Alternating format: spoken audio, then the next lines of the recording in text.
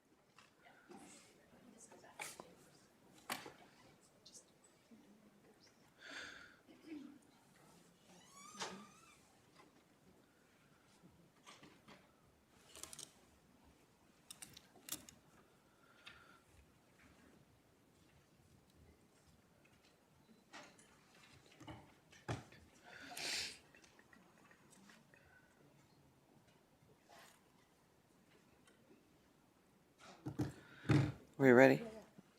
Not yet. Okay. Ooh. It got darker.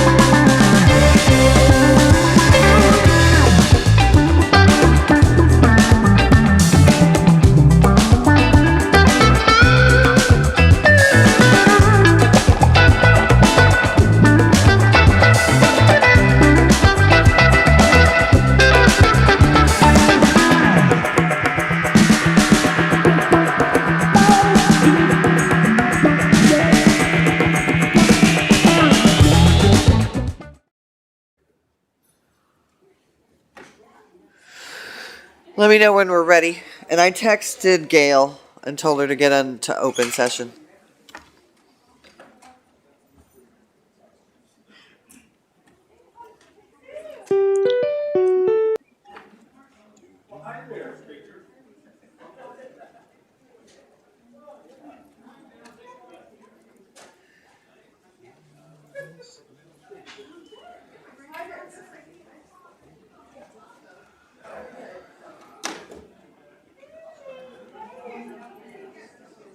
Oh my God.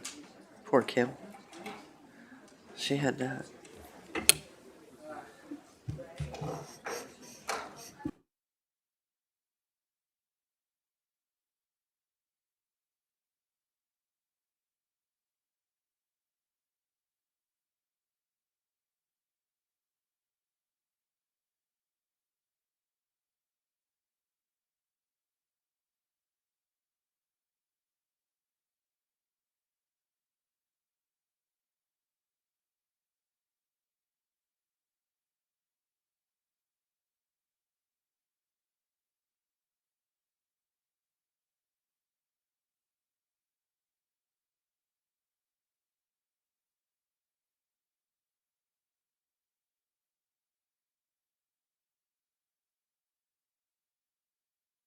Hold on. Good morning, everyone. I am welcoming everybody back to open session. And with that, I also want to acknowledge that Frank Rufino, for Fiona Ma, and Gail Willis have joined the open session. And with that, we are going to adjourn this meeting and move over into investments. Nobody has to leave. We just have to move people around. So give us about 10 minutes. Thank you very much.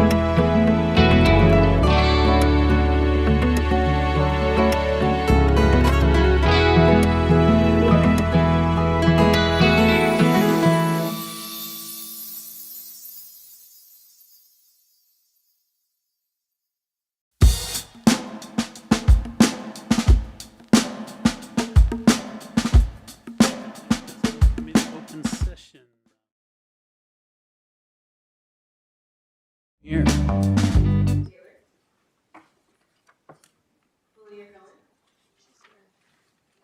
Frank Rufino for Fiona Ma. Present. Lisa Middleton. Present. Arena Ortega. Jose Luis Pacheco. Present. Kevin Fauci. Good morning. Ramon Rubalcaba. Present. Yvonne Walker. Here. Melissa Willett. Here. Dr. Gail Willis. Okay, and Teresa is here somewhere. I didn't realize she hadn't stepped back in.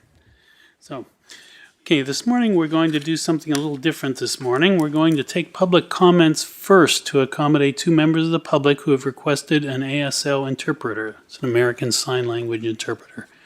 Bagley Keene provides that speakers with an interpreter will get twice the applicable time limit, so each of these speakers and their interpreter will have up to 6 minutes for public comment. We have one commenter in Zoom who will need American Sign Language interpreter as well. Staff, please let the remote commenter know how to turn on their camera. And note for the record that Teresa has rejoined us.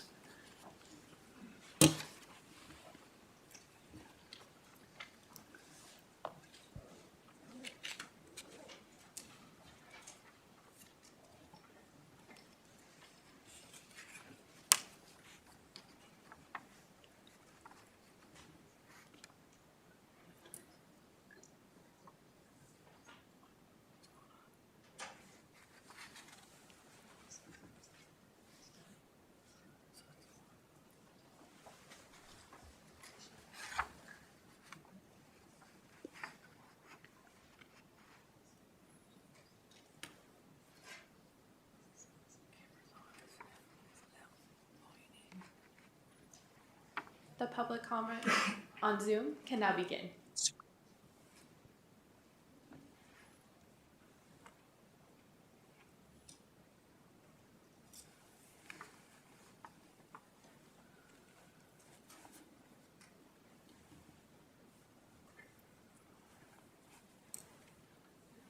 All right. Good morning. I am here representing the ASLIU, the American Sign Language Interpreters Union. As a deaf woman with 25 years of experience of being deaf, growing up with a deaf family, we saw the struggles daily to communicate. My deaf family struggled for access, and I face the same struggles with access 41 years later. I see many deaf people in the community struggle. And why? Due to language deprivation in our community. Language oppression is real. I became a deaf interpreter, specializing in medical and legal interpretation, so I could bridge the gap and provide important linguistic interpreting skills that most hearing interpreters can't provide because they are a non-native signer. And today I'm here to explain how VRS impacts the lives, my life as a deaf woman, as a deaf native ASL signer, as a deaf interpreter with generations of signed language before me. I hold 3 PhDs, and for each degree, I relied on interpreters to access my education. And without that access to interpreting services like video relay, my life would be dramatically different. VRS services provide critical access to various everyday needs, including Zoom meetings for work, legal discussions with lawyers, setting up medical appointments, and even having therapy through the phone, and so much more. I use an interpreter through VRS every single day, and I am affected and impacted by the quality of VRS services, which is not good. Recently, the quality of access has declined sharply. The companies that you financially support provide critical services for millions of deaf, hard of hearing, and deaf-blind people, and this has become a major part of the problem. After being bought out, VRS services have gotten worse. Deaf staff have lost their jobs. There are no deaf opinions sought on how our language is used. Deaf mentor positions have been eliminated. No deaf interpreters are provided for important linguistic situations like 911 calls. Experienced interpreters are quitting. And why? Because they are overworked and paid low or unfair wages, or harassed to pick up more work. Access is becoming increasingly difficult, not because the need is not there, but because companies are prioritizing profit over people. They're hiring inexperienced interpreters, intentionally understaffing interpreters, and deprioritizing teams, all of which leads to poor quality interpretation and less access for deaf people. This is a direct result of companies cutting wages, which also means that seasoned interpreters are intentionally forced to quit due to unfair labor practices, low pay, and poor benefits. But I believe a solution is possible. It is possible for companies to be both profitable and accessible. That is why I advocate for a union that will ensure companies hire qualified interpreters, offer better training, and provide deaf interpreters for critical calls where a native signer is needed. A union will also ensure that companies commit to fair labor practices and stop prioritizing profit over people's access to vital services. I urge you to take action, support the workers fighting for better conditions, and commit to a card check neutrality agreement in the union's campaign to organize. Access matters, and your support can make a real difference. Thank you. Thank you for your comments. And I'm reminded, seeing that we've got Dr. Gail Willis on the line, that because we're not all present in the same room and board members are participating from remote locations that are not accessible to the public, Bagley Keene requires the remote board members to make certain disclosures about any other persons present with them during open session. Accordingly, the board members participating remotely must each attest either that they are alone, or if there are one or more persons present with them who are at least 18 years old, the nature of the board member's relationship to each person. At this time, I'll ask each remote board member to verbally attest accordingly. Please conduct a roll call. Dr. Gail Willis, Yes, I attest to that. I am alone. Thank you. Great, thank you. We also have one commenter in the auditorium who will need an American Sign Language interpreter. Okay, and if you'll come up.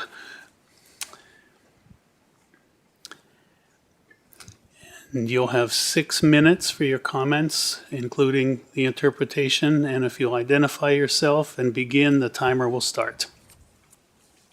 Great. Hello, all. Hello to the board members. My name is Examil Campos Espinoza. I'm a member of the deaf community here in Sacramento, and I am also in support of the ASL Interpreter Union. I've been involved in the interpreting community as a deaf interpreter for over 25 years, and I've also worked as a staff person and also as a freelance interpreter as well. And my comments here are for the specific purpose of talking about the video relay service. I grew up as a deaf individual. I was born to a hearing family. And as such, as technology started to come about, I even remember the old days of the TDD device that we had to type into to use the telephone. I remember when captioning started. I remember even when pagers came about. And all of that technology came about, as such, helped us as the deaf community find our level of independence that we need. Now, all of those services then it turned into video relay service, and that helped more of us have access such that we could have access to the world as well as employment. It gave us opportunities to call the bank, call to make a doctor's appointment, a car mechanic, anything that you need for what we need for our life to be independent. With that said, I have all of that experience with me and my family and so on. that I shared with you. And on top of that, my employment experience. I worked for a company called Hands On VRS, and that's when VRS was in its infancy. I was an independent contractor in the beginning, and then it was then sold to Go America. Then it became Purple, and I was a sales manager at that time when it became Purple Communications. The work culture and such was requiring more diversity at the time. And eventually, I found out that it was going to be, Purple was going to then sell out to ZVRS. And at that time, I started to notice that in the employment space, there was a lot of racism and a lot of audism and a lot of discrimination. My upper management had approached me and said that I had an option. I could stay. However, I would not keep that level of job that I was in sales, and I would have to move over to tech. And when I asked why that was, they said, well, we need more diversity. And you're the only one here. We need others to get here. They cut my pay in half if I was going to take that transition over to that other job. And sure enough, that did happen. I experienced even more discrimination and more racism in that position.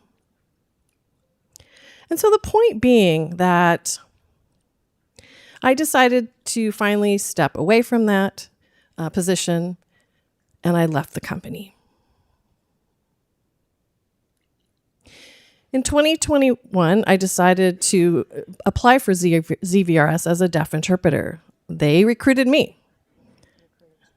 And when they responded to me, the recruiter said, well, you live in California, so we're not going to be able to hire you. We can't have anybody who lives in California work for us. And I thought, wow, that's it. This is why it's important for you here in California to think about where you're investing your funds. And I'm just wanting to make sure that you're aware of where the money that you invest goes to. You have that responsibility, obviously, to make sure those employers are doing the best that they can for their employees and provide those services so that company remains stable.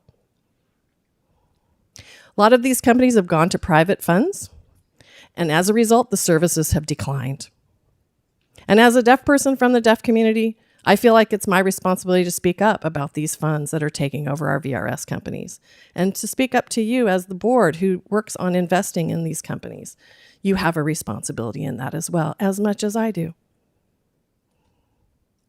I do understand that you are here to make money, and that's part of business, and that's what we should be doing, right? But at the same time, we have a responsibility, an ethical responsibility. So, if the goal is to make a profit, but if the service then declines, they're not going to make that profit. And we don't want companies to take advantage of us. We want them to take advantage of having a good business. We want to have them have those qualified services, those quality services. And all of the VRS companies have been making a profit, and that's good, but at the expense of the level of service. Thank you so much for allowing me to give the comment today. Thank you for your comments. Okay, we now see. Okay, these are okay. So thank you for your comments, and we'll now return to our agenda. So, starting with our executive report. Thank you, Chair. In these comments, which will follow, I'll talk a little bit about recognising a couple of team members, if you may allow me to do that, and I'll also talk a little bit about some of the things we've been doing within the investment team. I'll leave the comments on the performance of the portfolio and sort of market developments until that later section of the agenda. But first of all, recognising our people, really important. And I want to recognise two people, both of whom are well known to you. The first is Tamara Sells, who has received the Modern Governance 100 ESG Diversity and Climate Trailblazer Award, which I think is wonderful. And I'll quote from that award and recognition. It recognises her for being a forward thinker, putting initiatives in place to measure and report on ESG in a meaningful way, helping their organisation to do better and stay accountable to stakeholders, communities, and the planet. So congratulations to Tamara. And also,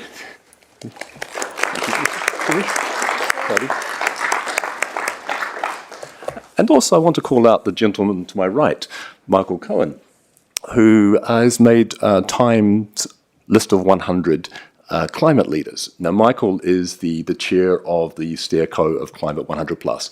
So a big thanks to Michael. I know he's put in an amazing effort there and will continue to do so. So appreciate his efforts.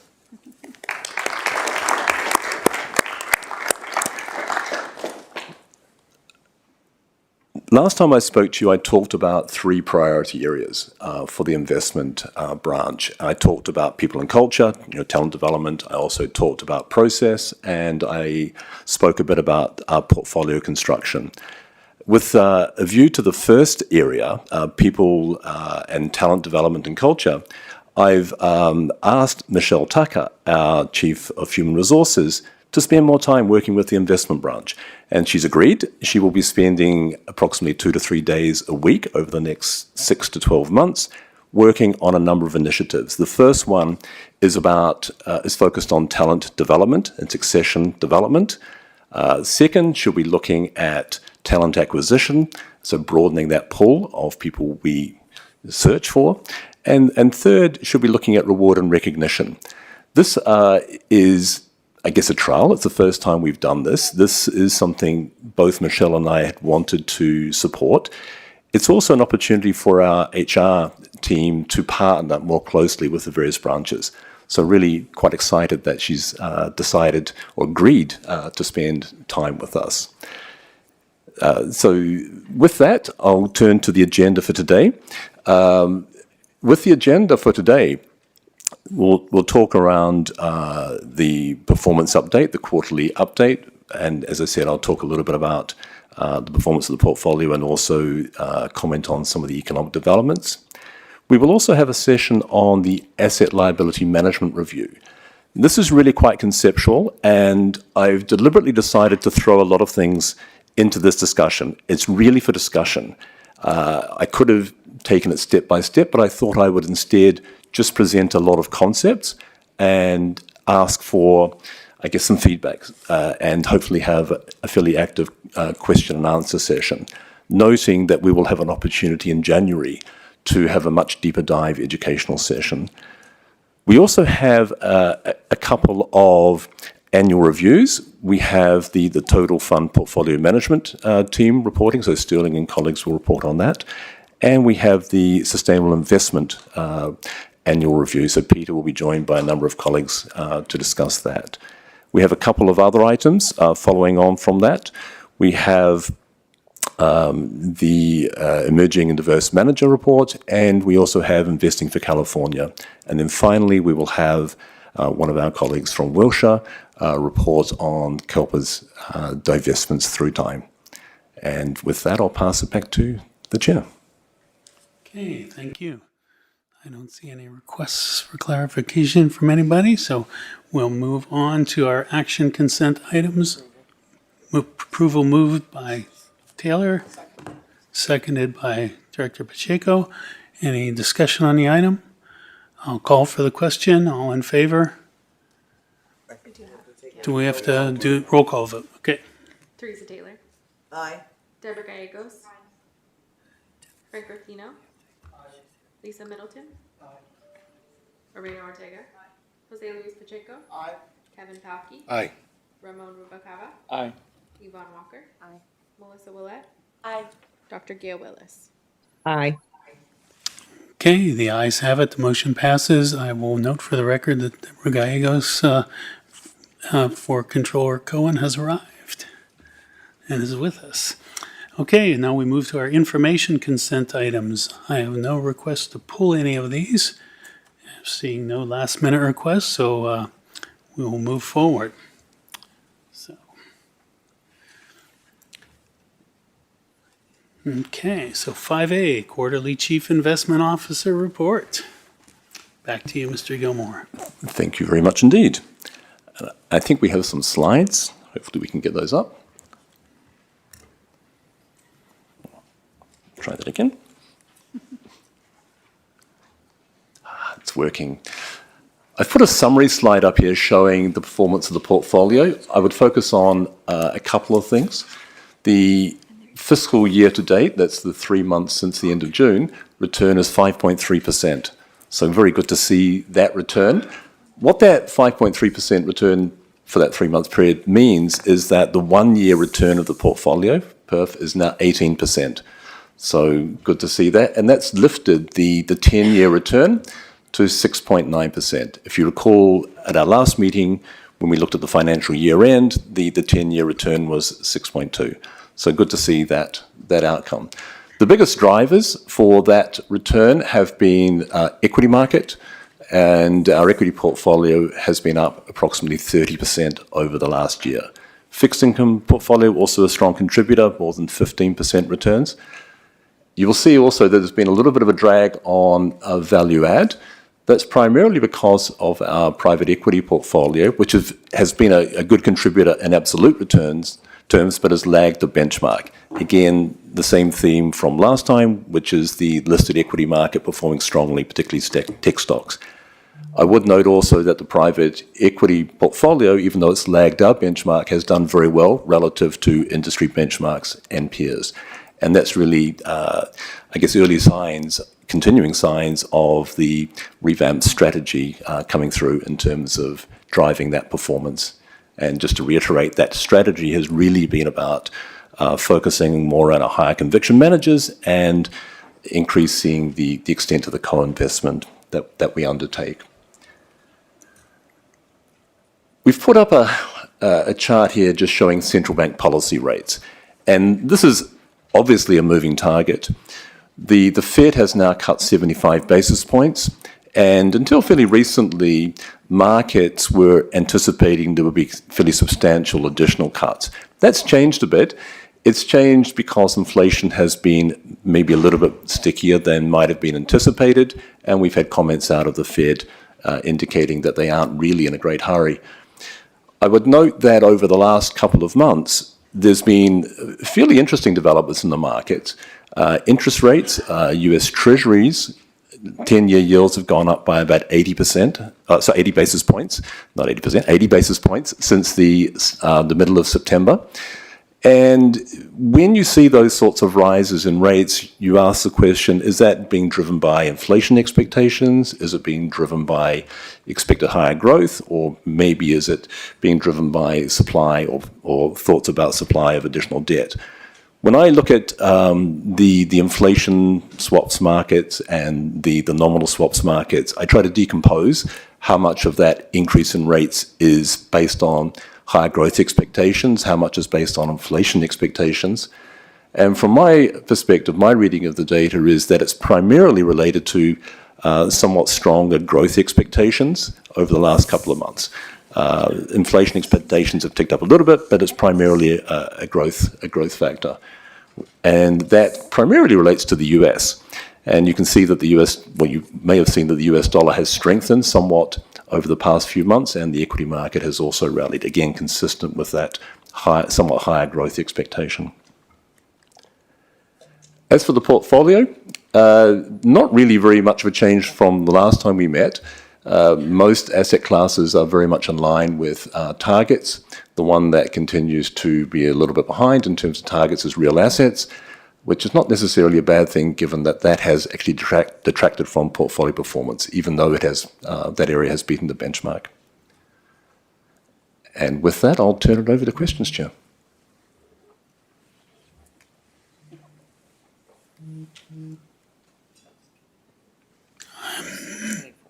That's Stephen. I'm not seeing any requests. Okay.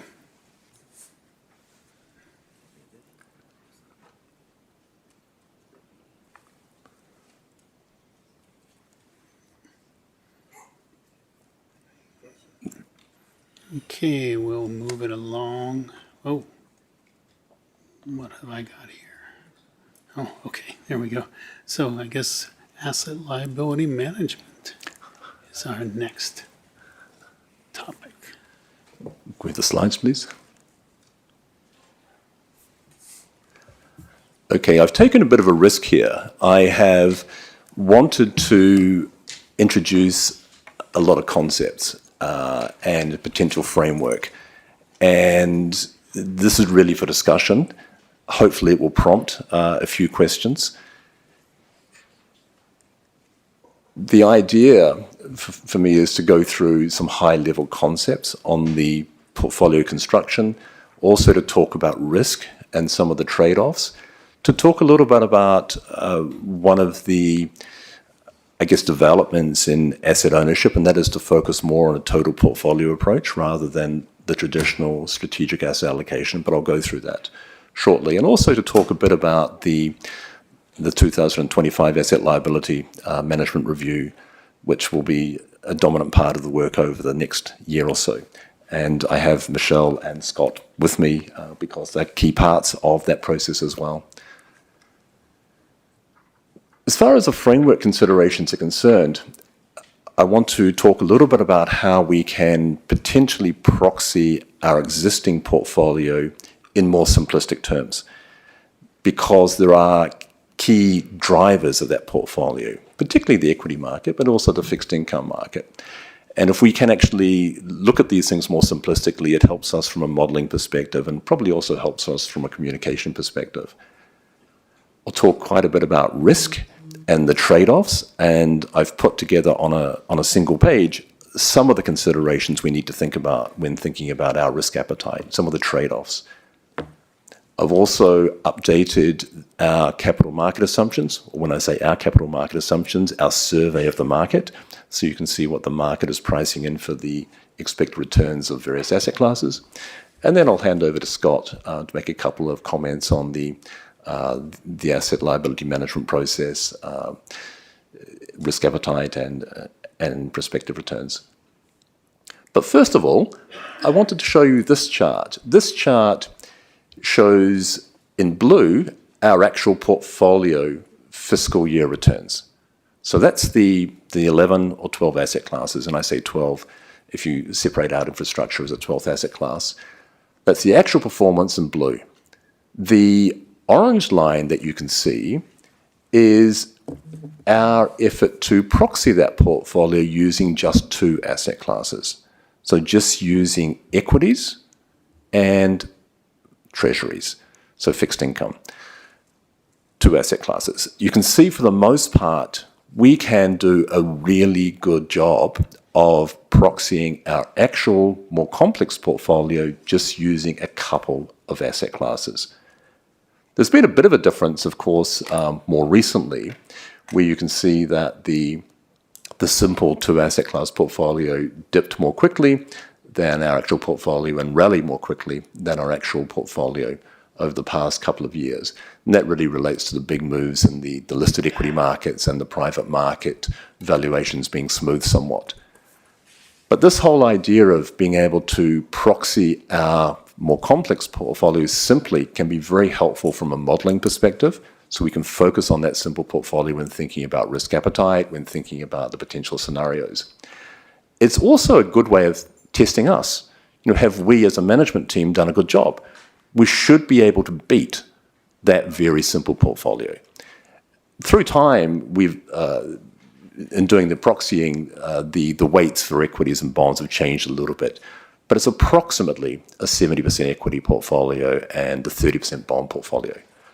So keep that in mind. That's going to be an important part of the conversation going forward, I hope. But we can even look at the portfolio more simply. We can look at what's really driving most of the returns and most of the volatility in the portfolio, and it's really equities. So here we've plotted just an equity portfolio against our actual more complex portfolio. You can see that the equity portfolio is more volatile, so bigger increases and bigger dips. But it really is an important driver of the actual portfolio outcomes. You will also note in the trust level review, when we go through all the detail, there was a page in there setting out the contributions to volatility of that portfolio. And by far the bulk of the volatility comes from listed equities, from private equity, and then a little bit more from real assets. So all those assets are very much growth orientated. So equities, a dominant driver of volatility and returns for the overall portfolio.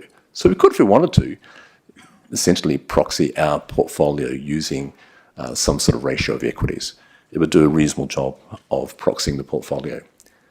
I want to take that concept a little bit further and to look at different asset classes. What we've done here is to look at what I've referred to as an equity equivalent exposure or an equity beta. So looking at the sensitivity of different asset classes to moves in the equity market. And you can see that PERF, the strategic asset allocation that we have, the 11 or 12 asset classes, is approximately like having 70% of the portfolio in equities and the rest in cash or bonds. We've also looked at how other asset classes tend to respond or tend to be associated with moves in the equity market. And we've taken this from BlackRock's Aladdin risk model. You can see that, let's say for a 10% move in equities, we would expect high yield bonds to move somewhere between 2 and 3%. We would expect real assets to move somewhere around 6%. So if you get a 6% increase in equities, so if you get a 10% increase in equities, you'd expect real assets to go up by about 6%. Likewise, if equities were down by 10%, you would expect real assets to be down by around 6%. You can also see that private equity here is more sensitive, so it has a higher beta than listed equities, or an equity equivalent exposure is more than 1. In reality, the valuations are smooth, so you might not see that happen immediately. What will tend to happen is the valuations will lag both up and down. But that idea of looking at an equity equivalent exposure or an equity beta can be quite helpful when thinking about the portfolio. So it means, with our actual portfolio, if we have a 10% move in the equity market, rule of thumb, we can expect our actual portfolio to move by around 7% in terms of return. It's not going to be exactly that, but it's a reasonable guide. I also wanted to talk a bit about the authority that the board has given management. And you give us quite a few, let's say, policy ranges. Equities we can increase by 7% or reduce by 7%, fixed income plus or minus 6%, other asset classes plus or minus 5%. What we've done is we've essentially tried to go out there and see how much risk we could take using the authority that the board has given us. So for instance, if we're investing in private equity, we could increase the exposure to venture capital, which is going to be a higher equity beta. And we've done this exercise to look at the theoretical leeway we have, just thinking it in terms of equity equivalent exposure or equity beta terms. And you can see that we have quite a bit of latitude to take down risk or to increase risk. The reality is we don't. We tend to stick very closely to the benchmark. But conceptually, we could actually move the risk quite a bit. And we can talk a bit about why we tend not to do that. I also wanted to throw out this page of risk trade-offs. Now, when doing this, when we originally put the slides together, we thought of putting this over a few pages because there are lots of different risks here. But I thought it was helpful to actually put most of them on a page because it just shows the complexity. These are all the trade-offs, or some of the trade-offs we need to think about when constructing the portfolio. And from my perspective, the most important question we have to answer when going through the asset liability management exercise is what is our risk appetite? How do we construct the portfolio? And there are trade-offs. For example, there's a trade-off between the contribution rate and the funded level and the amount of market risk we take in the portfolio. And Scott will talk a little bit about that shortly afterwards. There's also a trade-off on the liquidity side, for instance. When we make an investment, we could lock it up and we might not get our money back for 5, 10 years. If we do that, we would expect to get some additional return. But by doing so, we've lost some optionality. So it's more difficult for us to take advantage of other opportunities. And so we need to be thinking about what's our appetite for that illiquidity. We can get paid for it, but how much do we need to get paid? And we have these discussions internally in terms of what the right amount of reward is for locking up liquidity. We also have questions like, do we do these things internally? Do we do the investing internally, or do we outsource to managers? And there are lots of questions there. When you do it internally, it creates additional resourcing needs. It can create complexity. It can also be cheaper. But it may be that we don't have the right incentives in some areas. It may be we have some natural advantages in some areas, so we need to be thinking about that. But I won't really go through all of these different items. I really just wanted to highlight there are lots of different trade-offs. So, President Taylor. My system shut down. Ah, I was okay. shaking my head at that, sorry. Okay.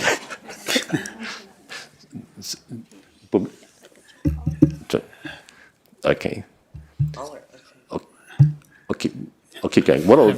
Something is going on. I've got a blank screen, that's all.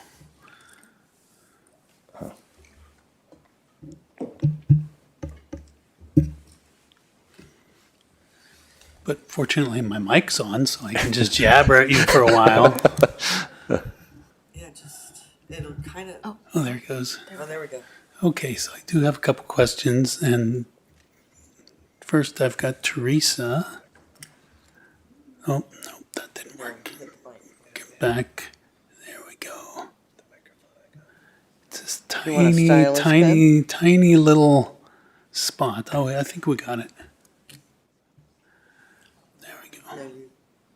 No? Now, there we go. Thank you. Sorry about that. It's a little wacky today. So there's a lot you covered here, and I really appreciate all the information. I'm kind of depressed that our returns are sort of like a normal, or a regular portfolio of an index fund, which is kind of depressing. But I think what I wanted to ask, I had a couple of questions, and I think you talk a lot about the risk appetite and what the risk is that we're willing to take for this asset allocation and moving from, it looks like, into a total portfolio management.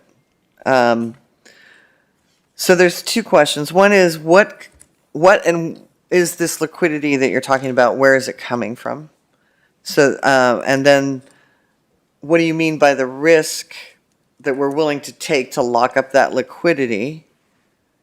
And then how is this different and better than the separate asset liability management?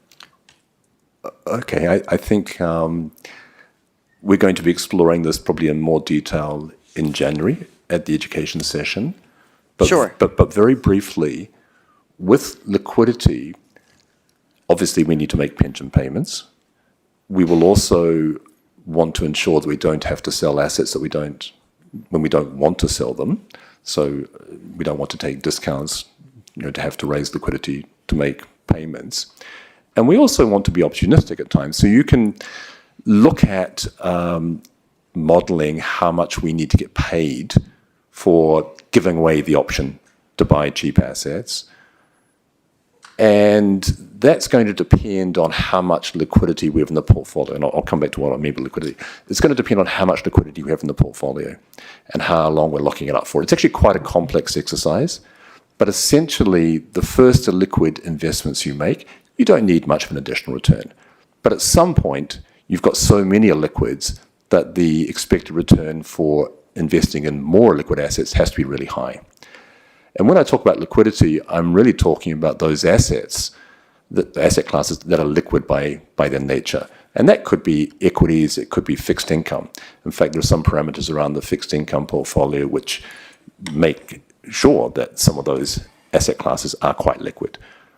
But we will talk about those trade-offs in more detail in January. But those are the basic ideas, that the initial cost for liquidity when you've got very low level of liquid assets is quite low, but the more liquid you have in the portfolio, the higher the price or the higher the return you will need to get for locking up that liquidity.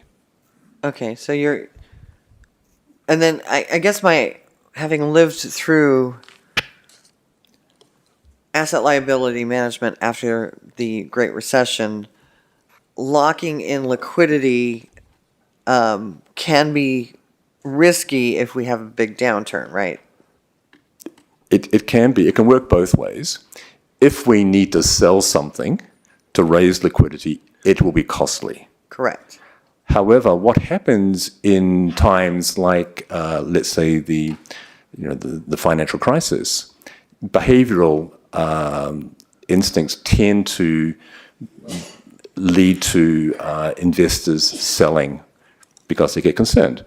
So if you become pro-cyclical, so if the markets go down and you get worried and you sell, that is very much contrary to the long horizon we have. When those assets are selling off and are cheaper, we should probably be leaning in and buying at those points in time. But to be able to do that, we need to have the liquidity to buy those assets. So if we've locked up our investments in a liquid investments, we can't do that. Right. On the other side is we can't easily sell them. And that may be a good thing because you don't sort of react adversely and you try and look through that downturn. But of course, you've got to have enough liquidity to journey through the long term. So what's that delicate balance? It sounds like it's a very delicate balance. It is a delicate balance. And certainly in my previous roles, it was a huge area of focus, trying to work out how liquid the portfolio should be and what the pricing should be. I would say that it is one of the advantages that I think CalPERS has, because the distributions of pension payments are very close to the contributions that come in. Right. And our currency, the US dollar, is one which tends to strengthen during times of risk off, and that could be an advantage for us. So it's one of the things I think we need to be thinking about when constructing the portfolio. So it can be an advantage. And I don't think we covered the part of the difference between the asset liability management and total portfolio management. Do you want to? We'll get to that. Okay. Okay. If I can, I've got a couple of slides later which I'll talk to on that. Okay. But you're right. I mean, going back to your earlier comment around the performance looks very much like an index fund. That's true, and that's going to be true for most of our peers actually. However, I think there are a couple of things we can do to improve the odds of beating that index fund, and one is to take more of a total portfolio approach. The other one is to leverage the advantages we have, and I'll talk a bit about that later as well. Perfect. I appreciate it. Thank you, Stephen. Thank you. Okay, next I have Director Pacheco. Oh, no, no, turn it on again. Let's try it again. Hello. Oh, now it's working. Thank you, Mr. Gilmore, for your comments there. The first question I have is actually on page 6 on the equity equivalent exposure. How is the equity equivalent exposure how is it related to our understanding of our risk appetite? And I feel like this plays a role into that. If you can elaborate more on that. I think it's something we'll discuss over the coming months, but at its most basic, I would like to think that when we're modeling the portfolio, let's say we're looking at our current portfolio, which is approximately a 70% equity portfolio, we can look at how that performs given various shocks or given various market scenarios. We can work out the likelihood that there are going to be negative returns any one year or over a period of years. And we can form a view as to whether we're comfortable running the risk that we have those those negative returns. So we can choose different equity equivalent exposures or different equity betas, and then have a look at how that portfolio performs. So it's a simple way of coming up with a portfolio and doing some analysis. So like I said, if we're doing it with our current portfolio, it's going to be approximately a 70% equity exposure. But with respect to this model, it does not take into consideration any illiquid assets. Absolutely right. So when we're doing it with just purely equities, it's a completely liquid portfolio. And then when we construct the actual portfolio, we will have some illiquids as well. So it's a more complex risk analysis. So this is very more simpler risk, and then we start building up more and more of the complexity of the risk. Absolutely. Okay. It's exactly that. I was trying to get my understanding around that. Thank you so much, sir. Thank you. Next, I have Deborah Gallegos for Controller Cohen. Thank you. And Director Pacheco asked one of my questions, so thank you for that. Another question I have is you said that, or when you say you're looking at how much risk you can take in the portfolio that you're not currently taking, I just want to clarify, you're not taking risk, or you're not looking at taking risks for risk's sake. You're looking at the opportunity set that you have not tapped into. It's exactly that. Okay. Yes. It's just saying that you have said to us, okay, you can shape the portfolio to effectively get a risk in that range, which is highlighted by that dotted line. So we have the ability to do that. Okay. You've given us that authority. And the total portfolio approach, how does that, I'm still trying to make the connection between that, being able to be more opportunistic in the portfolio, and what you mean by a total portfolio approach. Okay. Would you mind if I cover that as we No go problem. through? Because Sure. I mean these are key questions, right? Yep. And we can talk about the concept and also the practicalities. Yep. And how we do that. And actually, between Sterling and myself, we've worked at 4 of the asset owners that do follow this sort of approach. So they all do it slightly differently. And of course, if we were to go more down that route, we would do it our own way as well. Okay. But we'll talk about that.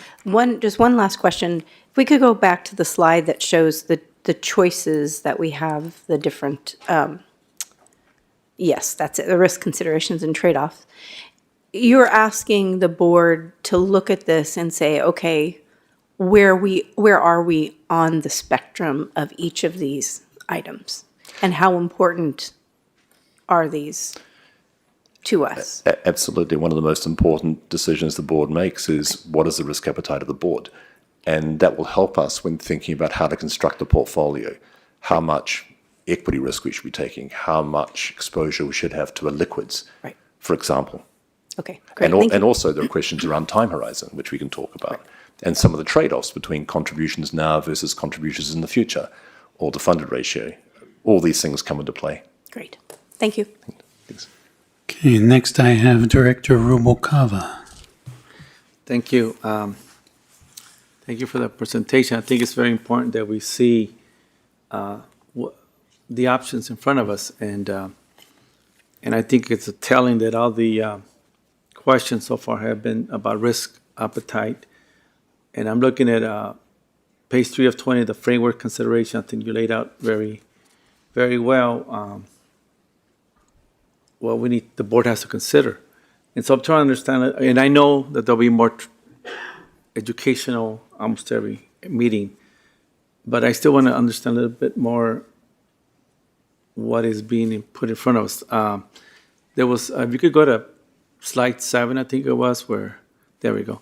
Oops, yeah, right there. So one of the statements, or was reflected here, is that there already is opportunity for the board, for the staff to exercise flexibility in implementing.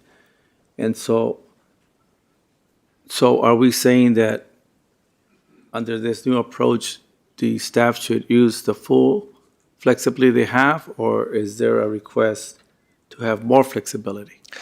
No, I don't think there's any request to have more flexibility, but I would like to think adjustments to the framework will see us using more than we currently use.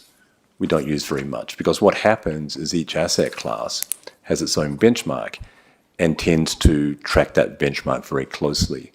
With more of a total portfolio approach, the focus is on the whole rather than each individual asset class. So these adjustments, instead of the silos or asset classes to the whole, will there still be sort of guidelines, or are still within certain guidelines? I mean, I'm just trying to understand what the role of the board is vis-a-vis the staff. Yeah, these are early days. I would think, are really wanting to float a few concepts, and in the end, obviously the board will have to be comfortable with whatever we do. Some organizations will look to the board to set the overall risk appetite, to say what that is. And it could be, for instance, if you're at Future Fund, the board will agree on an equity equivalent exposure for the portfolio. So they will say it should be, I don't know, maybe 65 or something like that. And then the staff will have some discretion to move around that, but the board will set that risk appetite. For organizations that have a reference portfolio, let's say my former employer, New Zealand Super, the board will set that. In that case, it's an 80-20, 80 equity, 20 bond portfolio. CPPE also had a reference portfolio, although they're paying less attention to that now, and that was an 85-15. So the board sets that. It sets the high-level risk. Then the board will subdelegate perhaps an active risk limit to the staff, and the staff or the management can then operate within that, but the board sets the risk parameters. The board may also set parameters around, liquidity and so on. So it's very transparent.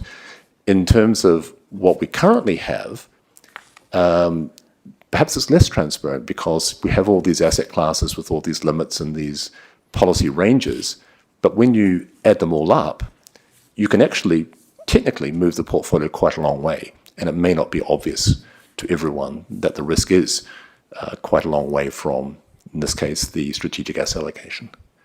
So I think the total portfolio approach is probably more transparent in terms of the risk that is being taken. I appreciate the answer, and I look forward to more education. Another area where I would like to have more education and discussion, and I'll let you proceed, is the relationship you've already mentioned in an earlier slide between the risk assumption and the funded ratio, and the impact it would have on the employer contribution, particularly, because that's something I think stakeholders are really sensitive to, and this board has done certain decisions based on that, and so that's one thing I think the board, at least I would be interested in as we go forward to have more discussion. Well, I'll get Scott to talk a little bit about that. Do we want to just move to that now, given that's quite topical, and then we can... That'd be fine. I think other people have questions. Thank you. Yeah. Director Walker? Thank you. I just have a really simple question, and you've probably explained this already, but just a simplistic explanation of the difference between I lost my word, the total fund portfolio and then the benchmarks, right? What is a simplistic key differences? Because otherwise, yes, that would be helpful to me. Okay, at its most basic, a total portfolio approach asks the team to construct a portfolio to achieve the objective. It's direct. So everything is focused on the whole of portfolio. So in our case, it's trying to beat the discount rate, trying to improve the funded ratio. That's the objective, and everyone thinks about that. With the strategic asset allocation, you've got, in this case, in our case, 11 or possibly 12 different asset classes, and each one has its own benchmark. And because each asset class has its own benchmark, each of the heads of those program areas will try to beat that individual benchmark. And what happens is that they end up effectively creating fairly diversified portfolios in each asset class. And they end up over-diversifying at the whole of portfolio level. That's the first thing. I think the second thing is because you're looking at 11 or 12 different asset classes, you can't be sure that the next dollar you invest is going to be the most attractive place across the whole portfolio. It could be some one is just filling up that asset class bucket. But it could be that you're better off investing it somewhere else. So that's really the idea. The total portfolio approach is really focusing on the whole rather than sort of asset class by asset class. But to make it work, you need to have that collaboration. You need to have a common language for looking at returns across asset classes. And you need to have collaboration at the team level. But we can talk in more detail about what that looks like. Okay, let's proceed. Now, I wanted to pass over to Scott because it goes to a couple of the questions that board members have asked in terms of some of these risk trade-offs. And this is the one that, trade-off between contribution rate, funded ratio, and the amount of risk in the portfolio. Scott. All right, thank you, Stephen. So as Stephen mentioned, one of the key trade-offs that was discussed in the previous slide is the contributions and funding level. So what we've done here is we've taken two simple portfolios. One's just a 60-40 portfolio, 60% equities, 40% fixed income, and an 80-20, 80% equity, 20% fixed income. And what we did is we ran 5,000 trials of scenarios, simulated investment returns over 20 years for each of these portfolios. And we've kind of summarized the results here as things that you can consider when we're looking at what type of risk we want. So if we concentrate on the green boxes at the top for the moment, if you look at the 60-40 portfolio, you can see the employer contribution rate was around 30%, and we were around the 79% funded ratio. With the 80-20, contribution rates are lower, and the funded status is a little bit higher, which you would think, if you take more risk, more aggressive portfolio with an 80-20, your returns are going to be higher. And you can see it in the example here, that was the case. And you can kind of see the blue or the purple box around it that says that's the advantage of an 80-20 portfolio versus the 60-40. Higher funded ratio, higher expected funded ratio, and expected contributions to be lower. But when you go down and you actually plot all these results on this graph, what you can see is on the dot plot on the left-hand side for the 60-40 portfolio, you can see that around 17% of the trials resulted in a funded ratio of 50%. When you look at the 80-20 portfolio, you can see that number jumps to 29%. So what happens is, while the expected funded status is supposed to be higher and the expected contributions are to be lower, there's a larger disbursement of ranges. And you can see there will be many more situations where plans will find themselves lower funded and higher contributions. As you can see, the contributions show up, the 60-40s in the green, the 80-20s in the blue. And when you look at that graph on the right, you can see how there's lower funded status and higher contributions for a number of those trials. So that's just an illustration of the differences that we are going to be asking the board to consider in terms of risk. Is where do you fall on this? Are you more comfortable with possibly higher contributions and a little bit lower funded status, but less chance of dropping below 50%? Or do you want to be a little bit more aggressive, expected contributions to be lower, expected funded status to be higher, but a much higher probability that we could end up with a wider range of funded status with possibly a lower funded status and a higher contribution in a particular case? So this is kind of just illustrating the difference and trade-offs between the two portfolios. as an example of one of those risks that we talked about in the previous page. And that, of course, is just one of those risk trade-offs. Okay, I have a question from Deborah Gallegos. I just want to, excuse me, repeat back what I think I heard, because if I can't repeat it back, then I don't think I understand it. So the two, the examples that you're giving here are on the left side, the contribution rate would be higher and the funded status lower, but there's less variability. Correct. There's less risk that we wouldn't make that target, or one of those targets. That's than right. on If the you look right at side. the disbursement, of all Right. those trials, you can see the distribution's a little bit more Tighter. compact and tighter. Yeah.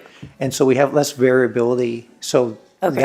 that would translate to contributions being more stable. Right. And And vice versa for the other one. and we could pick anywhere in between those two. Yeah, this was This is just an just the example. example of- We wanted to illustrate, the big 60/40, which is, fairly common. And then we wanted to kind of show the difference between the two portfolios. But obviously, during the ALM process, we'll explore, different portfolios and Okay. different risk levels. Great, thank you. Sure. Okay, continue. Thank you.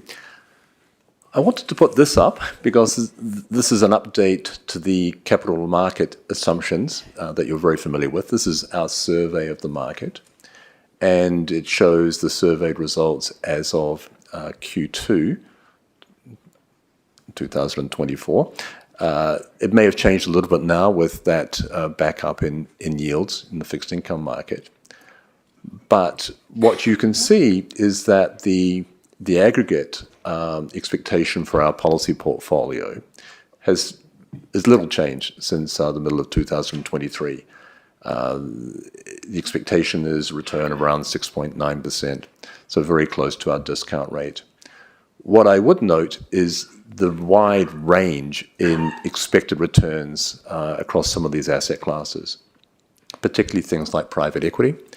If you look at the middle of that range, we're talking around 8.3%, which is interesting for the asset class as a whole if it represents, let's say, a medium manager. It's not exactly that, but if it does, it has implications for the way the business model works, given the performance incentives and so on. Obviously, we're trying to identify those managers we have higher conviction in, where we expect higher returns than that. I would also note, one other feature of this this plot is that the look-forward returns for the liquid fixed income assets are somewhat higher than they were a year ago, and on private debt somewhat lower. Of course, some of you may have seen some of the individual investment bank look-forward returns in some of these markets, and one that attracted quite a lot of attention was Goldman Sachs' forecast for 10-year returns in US equities, saying that they were forecasting 3% nominal returns over the next 10 years. Of course, what we're looking at here is a survey of the market, and we're looking at global rather than just US. I wanted to also look at a simplified version of this, which is going back to that sort of off-the-shelf liquid portfolio that we talked about before. If we used, let's say, a 70 equity, 30 bond portfolio, those capital market assumptions show expected return of 6.4%, which of course is not enough for us. So we've got to think about how we construct the portfolio in terms of choice of asset classes and in terms of adding some value to skill to try and boost that return. And you can see the policy portfolio actually captures some of that through the asset class selection. So just having that liquid, off-the-shelf portfolio, we don't think will be enough to achieve the sorts of returns we need to achieve. I also wanted to show this one, and hopefully the pointer will work. Maybe it does, maybe it doesn't. In any case, this chart here shows the relationship between equity valuations and future returns. Lots of dots, lots of different colors, but you can see that the higher the, in this case, cyclically adjusted PE, just think of this as the price of equities to the earnings generated by those equities, and this is over a 10-year period. This is using Schiller. But essentially, the more expensive equities are, the lower the forward-looking return on those equities. That's the general pattern that we've observed through time. And it's not precise, because if you think about some periods in the past, we've had quite low valuations, but also fairly low forward-looking returns. But generally, the higher the valuation, the lower the forward-looking return. And you can see right now, we've got a current CAPE of 34.8. That was actually as of June. If we look at the cyclically adjusted PE now, it's probably around 37, given the rally in the equity market. So it suggests that the look-forward returns are probably going to be quite low relative to history. But of course, these things are not precise, but it is one of the inputs we think about when thinking about forward-looking returns. Now, total portfolio approach. This is where we've had quite a few questions. What we've done here is we've taken some diagrams or some images from the Willis Towers Watson Thinking Ahead Institute. They commissioned a study sponsored by Future Fund of 26 large asset owners. We were part of that survey. Those 26 asset owners have more than 6 trillion of assets under management. Very extensive survey, more than 100 questions. But one of the things the survey looked at was the returns to different styles of investing or different asset allocation models. And they looked at the returns from those that adopted or had a strategic asset allocation, and they looked at the returns to those that had more of a pure total portfolio approach, and also some that were in between.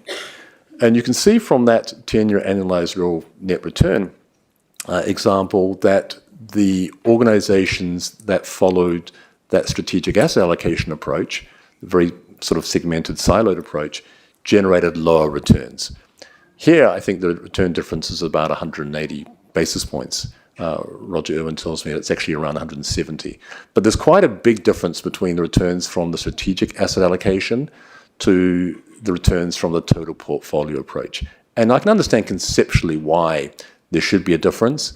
I don't expect that on a forward-looking basis that return difference will be as great, but logically, conceptually, it makes sense that if you're optimizing for the whole, you're going to get better outcomes than if you optimize across a lot of sort of siloed asset classes.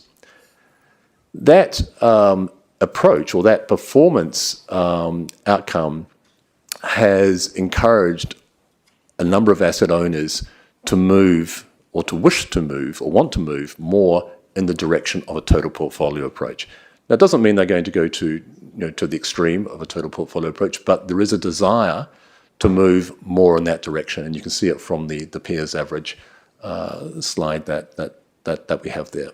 The average peer was somewhere in the middle, but they want to move more towards a total portfolio approach. Then the question is, what does that mean? And Director Walker already asked that question, but at a high level, I won't go through all these elements here, but at a high level, it's about focusing on the fund goals. It's about having that competition for capital across the portfolio. It's about having collaboration. It's about having a common language. It's about having the analytics, the data, the visibility to be able to do that. There you also see board-centric process versus CEO-centric process. I would say in our case that's not really an issue because there is already a lot of authority that's given to management. But essentially, those are the high-level thoughts. Rather than looking at 11 or 12 different benchmarks, you're looking at the overall portfolio objectives. Rather than having all those, the benchmarks become much, much simpler. It becomes a much easier process in saying, have you done a good job? And actually, I think it puts more accountability on management. I talked before about how we could potentially do better than just the liquid alternatives. And one of those steps was to be focusing more on a total portfolio approach. The other is to use the inherent strengths we have. I've talked about these strengths before, but one of them is size. Size matters. On the one hand, there are some things we can't scale, so it can be limiting. But size allows us to negotiate better. It allows us to be an important partner for our partners. And it's one of the reasons we've developed the strategy in private equity that we have. We think we can be one of the most important LPs, if not the most important LP, for a number of the general partners. And that gives us some advantages. So size can add value to us. It also means we have more options in terms of how we invest. We could do stuff internally, for instance. But I would say, at heart, it improves our negotiating position, gives us access. I've mentioned long horizon. That is something that we can use. The question is whether we really do use it. Do we look through the ups and downs? We talked before about liquidity and sort of retaining, the strategy. One of the things that can happen is that behavioral biases can interfere. What is not unusual is that when markets sell off, people get nervous and they take down risk. If you've got a long horizon and a fairly stable risk appetite, you use that as an opportunity to buy cheap. One of the things I think about when looking at discount rates and what we do at the portfolio level is to think, well, if we're targeting a discount rate, and Scott will talk to this, if we're targeting a discount rate, if assets are cheap, we don't need to take as much risk to achieve the discount rate. But if assets are expensive, we need to take a lot more risk. And we should be doing the opposite. So if assets are cheap and look forward returns are high, we should conceptually be taking more risk rather than less. But we can talk a little bit more about that. I mentioned the brand. We can get access to people. That can be very valuable. Mentioned the internal knowledge. We have interactions with so many different parties across the investment network. We have that access. We have the internal information. We need to do a better job of collating it, but that can be an advantage. All those things can help us add value over that simple off-the-shelf portfolio that I mentioned.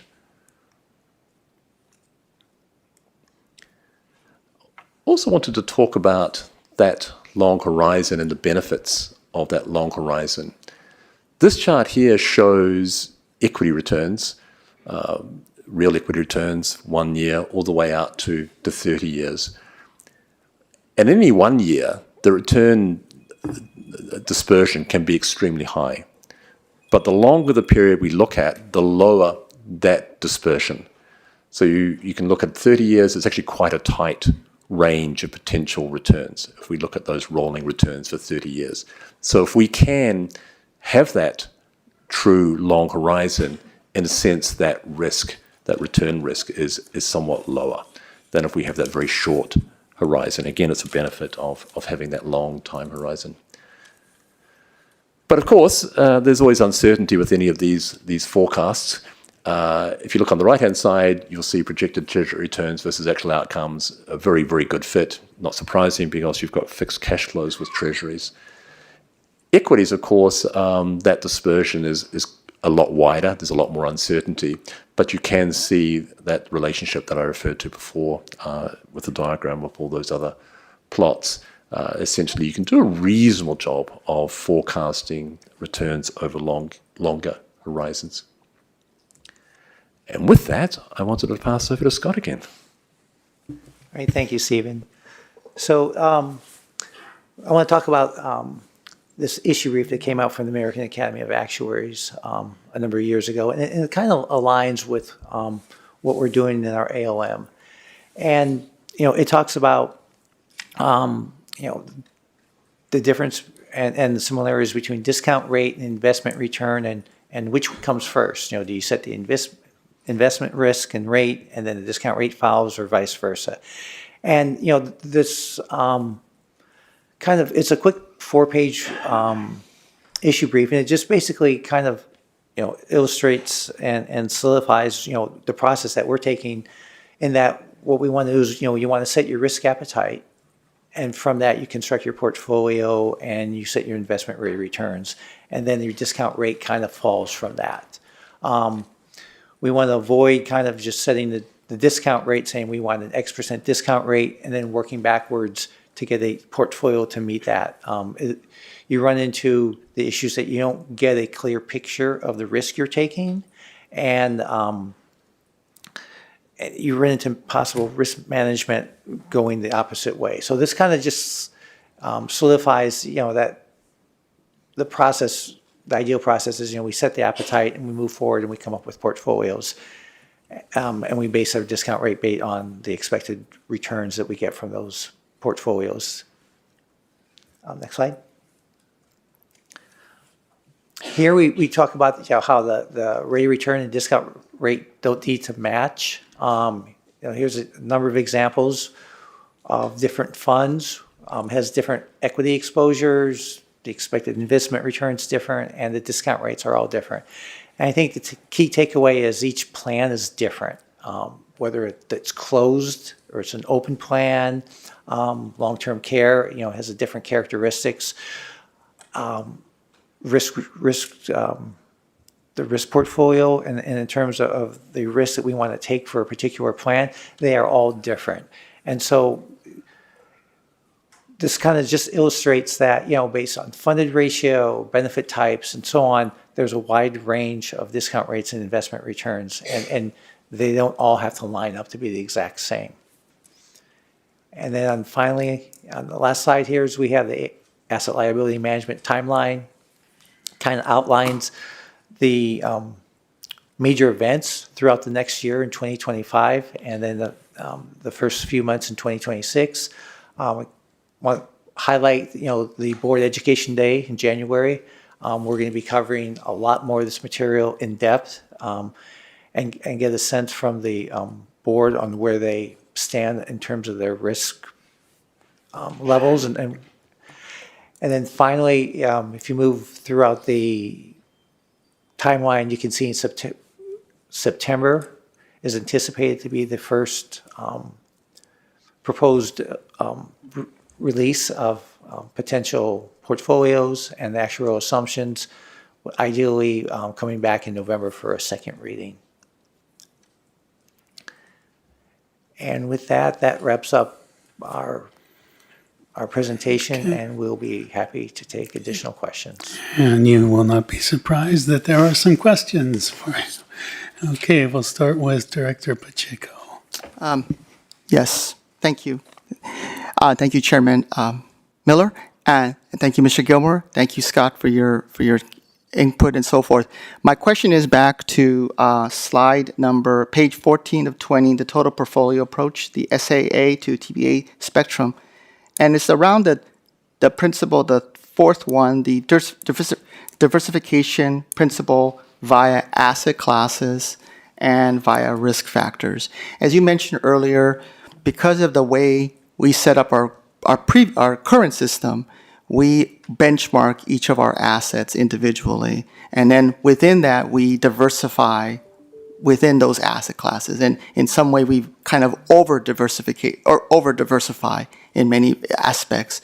Now, with respect to this new approach, the risk factors, what risk factors will you take into consideration that will lead us to that new flavor? And if you can elaborate on that.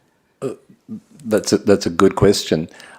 When I've been going through this presentation, I've looked at a couple of different risk factors. So if you go back to this early slide, get that? Here I've looked at a growth or an equity factor, right, and a rates factor. Right. So you can refer to those things as factors. So you could look at growth, you could look at inflation, you could look at real rates, or you could look at term in terms of interest rates or credit. I wouldn't say we've landed on factors per se, but in terms of doing this modeling, we have looked at two different factors. Here we've looked at decomposing the portfolio just using equities and fixed income. And on this one, we looked at decomposing the portfolio just using equity or growth as a factor. That growth factor will explain most of the variability in the portfolio. But we could go beyond that. Some organizations have more factors. Right. I don't know how much additional value we would have going beyond, like 2 or 3 different factors. But the one that's going to dominate is equities. But eventually we will have to land on a certain set of risk factors. Correct. But we're still exploring that right now. Yes, this is high level conceptual. Right. To think about how we can create, a simple portfolio for analytical purposes, for discussion, and of course we want to be able to do better than that simple portfolio. Yes, as we build more and more. Yes. That's perfect. That's all I want. That's all my questions. Thank you. Okay, President Taylor. So, I guess I want it put more succinctly, or layperson-wise, what's the difference between our benchmarks and a risk factor, and then how are we measuring if we don't have benchmarks? We have a benchmark. Right now we have 11 benchmarks. Correct. A lot of them are customized.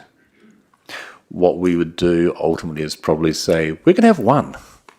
We're going to look at one for the whole portfolio, and we'll allocate capital based on how much exposure each of those investments has to whatever factors we choose. That would basically be it, the main difference. That makes, okay, so we have one benchmark. And it takes into account then, because private equity is so hard to measure, we measure it against all this other stuff. Private debt, I don't know that we have an accurate benchmarking for that either. So you take this one benchmark and you hope it's correct, and do you change it by the year if you see that it's not measuring up, or? What you normally do is you end up doing some regression analysis. You look at the relationship between the underlying asset class and your factors. In the case of private equity, we already benchmarked that against the listed equity market. Which may not be correct, a lot of folks have said, which, right? Which may or not, there are lags, of course, in terms of the valuations. And when you saw that chart that I showed with the equity equivalent exposure, private equity had a higher beta than we're using. But it can be fairly close. I would say that if we do go down the route of using that simple, let's say single benchmark, going through and checking on whether we've got the right equity beta or the right relationship will be quite important. Because if we don't have that, it means we're not reporting the risk accurately. But I would say that it's a simpler approach to have that high-level benchmark for the whole portfolio. We can easily see whether we've done better than an off-the-shelf portfolio. Things get obscured when you've got 11 or 12 different asset classes and different benchmarks, and then it becomes quite complex when you're actually phasing in or you're transitioning in to a particular target level. That's quite complicated as well. What would happen at those organizations that have, let's say, a reference portfolio or an equity equivalent exposure? There's none of that, because let's say in the case of an organization with a reference portfolio, they will start with their reference portfolio, let's say 70-30, and they would fund individual investments out of that. So if they're building towards a target, you don't need to have this glide path for the investment process, because you're already funding it out of, let's say, a 70-30, and you would, let's say you're buying infrastructure. You might say that's equivalent to 60% equities, 40% bonds, depending on so essentially it becomes a simpler exercise. I'm probably not explaining it very well. It's something we can go through in more detail at the education session. You have a high conceptual way of communicating. Conceptual. So, and I guess I have worries about one benchmark and how we recognize each asset class anyway, and then how we stop the culture of just meeting the benchmark. So, And you have one benchmark, so I'm like, okay, Well, it's probably much easier to say, well, have you added value over what we could get by taking something off the shelf? It's Well, a much that's- simpler question. I see what you're saying, and I understand that. So I'm not clear on the advantage yet that you're proposing with this, and how I saw the slide, and I can't remember what. Wait, there it is. On page 13, where it says that apparently, based on this study, that 7.23% is for the TPA versus a 6% or 5.47% for SAA, which is a significant difference. And this is on a peer group wide average, so that's hopeful. So it's 26 peers, including us. Yeah. Total assets more than 6 trillion. So each one, the median size is more than 100 billion. I don't think the future will be as stark as that. But I'd love it to be as stark as that. Well, not if we're an SAA. Yes. Yeah. I would suspect it's going to continue to be value adding, but I wouldn't expect it to be 170 or 180 basis points. But even 50 to 100 would be very valuable. Okay. Okay, so that helps put it in language that I understand, so I appreciate that. No, it's okay. I think also you've got to think about those organizations that have followed a TPA. They've tended to be newer, so they've been able to look at the experience of the past and set up the arrangements to be able to work more like this. They've had the technology, so they've got the visibility across the portfolio. They have teams which are, collaborative and focus on the whole rather than individual silos. So there's a very important cultural aspect to it.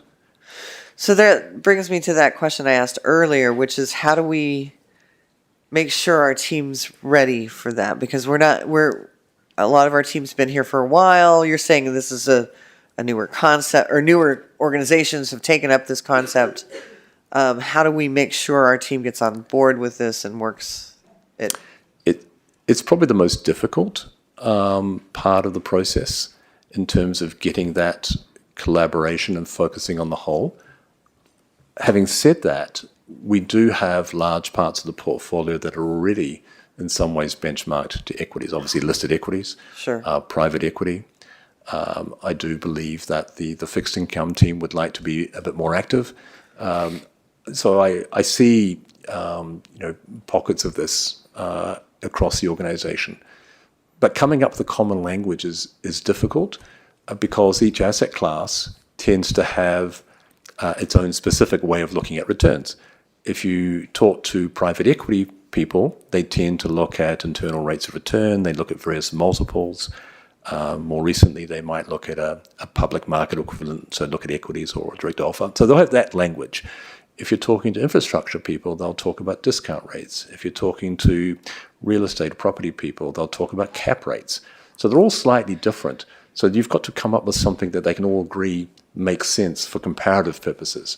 Because ultimately, we want to get to a position where we can say, we would prefer to allocate this additional dollar to private equity versus an infrastructure deal or a real estate deal or listed equities or something else. So you need to be able to do that comparison, and people need to see that it's a reasonable comparison. And weren't we doing this when all of the teams were getting together and talking about their investments? I thought we were trying to break down those silos. And then, what's a good idea, what's a bad idea? What happened with that? You do that, but when you've got your individual benchmark and your individual target, you focus on that. Okay. So this is about making it a bit more uncomfortable, actually, because you've got to compete for capital across the portfolio under a total portfolio approach. Okay. All right. Thank you. I'm going to leave it alone because I know there's others that want to talk. Okay, Director Rubalcava. Thank you, Mr. Miller. I want to go to the actuarial charts, I guess 18 and 19. Scott talked about what comes first, and you made reference to this article by the American Academy of Actuaries about, and it's true that there is confusion, I've had it many times, about difference between investment return assumption, return target, discount rate, what have you, and what comes first. But the other thing that the article brought forward is that is the maturity of the plan.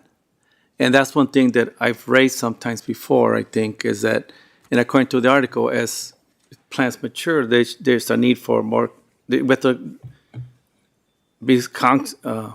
focus of negative cash flow and the need for liquidity. So maybe in our educational process, we should bring that element in there to the maturity of the plan. Thank you.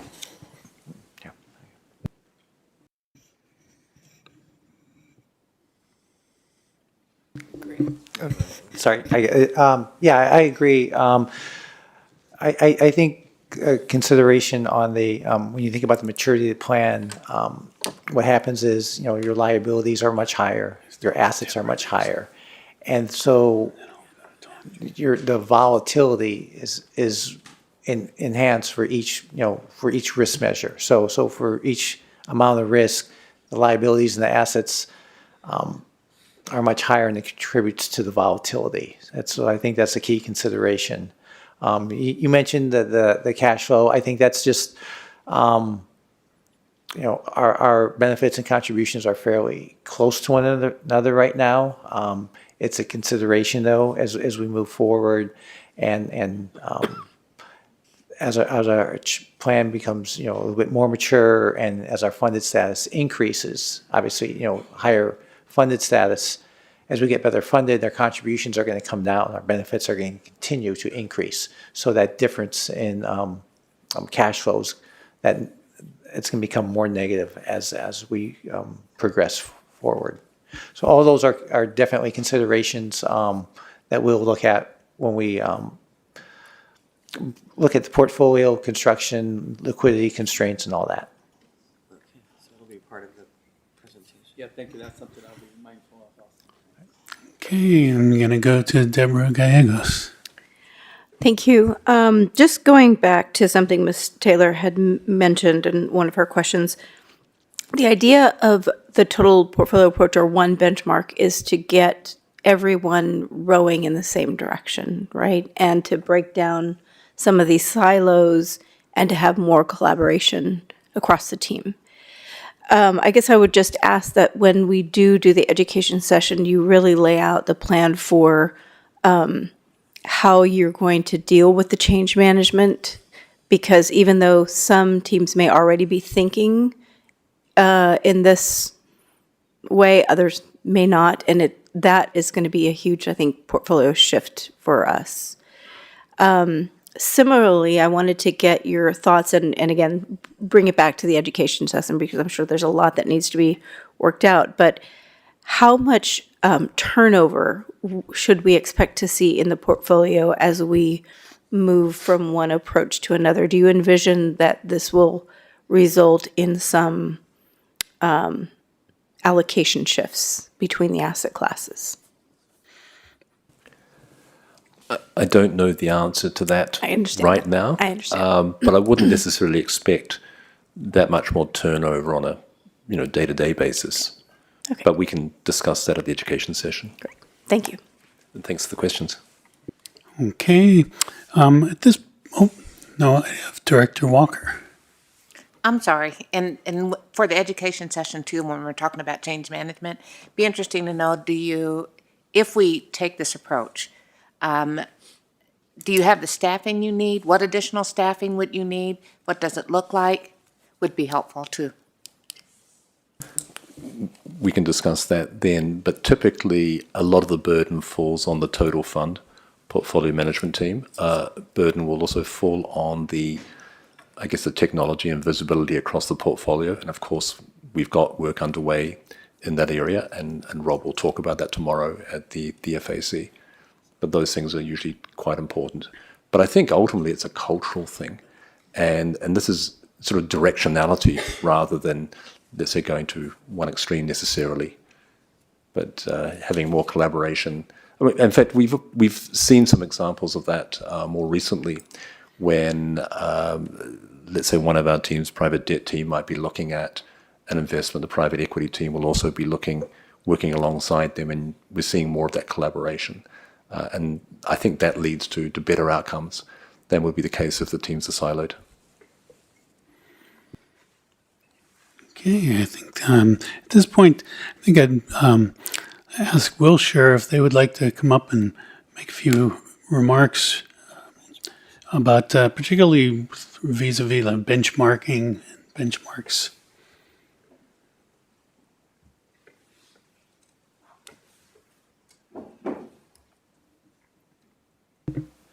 Good morning, Tom Tote with Wilshire Advisors. I think from a benchmarking standpoint, we would work closely with staff and with the board to set that benchmark appropriate to the risk tolerance. And one of the really important things I've talked to a few of you about that is the answer to the question of what is the right risk tolerance. There isn't one right answer.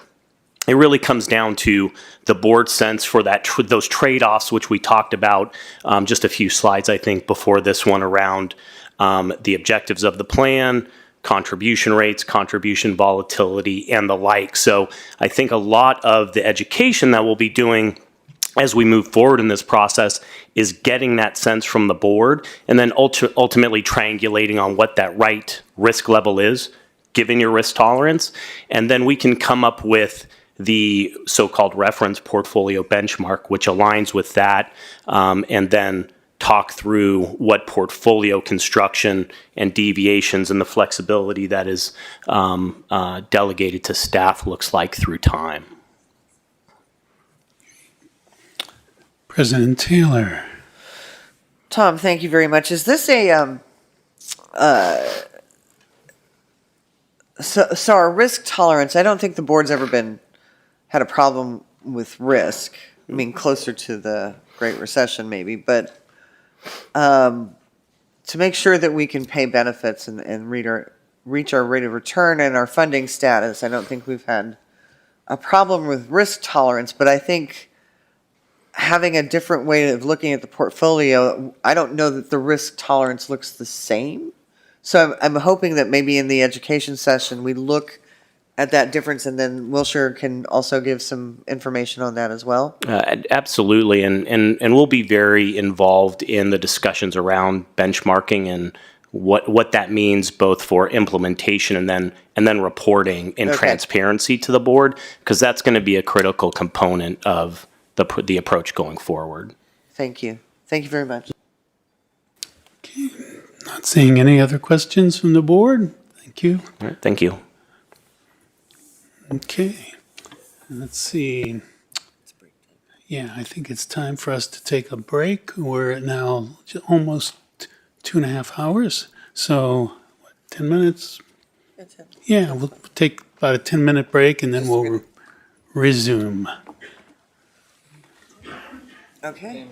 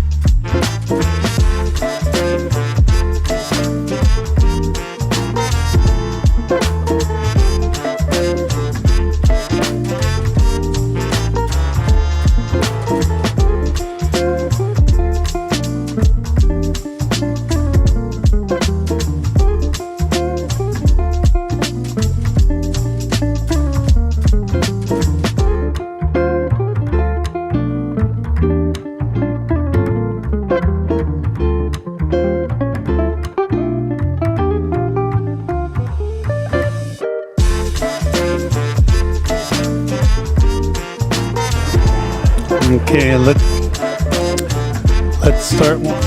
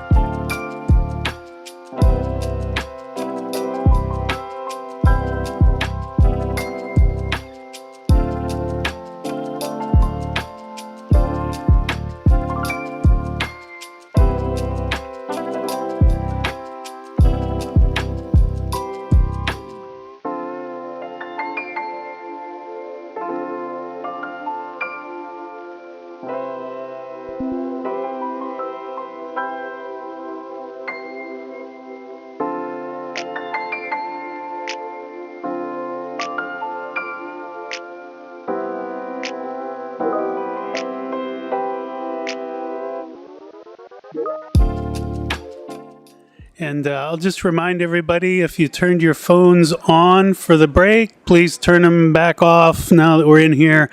Otherwise, if I hear one, I'm going to yell, "What the hell is that?" And, everyone will be a bit more disturbed. So,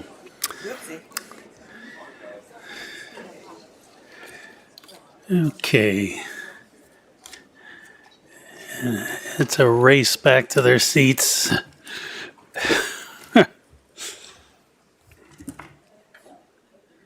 We're 6 minutes past. Okay, let's jump back in. And where are we here? 5C. We're on 5C, Total Fund Portfolio Management Annual Program Review, the moment we've all been waiting for. I guess the first of our 2 annual reviews this meeting, and I'd like to invite Sterling to present this.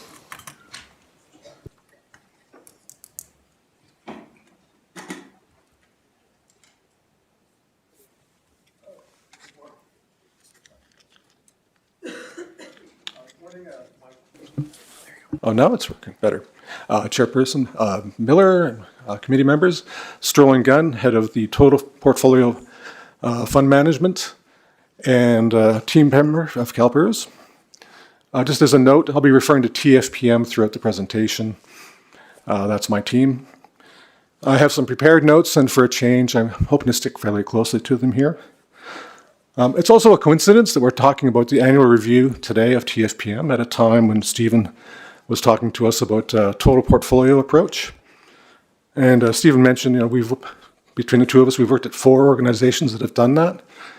And I am kind of hoping that I'm working at the 5th, so that would be great. Let me start by just observing that the CalPERS PERF portfolio in particular is quite complex.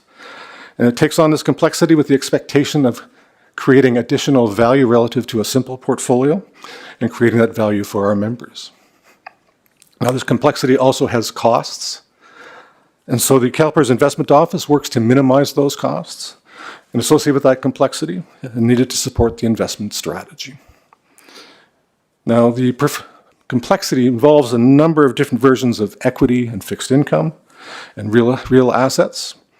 And I say many versions, and that as each broad asset class has many different segments and also comes in public and private flavors. And so we need to match all of that complexity as an organization. Now, some of that complexity is managed within the asset classes themselves. That's what we would expect. But quite a bit of that complexity rests outside of any single asset class. and that's why we require a total portfolio management function like TFPM. There are also risk factors that are common to many or all of the asset class strategies, such as liquidity, climate change, country, sector, foreign exchange risks. All these things cut across asset classes and need to be managed at a total portfolio level. Economic factors such as growth and rates that were mentioned earlier are also important drivers of a lot of the returns in these asset classes. So again, another reason for having a total portfolio approach. Now, these factors are features of the total portfolio rather than any single asset class, as I mentioned, and they are managed at the total fund level. We have additional total fund strategies to manage the day-to-day activities in the portfolio, including our rebalancing, our financing, our completion strategies, liquidity, and sustainable investment strategies. These cross-asset class strategies manage, in part, the complexity of the total portfolio. Now, apart from the sustainable investment strategy, the total fund portfolio management team manages the other total fund strategies. Now, with that preamble, the remainder of my presentation is going to cover a review of TFPM roles and functions, some examples illustrating those functions, including their performance for the last year, and finally, a review of our initiatives for the past year and the initiatives we're considering for the year going forward. So let me move on to the review. Excellent. TFPM's current role consists of the following functions: day-to-day management of the PERF portfolio, which includes financing of strategic and active strategies while maintaining total portfolio risk at target levels. We also perform research and analysis to support investment decision-making, and as well we provide guidance in strategy and active risk allocation. I'll discuss each of those functions in a few moments, but before I do, I just wanted to touch on the metrics that you see here. So we listed 3 metrics. The first one is a tracking error of 5 basis points for portfolio completion and rebalancing. And that minimizes unintended risks.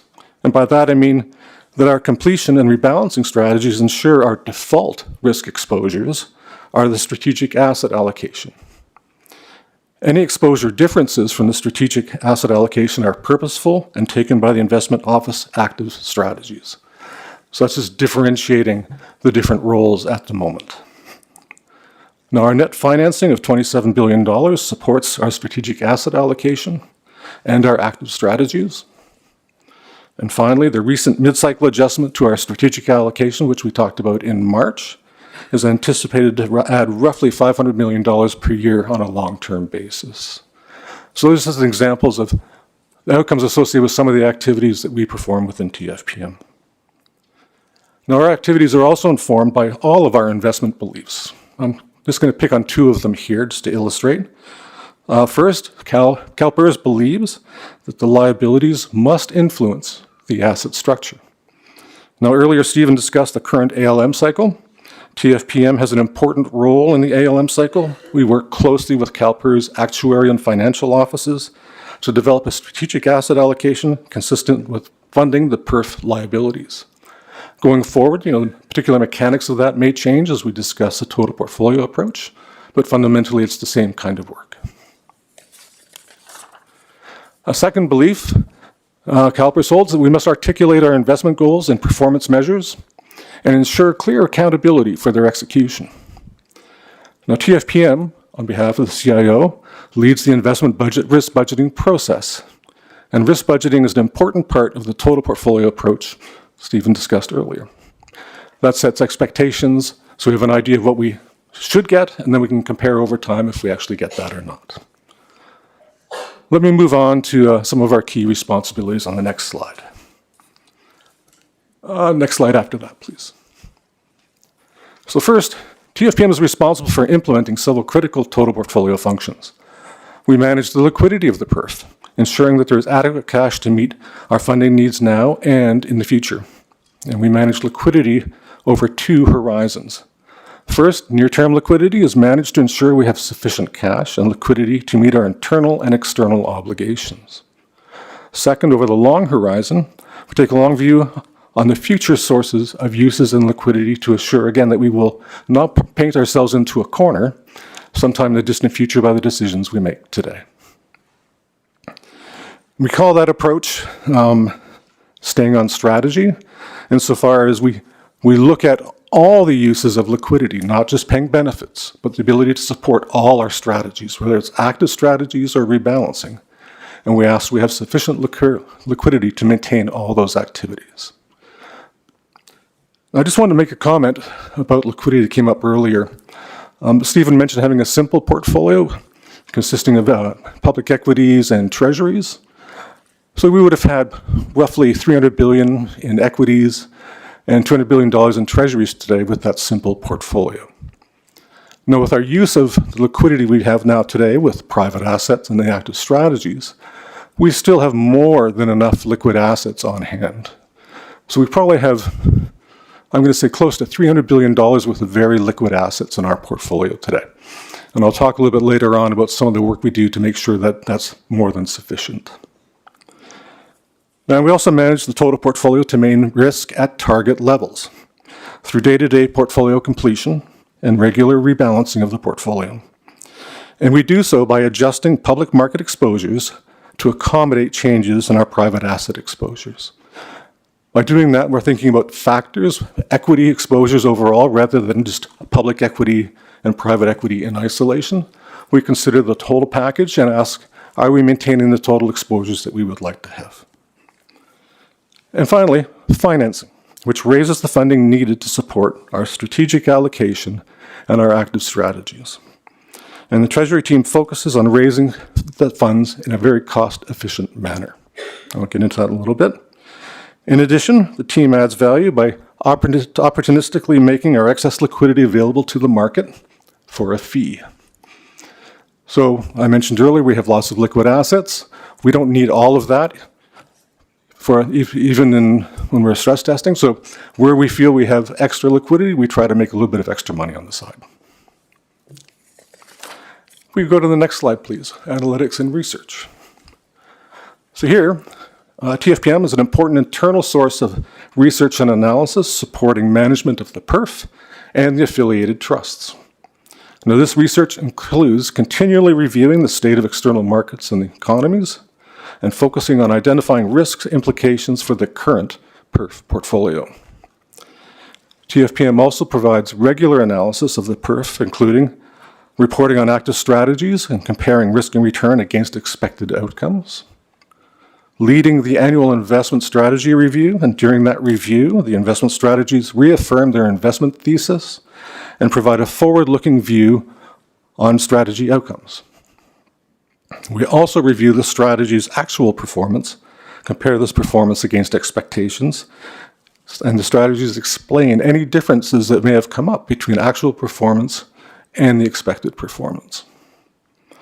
And finally, we also lead the risk budgeting process, which reviews the active strategy allocations based on that information that we get during the annual reviews and just talking with the asset classes. And we assess the future risk and return potential of the aggregate active portfolio. Next slide, please.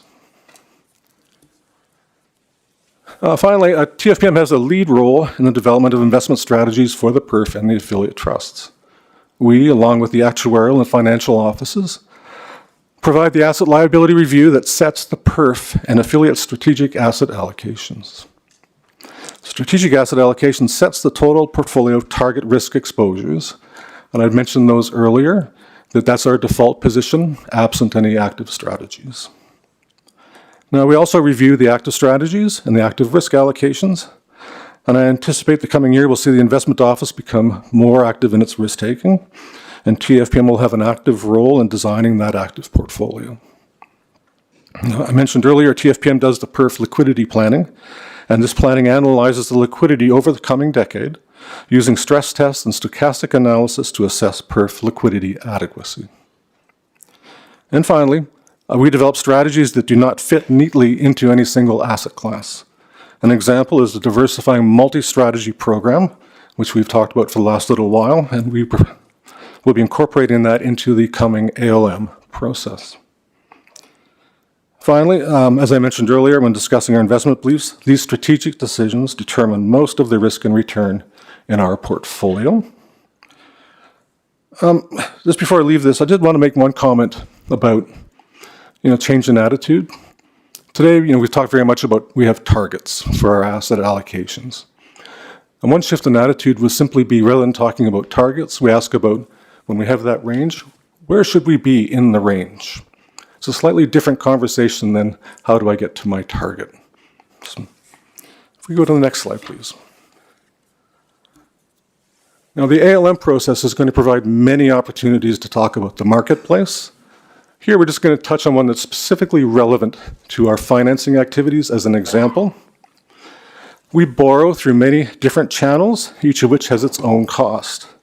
And the costs depend on many factors: supply and demand, the regulatory environment, and the kind of collateral that we provide to support our borrowing activities.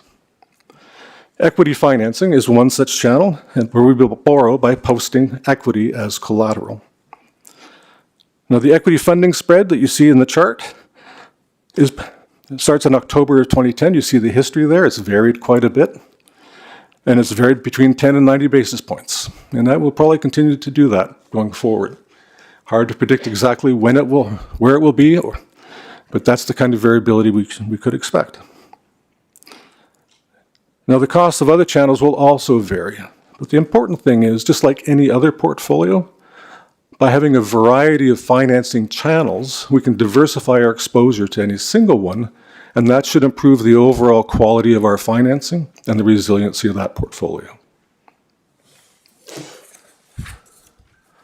Go to the next page, please.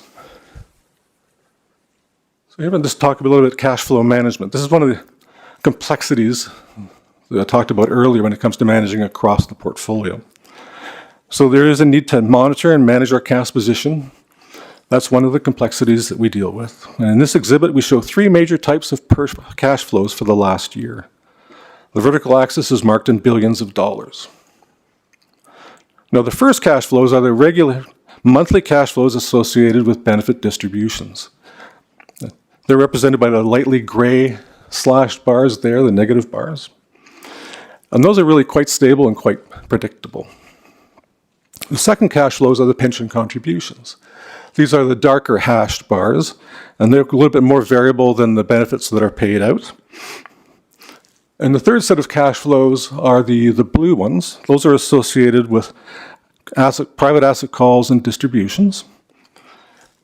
And you can see they're actually quite variable. So taken together in aggregate, the cash flows do vary over time and are not predictable, and our liquidity processes that I mentioned earlier, both in the short term and in the long term, try to account for that variability and ensure that we maintain sufficient liquidity now and in the future. If we go to the next page. Another complexity is maintaining portfolio risk at the target levels. And as mentioned, to do so, we use the public markets in response to changes in valuations, along with the cash flows and market returns. Now, the trading activity associated with maintaining the total portfolio risk exposures is presented in this exhibit. There's a whole lot more information than I really want to speak to here, but hopefully you get the overall sense that there's lots of ins and outs into the portfolio over time. And what we are doing here is we are using the public assets, again, to balance the exposures to equities and to fixed income, broadly speaking, in the portfolio, to make sure that we maintain our target risk level. Now, the heightened trading activity, by the way, at the very end there is just associated with when we transition the portfolio after the change in the SAA during the mid-cycle review. Next page, please. So I touched on this earlier, but another source of complexity is the financing of our strategic and active strategies. I mentioned earlier the Treasury function manages the PERF funding across diverse collateral types and channels. And our current funding uses a variety of collateral, including equities, mortgages, treasuries, and investment-grade corporate bonds. And I just want to clarify something here. When you see the word mortgages here, we are not taking out mortgages in the Treasury function. What we are doing, though, are using mortgage-backed securities as collateral. So just want to be really, really clear on that point. So the exhibit on the right shows our progress in expanding our funding channels over the last 4 years or so. Key message on this page: that we've diversified our funding channels and we've improved our funding resiliency, and we will continue to work on broadening our funding channels beyond what we have here today. Next page. I mentioned earlier that TFPM was focused on minimizing both costs, unintended risks associated with managing the total portfolio. This past year, the combination of our activities happened to add 2 basis points. We focused, though, on maintaining portfolio risk, managing liquidity. We did not have an active risk program. It may change going forward, depending on what we do with total portfolio. I also want to call out the rather dramatic-looking red bar. Stephen talked earlier about that's private equity. It actually did have a good year, delivering 10.9% in total. It did do better than a peer private equity benchmark. It just happened to be a year where public equities did a whole lot better, and public equities are its benchmark, so it looks like it's underperformed relative to public. But it did make a good, solid contribution above expectations to the total portfolio. Go to the next page, please. Now, I mentioned that the TFPM works to keep PERF risk exposures at target levels. And we do so through our allocation and implementation strategies. And like all other strategies, we have return and risk expectations. We expect this strategy will cost roughly 2 basis points a year, with a volatility of about 5 basis points. Now, since December of 2019, we can see that the strategy costs have been pretty flat, except for that very early period during COVID. So that's good news, but the intent here is, give or take, we are not here to generate a lot of value in this process. This is rather to maintain that default position outside of whatever the active strategies are doing. The important thing is we do not have a material impact on the active portfolio. You can see that when you compare that comparison on the previous page. Go to the next page. Just very briefly here, talking about our financing strategy, it also has a benchmark and volatility expectations. Expected costs are 50 basis points over the 3-month Treasury bill, with a volatility of 100 basis points. And we can see that strategy has slightly exceeded performance expectations over the last year or so, while staying well within the risk expectations. All right, next page. Around our initiatives, we've continued to build out the Treasury function, diversifying our financing channels. We've also further centralized our liquidity management and deepened our liquidity analysis.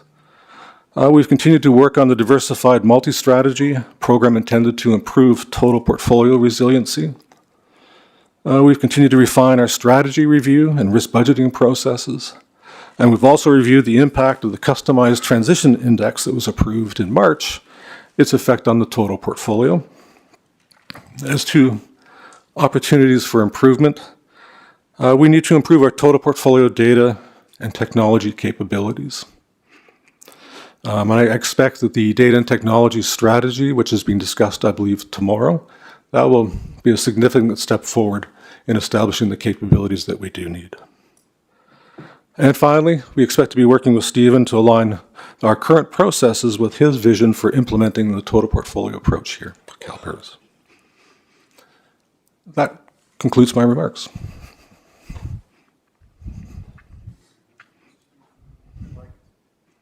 You're all. There you go. President Taylor. Did it go? There it goes. Hi, thank you, Sterling, for the very good presentation. Pretty simple to understand. I had a couple of questions on, hold on, what slide was that? Page 11.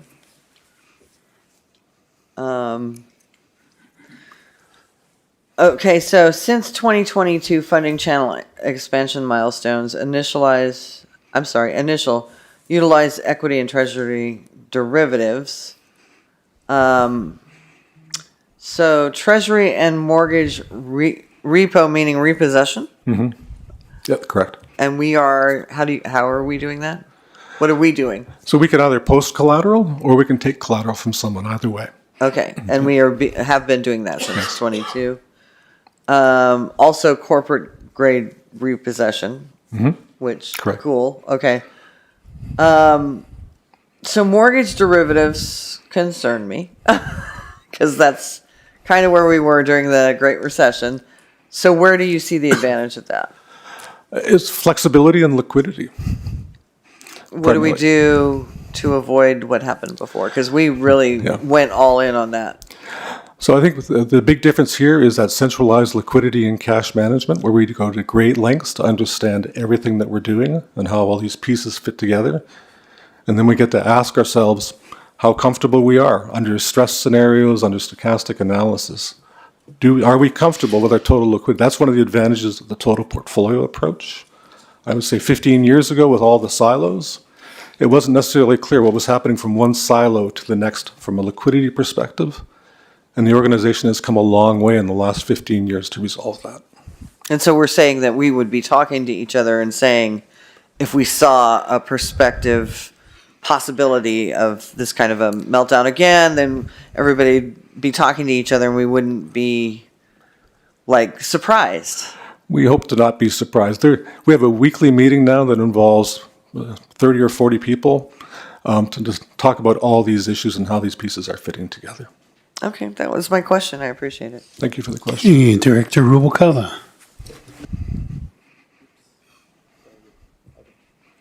Oh, let's try it again. Am I still here? There you go. Okay. Thank you, Stern. My question actually, I mean, I really appreciate what you presented, how you guys have a very key role on the management of cash and liquidity. But in reading the Wilshire letter, it also shows how there's been a lot of function changes. And then one of the challenges is deep resourcing and staffing, reduced staffing, I guess, in the last year. So how are you handling that, and do you need more staffing? How can we help? Right. First of all, just explain the departures. We're a good source, I think, of talent for the rest of the organization. So a number of the departures have really been to other parts of the organization. So it's not really been a loss to CalPERS as such. Right now, I think what we need to do is work through how we want to implement total portfolio management. Once we've done that, then it'll become clear what the resources our requirements might need. So I'm not suggesting we actually do anything at this moment in time, but rather we sort through over the next 4 or 6 months what total portfolio approach will look like for CalPERS, and then we'll have a much better idea. Okay, so if you're not worried, I'm not worried. Not worried. Thank you. Okay, next I have Director Pacheco. Yes, thank you, Chairman Miller. Thank you, Mr. Gutting, for your presentation. I just have a question on page 13 to 17, the portfolio performance and risk. I've noticed here that when we're creating these probabilities of standard deviation 1 plus standard deviation of 1 or plus 2, that we seem to be trailing, the actual performance is trailing with the theoretical expected trailing. With respect to approaching our new asset allocation process, how would that change? Or if you can explain that. Yeah, so we're actually trailing here. If you just look at the very beginning on the left there, you see that large spike up and then down, which is the COVID period. Yeah. And since then, it's been pretty much a horizontal line. So if we'd actually made this chart starting in March of 2021, you would have seen us outperforming the line because we basically had 0 costs on average, whereas the benchmark is a cost of 2 basis points. So I would say, having gotten past the COVID part, we're actually doing quite well relative to the benchmark. So because we've set it up from the COVID period, that's why we're seeing this trailing. It's that original significant drop at the beginning, and then since then we've been pretty much horizontal. Pretty much horizontal then. Thank you very much for your question, that answer. Thank you. Okay, and I think that no more question. Oh, yes, Frank Ruffino for Fiona Ma. Yeah, thank you, Mr. Chair. I just want to do a quick follow-up. Mr. Rubalcava asked the question regarding staffing, and I wanted to understand a little bit more. I know that I believe we have 5 openings or 4 openings right now, but the question is, over the years, I think we went from having 60 positions to, I believe there's 41 FTEs, which is so I would like for you to comment on that. I mean, is 41 enough? And number one, and number two, is the 5 positions, I'm sure with recruiting, are we having difficulty finding qualified recruiting people, or there's been challenges in that area? Thank you. Yeah, just to clarify, in my time here, we haven't really had any more than about 40 people. In terms of recruiting, it takes time no matter where we are, right? But at the moment, like I said, I really would like to take the time to understand what we need to be. And then based on that, we can discuss what any changes we need to make. I think we have the time to do that. So we will know. I think through the process that we're going to be going through and discussing total portfolio and how we want to do that, that will then determine what form we should take. And that's probably the right time to start answering some of these questions more precisely. Okay. But we're not losing positions, giving the new requirement. If we don't fill positions, no. Okay, I see the CEO. Yeah. That was my main concern. We don't want to lose any FYIs. Okay, perfect. Thank you. Thank you for the question. Thank you, Mr. Chair. Okay, President Taylor. Just one quick question to follow up. So part of your bringing forward, I hope, for our education in January is the macroeconomics and market research as we look forward in the new administration. I'm hoping to see that and its impact on what we're considering here. That would certainly be part of the considerations. There's a lot of different moving pieces to that, but yeah, we have to think Sure, about and I know we won't know everything. I hope to know a lot more by the time we make the decision, but I'm learning how to talk like an economist, so I have one hand and I have another hand. But yes, it'll be like. I appreciate we'll it. talk about it. I do want it included. Thank you. Okay. Nothing more from the board on this one. I'll just see if Wilshire wants to opine. Yes. Thank you, Mr. Miller. And happy to provide some context. I know the Wilshire letter was referenced, so maybe a little bit of context. As you'll note in the letter, we've seen the functional responsibilities for TFPM evolve significantly over the last 5 years.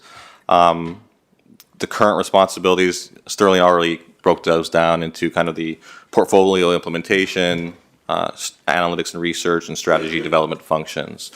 And with that change in those functional responsibilities over the last 5 years, you would expect, some degree of turnover. And to Sterling's comments, a lot of those resources have just gone on to other areas within the organization.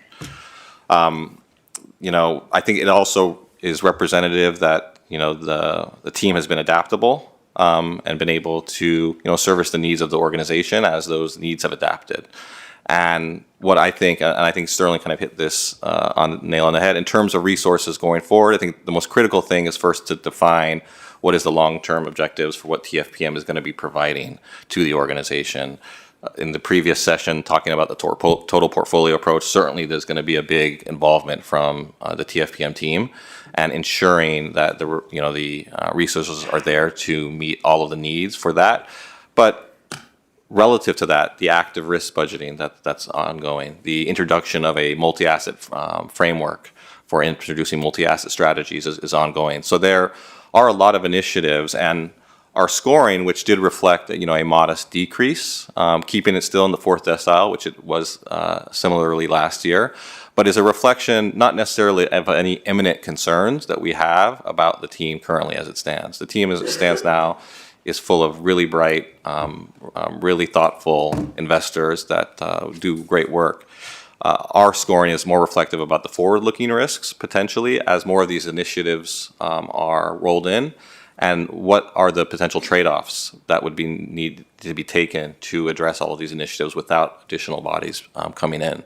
But I think just the last point is we don't have imminent concerns about anything. The scoring is meant to be forward-looking in nature, and we'll continue to monitor things and provide our insights to the board, but happy to take any questions. Seeing no questions, Thank you, and thank you, Sterling, and thanks to the whole team. This represents a lot of great work, and it continues to be very encouraging. Thank you. Okay, well, we're at 12:13. I think this is a pretty good time to take our lunch break and reconvene at 1 o'clock for our next item, which is the Sustainable Investment Annual Program Review at 1 o'clock. Okay, we're recessed till 1.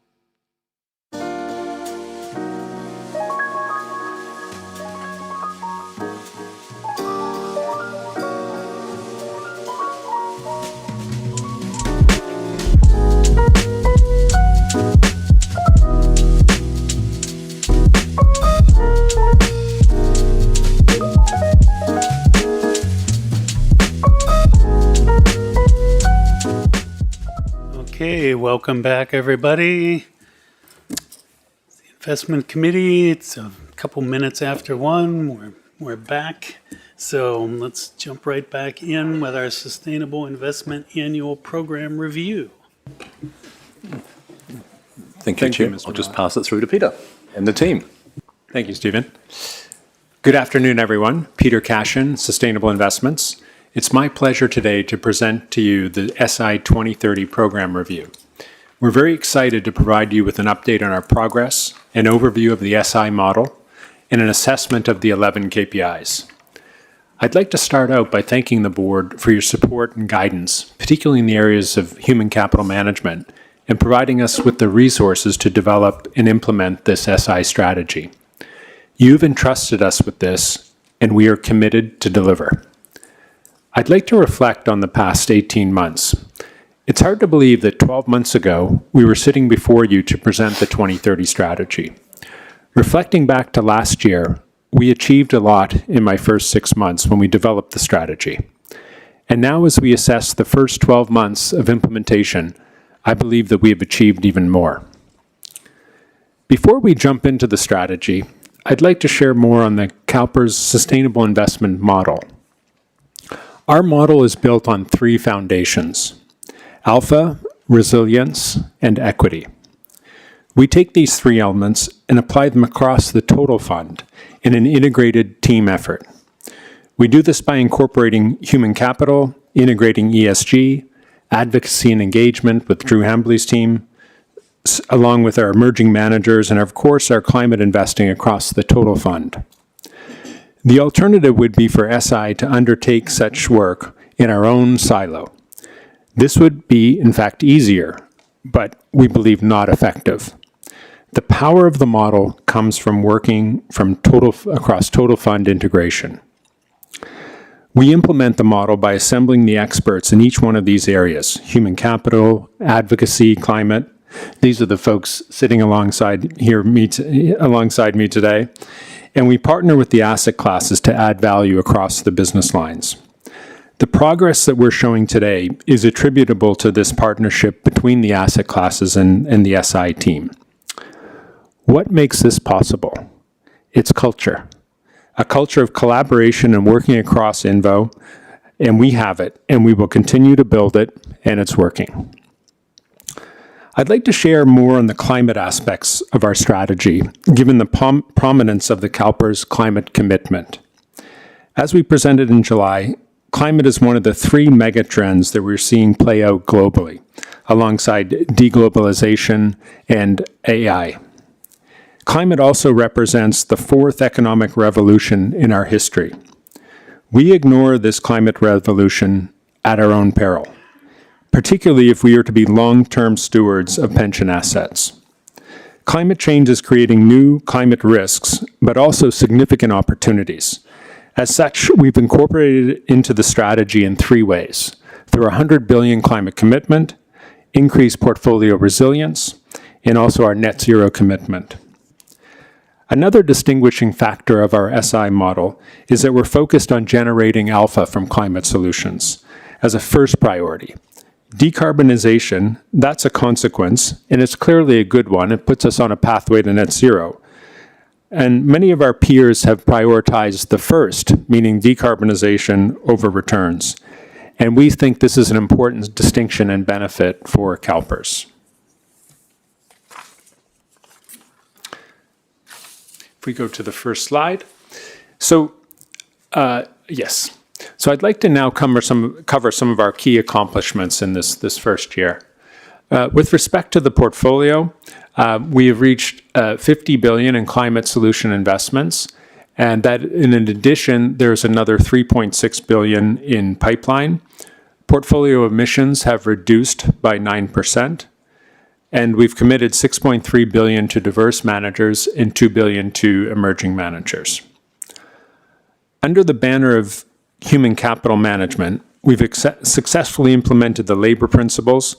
We've shown global leadership in this, which has been followed by other asset managers.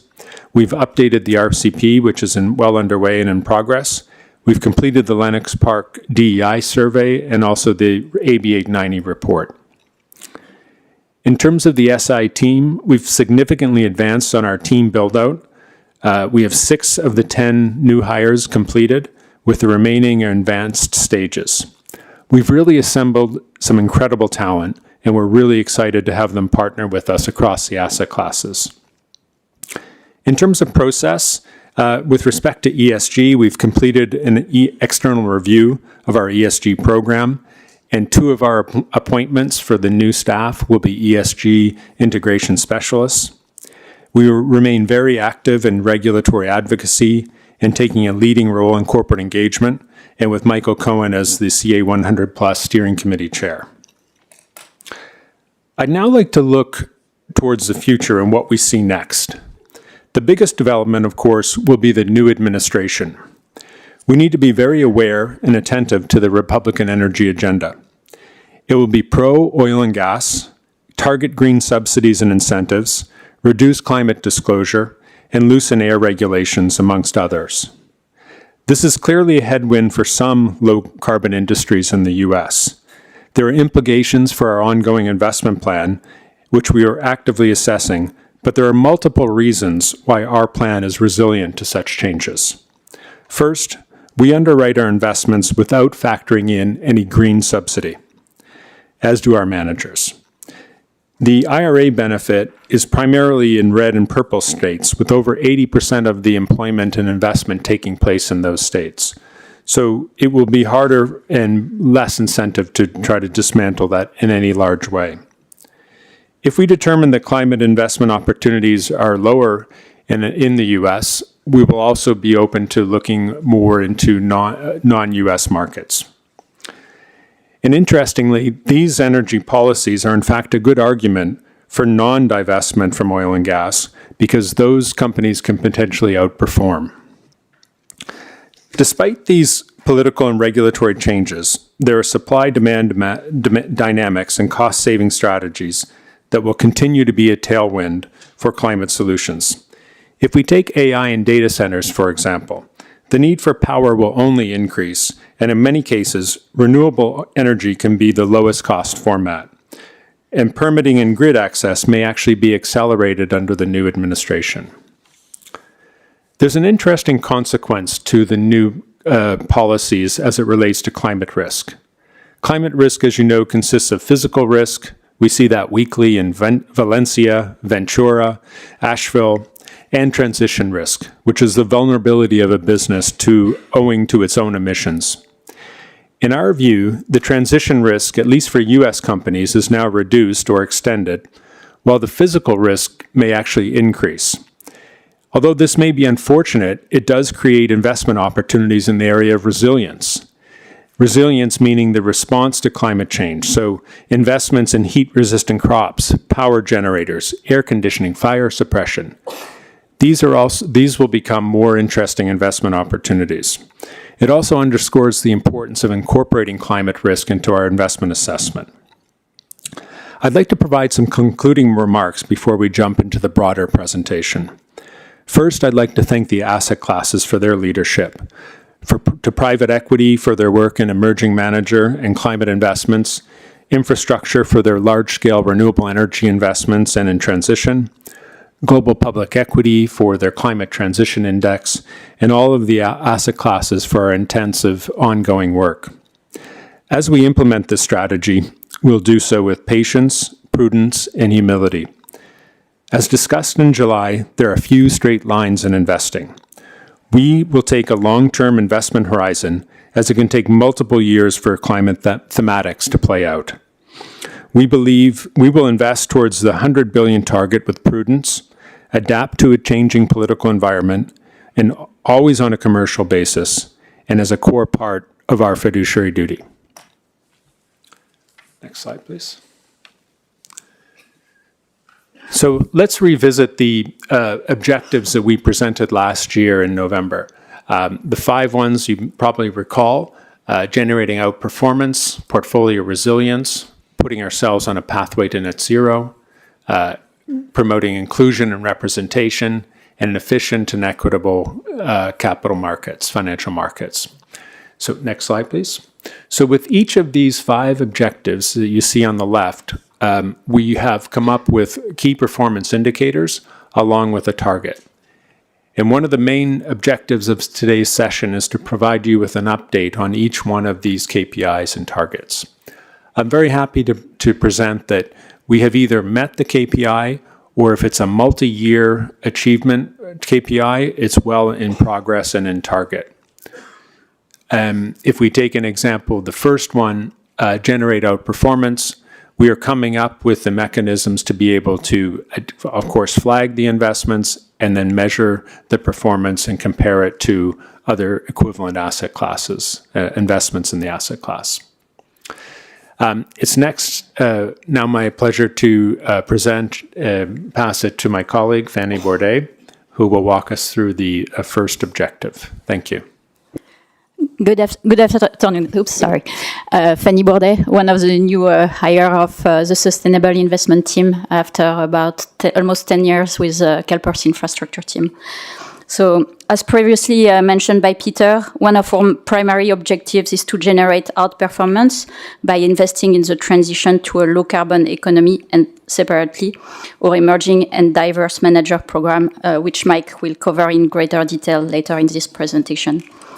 So, investments in climate solutions will undergo the same rigorous process as any CalPERS investment and will be underwritten to outperform the relevant benchmark.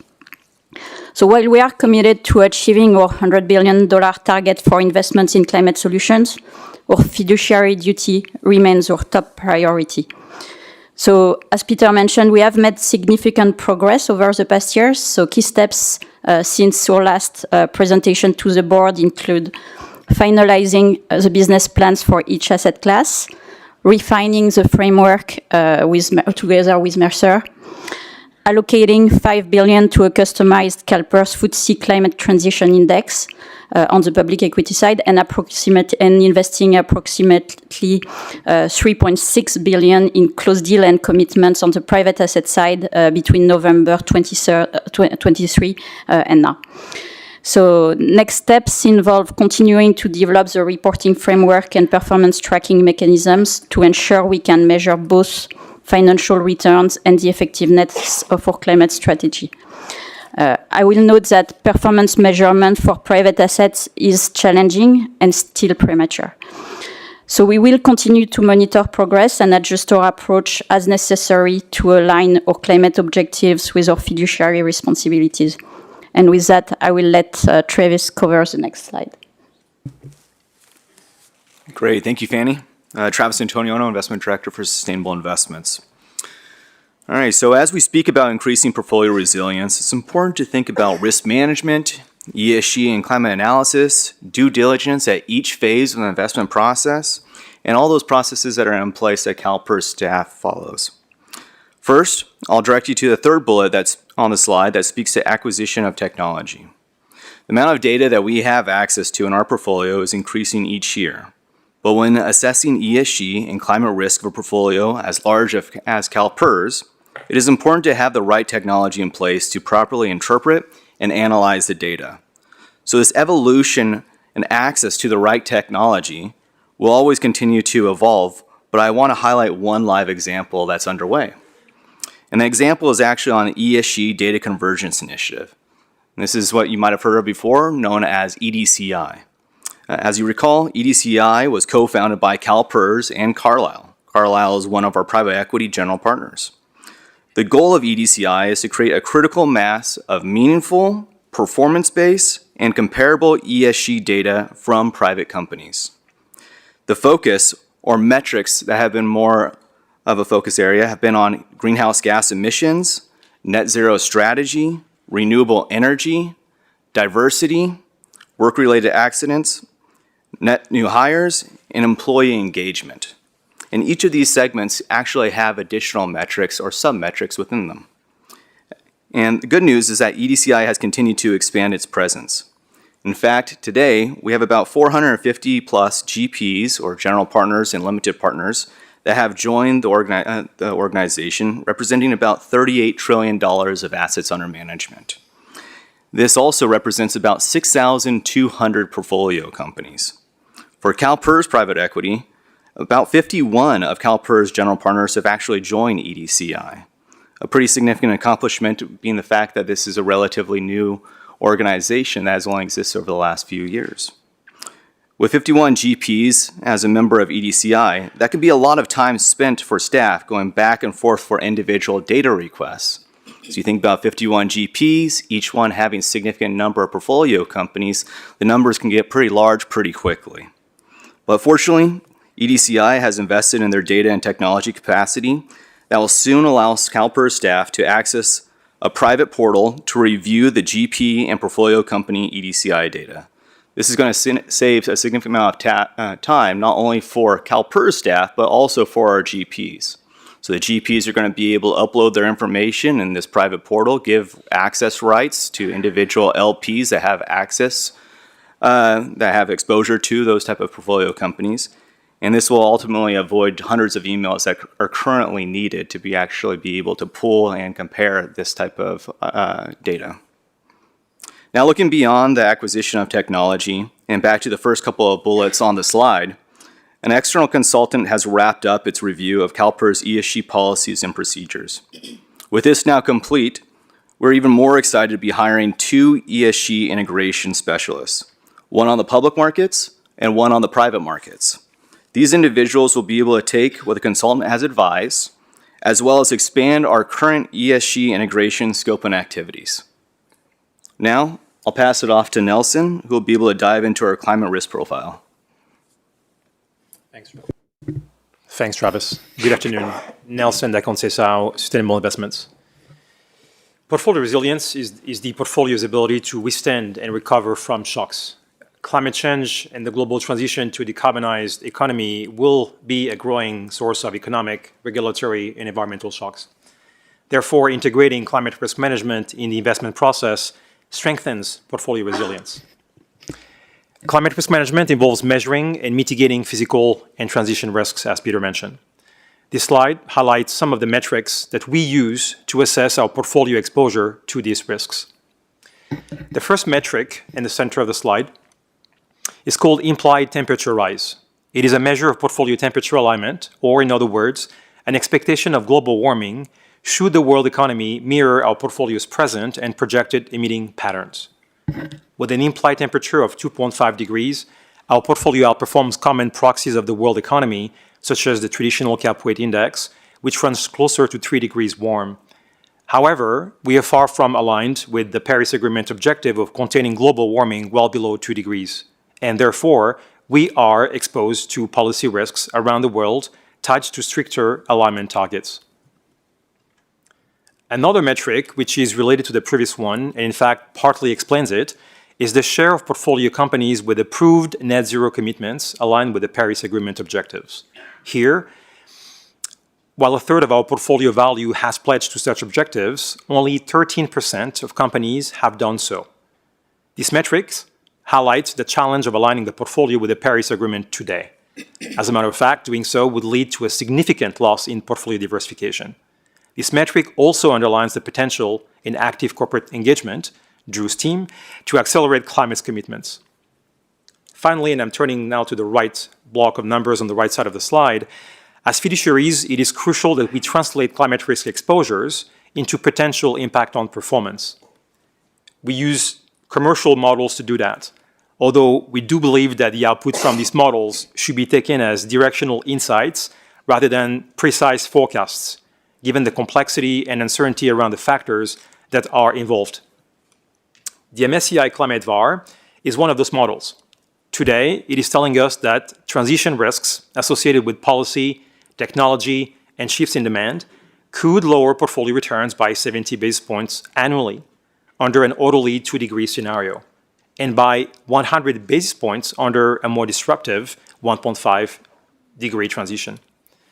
It's also telling us that physical risks associated with changes in weather patterns and extreme events could reduce returns by 40 basis points annually.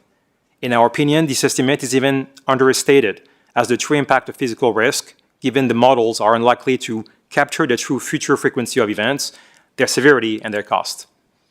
Therefore, thus the opportunity that Peter also mentioned.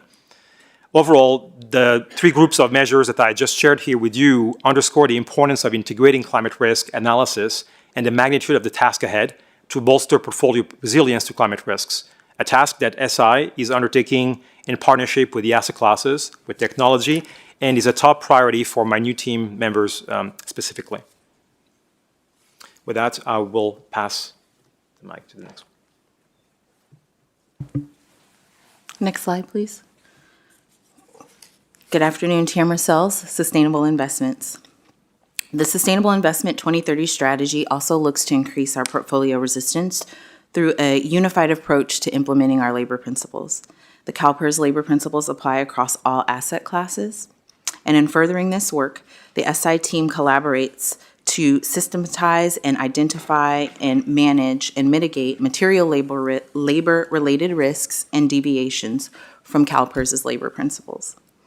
Our holistic approach to implementation is captured through three channels: CalPERS' active ownership, through fundamental, actively managed internal portfolios, as well as externally managed assets. With respect to our active ownership approach, we use proxy voting, corporate engagements, and shareholder campaigns to influence the mitigation of material ESG risks. The corporate governance team monitors portfolio holdings to identify companies with material ESG risks and regularly engages on labor issues consistent with the stakeholder engagement process. The actively managed global fixed income portfolios use a comprehensive approach to determine the relative value with fundamental analysis, security pricing, and various ESG factors.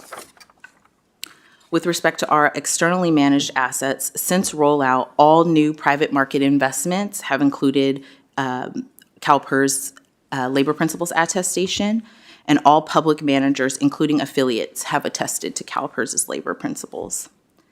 I will now turn it over to Dan, who will do a deep dive into the labor principles implementation of capital markets. Thanks, Tamara. Dan B., I'm the new Deputy CIO of Capital Markets. And as Tamara said, I'm here to talk about how we've formalized the implementation of the CalPERS labor principles across capital markets, which are the public market asset classes of global equity, global fixed income, and then also the affiliate trusts, where importantly, we've applied the labor principles of the affiliate trusts as well.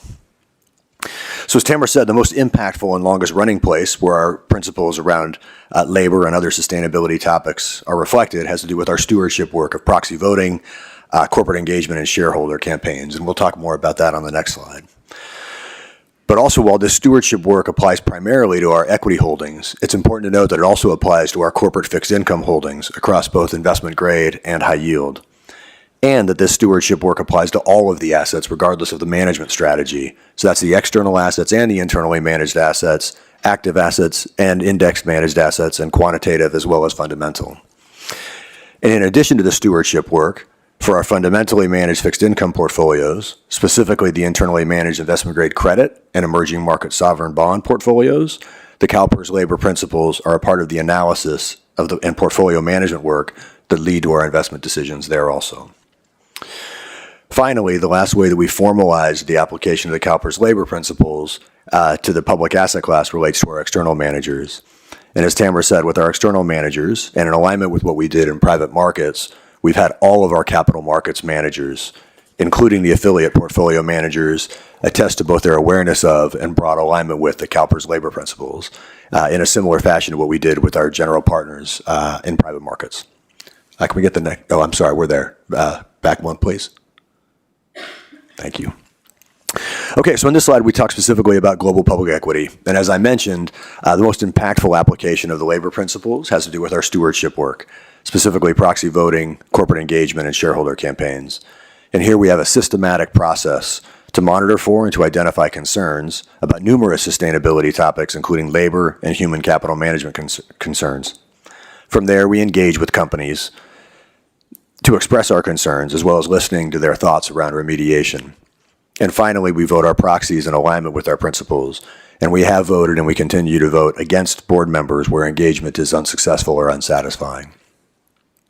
And it's worth noting that another specific example of this approach is that after we pivoted from implementation on the private market side to focusing on the public markets, Drew Hambley and team sent letters to 360 of our public equity holdings, representing approximately 90% of the capitalization of the U.S. domestic equity portion of the portfolio, pointing out our labor principles and letting these companies know of their existence and of their importance to us. And on the right-hand side of this slide, you can see other examples of how we've engaged on this topic over the years. Can I get the next slide, please?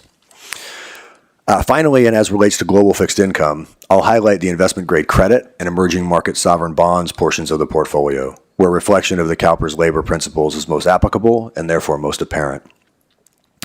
In investment-grade credit, labor topics are a critical part of the analysis, leading to our weightings in the portfolio. One example of this would relate to some of the high-profile strikes that we've seen catch media attention recently. A strike, of course, impacts a company's production of whatever product it is that they sell. And production impacts, of course, have sales impacts, which has cash flow impacts. And because these cash flows are what supports the company's credit rating and their ability to service their coupon payments and principal repayments, these labor topics are a critical part of our team's fundamental analysis and resultant portfolio weightings. With respect to emerging market sovereigns, the analysis is more macroeconomic in nature. And of course, labor, as a macro aspect, is one of a country's critical economic factors of production. And here, too, an inefficient approach to a country's factors of production can impact that country's ability to service its debt. So here again, because we as an investor make money on these countries' ability to service their debt and make their required coupon and principal payments, labor issues are another critical part of the investment analysis leading to our portfolio weightings. And just one more time, across all three capital market sleeves of public equity, public fixed income, and the affiliates, we've had all of our external managers attest to their awareness of and broad alignment with the principles, and we will continue to do that on a go-forward basis. So I hope that helps speaks to the formal application of the CalPERS labor principles to capital markets portion of the portfolio. And with that, I'll turn it back over to Nelson to continue us on. Thank you, Dan. A few slides earlier, I described key metrics that we use to assess our portfolio climate risk profile. What are we doing about it? Last year, the SI20 strategy laid out a blueprint of how CalPERS intends to mitigate its exposure to climate risk while enhancing portfolio performance. I'm referring to the objective of investing $100 billion in climate solutions by 2030. As of July 2024, we accounted for $50 billion in climate solutions. The $3 billion increase from 2023 reflects the impact of several new investments, including the contribution from our allocation to the Climate Transition Index in public equities, the appreciation of the existing climate solutions, but also adjustments in portfolio tagging method. It excludes the $3.6 billion in commitments that Fanny mentioned earlier. While our net zero strategy primary KPI is dollar investments in climate solutions, CalPERS is also committed to provide transparency in our portfolio carbon footprint. Total finance emissions in the center of the slide, or emissions attributable to our portfolio holdings, total 21.1 million tons of CO2 equivalent, down about 9% compared to last year. While we welcome the reduction, this reduction is largely technical due to market effects. It is worth noting, though, that 2023 real-world emissions, which are partially embedded in this 2024 estimate, are roughly flat globally year over year, with a significant divergence between developed and emerging markets, where the carbon footprint of the rapidly growing energy demand remains a major challenge. Emissions intensity, defined as tons of CO2 equivalent per million of dollars invested, is the other KPI that we committed to report on. The overall portfolio intensity is down as indicated by the green arrow. It is a positive step in the right direction as it reflects a real trend observed across sectors in the global economy, where energy efficiency is progressing steadily. Another key takeaway here is that emissions intensity varies significantly across asset classes, with real estate at 7 tons of CO2 per million dollar invested, contrasting with corporate credit and its 128 tons per million dollars. This disparity reflects structural sectoral composition differences across asset classes.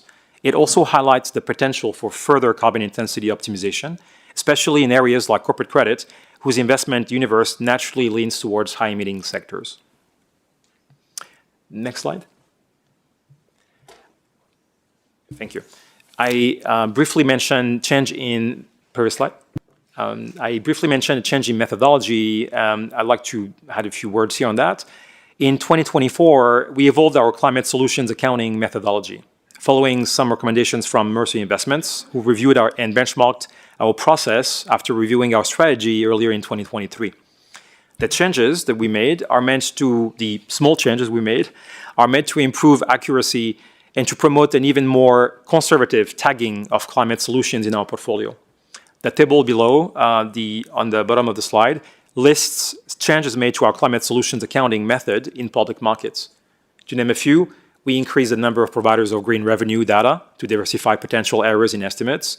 We also expanded our sources of net zero plan validation. And finally, we also retired inputs such as green patents data, acknowledging the uncertainty of R&D outcomes on green revenues by 2030. In short, the message I'd like to leave with you and our stakeholders is that as climate solutions frameworks evolve and as data improves, we expect our methodology to also gradually evolve. Next slide. I'll pass it now to Mike. Mike Silva, Sustainable Investments. I'm here to provide you with an update on our efforts to promote greater diversity, equity, and inclusion in the financial industry.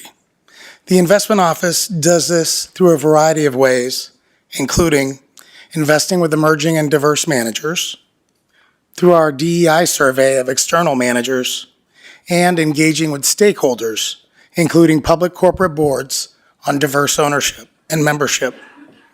CalPERS investments with emerging and diverse managers has seen a significant increase over the last 2 years. In the last fiscal year, CalPERS made commitments to 11 emerging managers for a total of $2 billion, and commitments to 27 diverse managers for a total of $6.3 billion.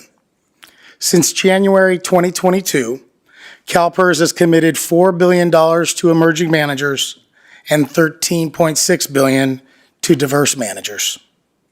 Our investments with emerging and diverse managers are not limited to our dedicated emerging manager program, Mosaic. The overwhelming majority of these investments were made directly by our private equity asset class. I'd also like to provide you with a brief update on Mosaic. Since we last spoke, each of the funds have made allocations to new investment managers. The Elevate Fund's second investment is a $100 million strategic seeding partnership with NVIDIA Capital Management, a New York-based private equity firm founded by Joe Natari. NVIDIA is focused on upper middle market companies in the healthcare sector. We anticipate Elevate to make a third investment by the end of the calendar year. And given the current pacing of the fund, I expect capital deployment into mid-2026. Last week, TPG announced their third investment, a $70 million strategic seeding partnership with Demopolis Equity Partners, a technology-focused growth and buyout firm. To date, TPG has committed 40% of the fund, and I anticipate TPG to announce a fourth investment in the coming months that would bring the portfolio north of 50%. I expect capital deployment to last through 2025. I'm also happy to announce that we have begun planning for the second Catalyst event, which we co-host with CalSTRS, to bring together institutional investors and allocators to meet and engage with emerging and diverse managers. The conference will be May 12 and 13 and held here in Sacramento. More details will be announced in the next month or two. Next slide, please. The CalPERS Diversity, Equity, and Inclusion Survey of our external managers is designed to gather DEI data from our external managers. This information could help to better understand the characteristics of our portfolio as it relates to DEI, as well as measure our progress over time and compared to our peers as it relates to this space. Importantly, the survey also helps us to understand how our external managers approach human capital management, including sourcing and retention. This is our third year surveying our external managers, and we were pleased to see upward trends on a variety of data points. The response rate was 91%, an 18% improvement over last year, and 11% higher than the industry average. Across the 152 managers that provided detailed demographic information, notable data points include 41% of the 94,000 combined workforce represented in our survey are women, a 5% increase over last year, and 35% are people of color, an increase of 8.5%. CalPERS portfolio performs above the median in terms of representation of women and people of color across ownership, leadership, and workforce. However, a representation gap still exists for both women and people of color in equity ownership compared to leadership positions across organizations. We found an error in the number reflected on the slide here due to double counting. It should read 44 of the 133 privately held managers who provided information were diverse owned. This represents a 33% of respondents and 22% of the total portfolio originally receiving the survey. This places us roughly in the top quartile amongst the Lenox Park universe. Next slide.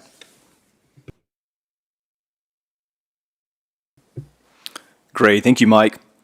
Improving financial markets incorporates CalPERS corporate engagement work, as well as our work on advocacy, policy, and regulatory action. For the slide, each of the three lower boxes represent one of the KPIs. Starting off on the left side, we have continued to have 100% of managers attest to their compliance with the responsible contractor program policy. Moving over to the middle, CalPERS corporate governance team tracks the number of engagements that it has. Through just the first 9 months of the calendar year, the team has already been able to engage 51% of the global public equity assets under management. And finally, on the third or far right side, you'll be able to see the number of stats that the corporate governance team provided back in March of this year as part of their annual proxy voting and corporate engagement update. Beyond these three KPIs, CalPERS has had an active year of advocacy work. A slide in the appendix dives into several examples of comment letters, an amicus brief, and several different sign-on statements. The slide also highlights some of our meetings and engagements with various government regulators, and this includes several that we've had with the SEC, U.S. Treasury, and Department of Energy. We can progress to the next slide. Now, the other 20 or so slides in the presentation speak to much of the sustainable investments work. But if that wasn't enough, this slide shows a bit of a show of force. It really brings home the breadth of additional responsibilities, reports, committees, activities that we all worked on. This is the work that the team before you participates in, but it's also the work, as Peter stressed earlier on in his comments, the work that all other staff members across investments and also many, including across enterprise, participate in, both on the program areas and on the asset class areas. This work is important to CalPERS' portfolio. It's important to improving financial markets, and it's important to keeping CalPERS as a leader in the sustainable investment space. Thank you, and back off to Peter to wrap us up. Next slide, please. So it's been quite a journey through these slides today. We've covered a lot, and we thank you for your active interest, and we really look forward to questions. Before we do, I'll just touch on our ongoing pieces of work. We're working diligently on the Responsible Contractor Program Policy Refresh, and all the activities we've listed here today to work as we work towards meeting the KPIs for next year in November 2025. We'll, of course, be back to present that at that time. And as I said earlier, we're really excited about onboarding our new staff. 6 of 10 have been essentially brought on board, with the other 4 pending. This will, next year as well, November 2025, is when we'll present the TCFD report. That's presented each 3 years, as well as Senate Bill 964. So with that, we'll conclude and open it up for any questions. Thank you very much. Thank you, Peter and team. We appreciate the report and all the hard work that you and the rest of the team have done behind the scenes as well.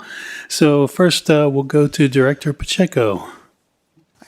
Yes, thank you, Mr. Christian, and thank you, team, for your presentation. I really appreciate it and very thorough update and review on the SI 2030 plan. My first question is back on page 5 of 25 on the performance measures for private markets investments is still premature at this early stage. And I was just wondering, what is your timeline when you will see that having some measurable response, some measurable results? Is this specifically for Mosaic or private markets in general? Private markets in general. It's the commitment for the 2.6 billion in the private equity and infrastructure climate, that part. Right. So the steps that we are doing is first, we need to tag the investments, which is already underway. Second, we need, particularly for company level tracking, we still need to improve some of the data collection to be able to collect performance data at a company level. However, at a fund level, we can already collect that because if it's a climate fund, that information is reported to us. So once we have that information in hand, we can then compare it to the performance of the overall asset class. And that's when we would have some sort of measurable data at that time then. Correct. So to look at it more simplistically, if we focused initially on funds, because there we know we will have the data, we would also want to compare it to funds that are similar vintage, because if it's a new fund investment, it could well go through a J curve. So it may not perform to the overall portfolio average of, say, private equity.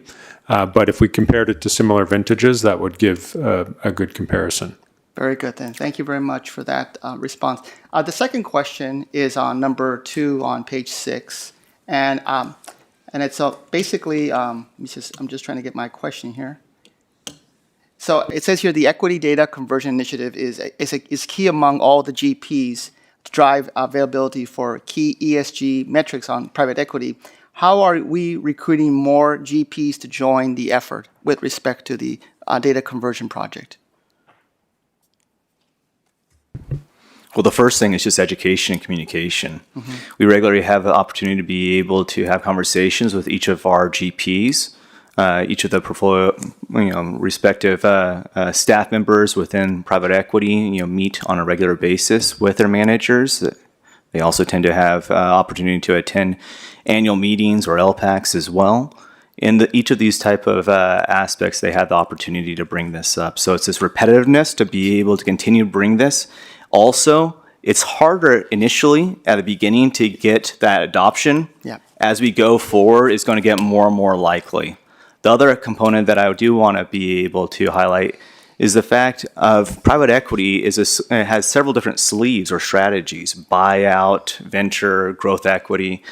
EDCI has been more focused on the traditional buyout type of component. So you may not necessarily ever see a full 100% adoption of EDCI, but you might see other components and increases of data availability through other venues that are a bit more applicable to those sleeves. Do you see more as you mentioned, you're right, it has been a lot more traditionally on the buyouts, but do you see more happening more in the growth equity and venture maybe in the future? Yeah, I see buyout and growth equity perhaps being the primary targets, for the time being. And then in private debt, there has been already another similar organization, but different, that has begun doing some progress as well on similar EDCI type of metrics too. Similar, yeah. Similar, not exactly the same, but similar. There's unique characteristics that are obviously going to be custom for the type of tenure, length of time, and also the way that we actually do invest too. So there are some unique aspects to each different type of sleeve. Right, very good then. Those are my questions. Thank you so much. Okay, President Taylor. Thank you. Thanks everybody for that report. I lost track of all of it. It was so much all at once. So I'm going to go backwards. So on the last page that we covered, which was 17 of 25, November 2025 going forward, CalPERS response to the task force on climate-related financial disclosure and Senate Bill 964 to be provided next November, so a year from now. Have we figured out, I mean, this goes to the state of California, so it doesn't necessarily have to, but are we using commonly used measurements that's being used over the world? Or are we trying to set our own standard for these measurements for TCFD or TFCDs? TCFD, I was right the first time. Yeah, sure. I'll take the first crack at that. Definitely. We want to be able to continue to progress with the most widespread adoption, and TCFD was that for a number of years. You know, I would say that CalPERS has been a leader in that type of space. We've had countless conversations with a lot of peers. I can probably get up to about 20 different peers that I've had conversations with as they reviewed our report and wanting to know and better understand how they can be able to provide a similar report as well.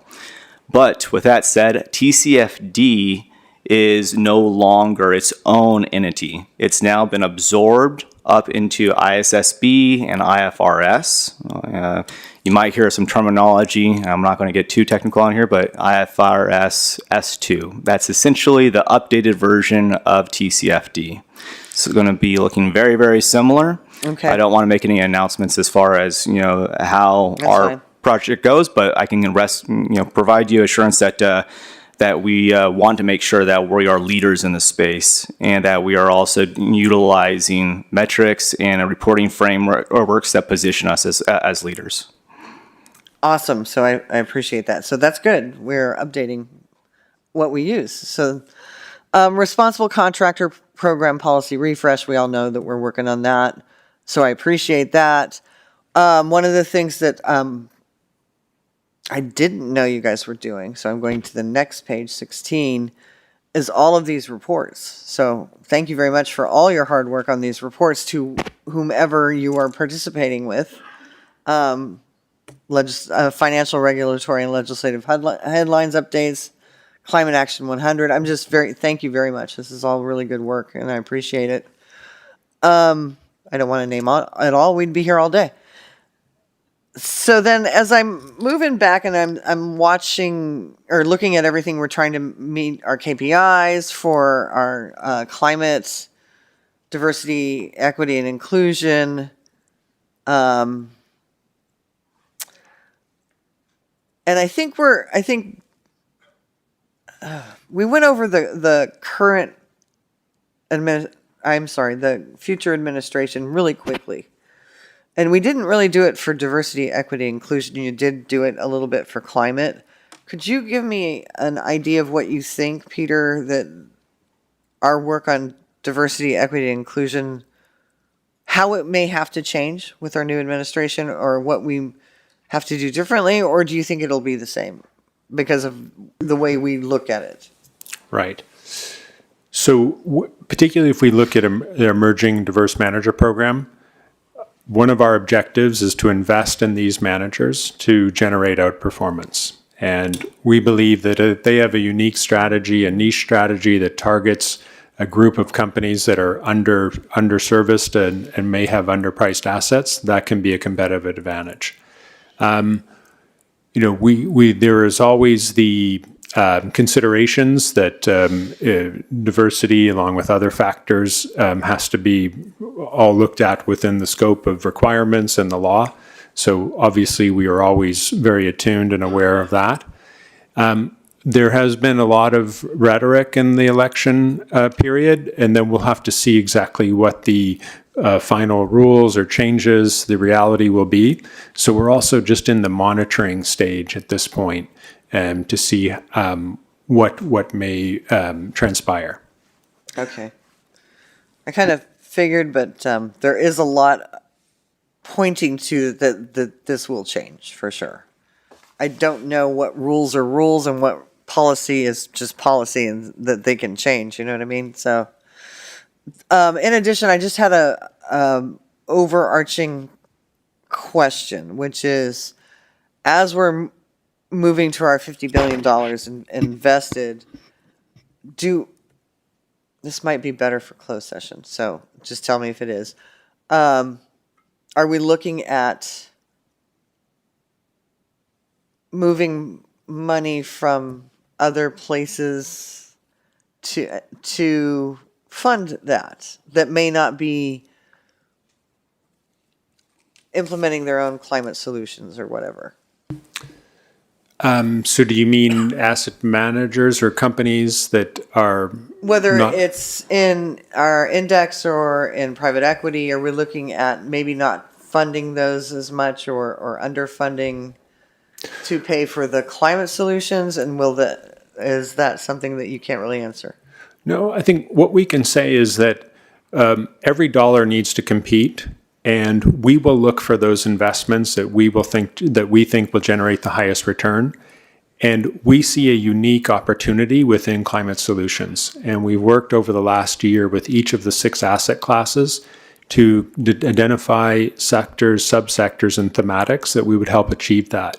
At the same time, also doing manager market mapping to see who has the best skill set in those areas. So I don't see it as a question of having to take from one pocket to another, but rather it's an open playing field where we identify the best opportunities. And they could be not climate, that's perfectly great too, but we do see unique opportunities in climate that you actually have to search out in some cases because they won't necessarily come to you. And if you do that extra diligence to identify those new areas, whether it's in infrastructure climate credit, which is quite niche, and it is, but there are really interesting risk-return opportunities. So then how do we, lastly, that ties into this, how do we continue oil and gas? Because we see there's profit there, right, to be made given the upcoming administration without impacting the climate targets that we want. Mm-hmm. So, we're not in favor of divestment. We're opposed to that. No, and I'm we're not in favor saying of that. engagement. But you said and- more. It sounded like you said more. We're going to continue and or increase depending on the opportunity. I thought I heard you say. Well, definitely, we were targeting to do an additional $50 billion in climate solutions. No, I'm talking about oil and gas. Okay, oil and gas. Yeah. No, I didn't say we were planning to do more there. I just said there may be good opportunities given new policies, and that it could be a sector that would outperform. And had we divested, that would be inoculated. Absolutely. Yeah, we would have lost quite a bit of money, and I agree with that. But I think what we need to look at is if we're going to continue to find new opportunities in oil and gas, I think we're looking, whether that's investing in pipelines, I don't know, but doesn't that undermine our ability to cut or meet cut our carbon footprint, meet the targets we want to meet? Right. So I'm not advocating today that we do more of it. I think we just need to assess it. As Nelson presented in our slides related to climate intensity, we are below the average if we're at 2.5 degrees. And if we take our transition investments, which are actually often in high emitters, we invest in them to reduce their intensity. So, and even with oil and gas, they've also been leaders where it comes to carbon capture, reducing methane, and we're keen to support that as well. So we'll have another discussion, I think, in closed session about this, because I'm not clear that carbon capture is the best use of our funds. Methane capture, I don't know, but let's discuss that more in closed session. Sure. Thank you. You're welcome. Okay, sounds like the second to last question kind of almost sounded like a total fund management kind of question to me. But moving right along to Director Willett. All right, thank you so much. Thank you so much to the staff for this report, this presentation. Really good. I just had a couple questions and probably trying to address who's at the the table. So I'll start with the Lenox Park DE&I survey. I think you mentioned that we got better results, or more information was coming to us, and I just want to acknowledge that's probably indicative of our team's leadership and the respect that we're earning. So congratulations on that. But I do see that we're the 13.6 billion cumulative invested with diverse managers over the 2-year period, and 6.3 billion to diverse managers over that last year period could indicate or could be construed as less money being implemented to our diverse and emerging managers. And I know that that this team knows that increasing inclusion and representation in our portfolio will help generate that outperformance that we are committed to. And the diverse perspectives will lead to better investment outcomes. And in general, right, if we are contributing to an inclusive investment industry, then we'll better serve a diverse society. So what measures are being taken to increase the assets under management of diverse managers going forward? Well, for the Mosaic program, we still have both funds in place. Again, we expect TPG Next to be north of 50%. They expect to be out of capital by 2025. And GCM Elevate expects to be out of capital by mid-2026.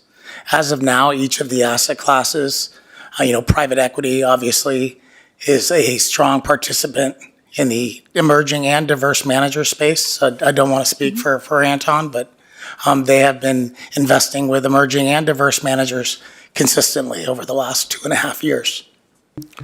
I think maybe we could have a couple of words from Anton, because private equity, we'll talk about the detail and close. We can talk conceptually here now if you wish, or we can talk specifics in the closed session. Yeah, I think we'll leave it for closed session. Yeah, I mean, if you want to make a comment generally, I guess that'd be okay. Just broad. At a high level, we've expanded the opportunities with diverse emerging managers by moving to smaller funds. And there is an irony that the smaller opportunities are the ones that are going to be more likely to change the landscape. So it's very hard to use the dollar amount as a proxy for the impact. If one invests with a very established firm that's already DEI, according to the survey, it's hard to make the argument that our incremental dollar will change the landscape. But with smaller firms that are diverse and emerging, we can have a more inclusive opportunity set. Now, I want to make very clear that when we look for opportunities, we're pursuing managers that we think will outperform, independent of the identity of the managers. But as we've moved from managers that are the large-scale asset gatherer, large buyout type firms, to more middle market, growth, venture, we've found more and more opportunities to develop an inclusive portfolio. And we do think that that's a key part of the story about why over the last couple of years we've outperformed relative to the private equity universe and to peers. Awesome, thank you. My next question is on the labor principles implementation. So I'm not sure if I heard correctly, but what percentage of managers have signed the attestations? Thank you for the question, Director Willett. On the private market side, for existing managers that we ask to attest, we've received approximately 90% of the attestations. But for all new investments, as of May, since rollout, they have included the attestation language in side letters, and all public managers, including affiliates, have attested. And then just broadly, for those that have not signed, what is the major themes or what's the reasons for the hesitancy? Ms. Willett, I should add as well that the vast majority, if not all, are managers with whom we may not continue and re-up. We also need to understand that there's no requirement or legal obligation for a manager to sign on. So I think it's already quite impressive that approximately 90% of managers have signed on because they value, one, the relationship with CalPERS, but two, they appreciate the importance of labor principles. Thank you. I'll just add that all the public managers, as Dan Bienvenu mentioned, have signed on. Awesome. And then are the managers that have signed on, are they, knowing that there's no legal requirement, et cetera, the caveat, are they implementing labor principles across their entire portfolios or just with investments that CalPERS have? The attestation they give is that they will be aware and operate in broad alignment. So I think from that would imply a broader coverage. Thank you. And then I have one final question, maybe piggybacking on President Taylor's question on the $50 billion in climate solution investments that have already happened. How does one know what those investments are? How do we track, or have we made public, or when is the plan to make public what those investments are that create the $50 billion? On the public market side, we are able to identify the individual companies, and we attribute the climate solution. On the private market side, although we have identified sometimes using proxy, sometimes individual company data, the private market information is not necessarily publicly disclosable. Okay, for the public information, when is that going to be available to the public, to stakeholders that want to see that from CalPERS? So we are actually doing that work currently. After it goes through the relevant channels, I would assume that would be available to a board member. Thank you. That's all my questions. Thank you. Okay, thank you. Next, Director Middleton. Thank you. Peter, and to the team, thank you. It's an incredible amount of work. Very pleased to see us. At the end of the day, we've got to be able to demonstrate to an increasingly skeptical public that this is not only good for the climate, it's good for us from an investment standpoint. So can you give us a description as to when and how we're going to be able to demonstrate that the performance against peer organizations that are not engaging in these kinds of strategies, as well as our performance against alternatives that we could internally make decisions to invest in if we were not making these investments? Thank you, Director Middleton. To identify the individual performance of climate solution investments, it will be easier in public markets because the data is readily available and also comparable across investors. It may be a challenge to compare it specifically with other asset owners, unless they're providing the data in the similar fashion format as we are. I would say that our approach does result in better diversification and amplitude of opportunities because we're looking at it across the portfolio, each asset class. And if we see strong opportunities in one, we may do proportionally more in one asset class and less in another. So we do have that embedded flexibility. And as I mentioned to Director Pacheco, on the private market side, it is a process to identify that data, particularly at a company level. But at a fund level, we are able to identify and then compare. Granted, we're just starting out, so in the next 6 months we won't have that much more, but we will as performance is attributable. Well, I and this board are very encouraged by the direction that we're taking, but we've stated to the public that we believe this is the next big new investment opportunity. It's up to us to be able to prove that we are correct. Thank you. Okay, Deborah Gallegos. A couple questions here on the diverse and emerging manager program. I think it was Mr. Silva, you referenced some strategic seeding that is done by TPG and GCM. What does that mean? What exactly is strategic seeding? Sure, these founders are being seeded or staked in exchange for startup capital. CalPERS is receiving a portion, a fee return, the management of the fee.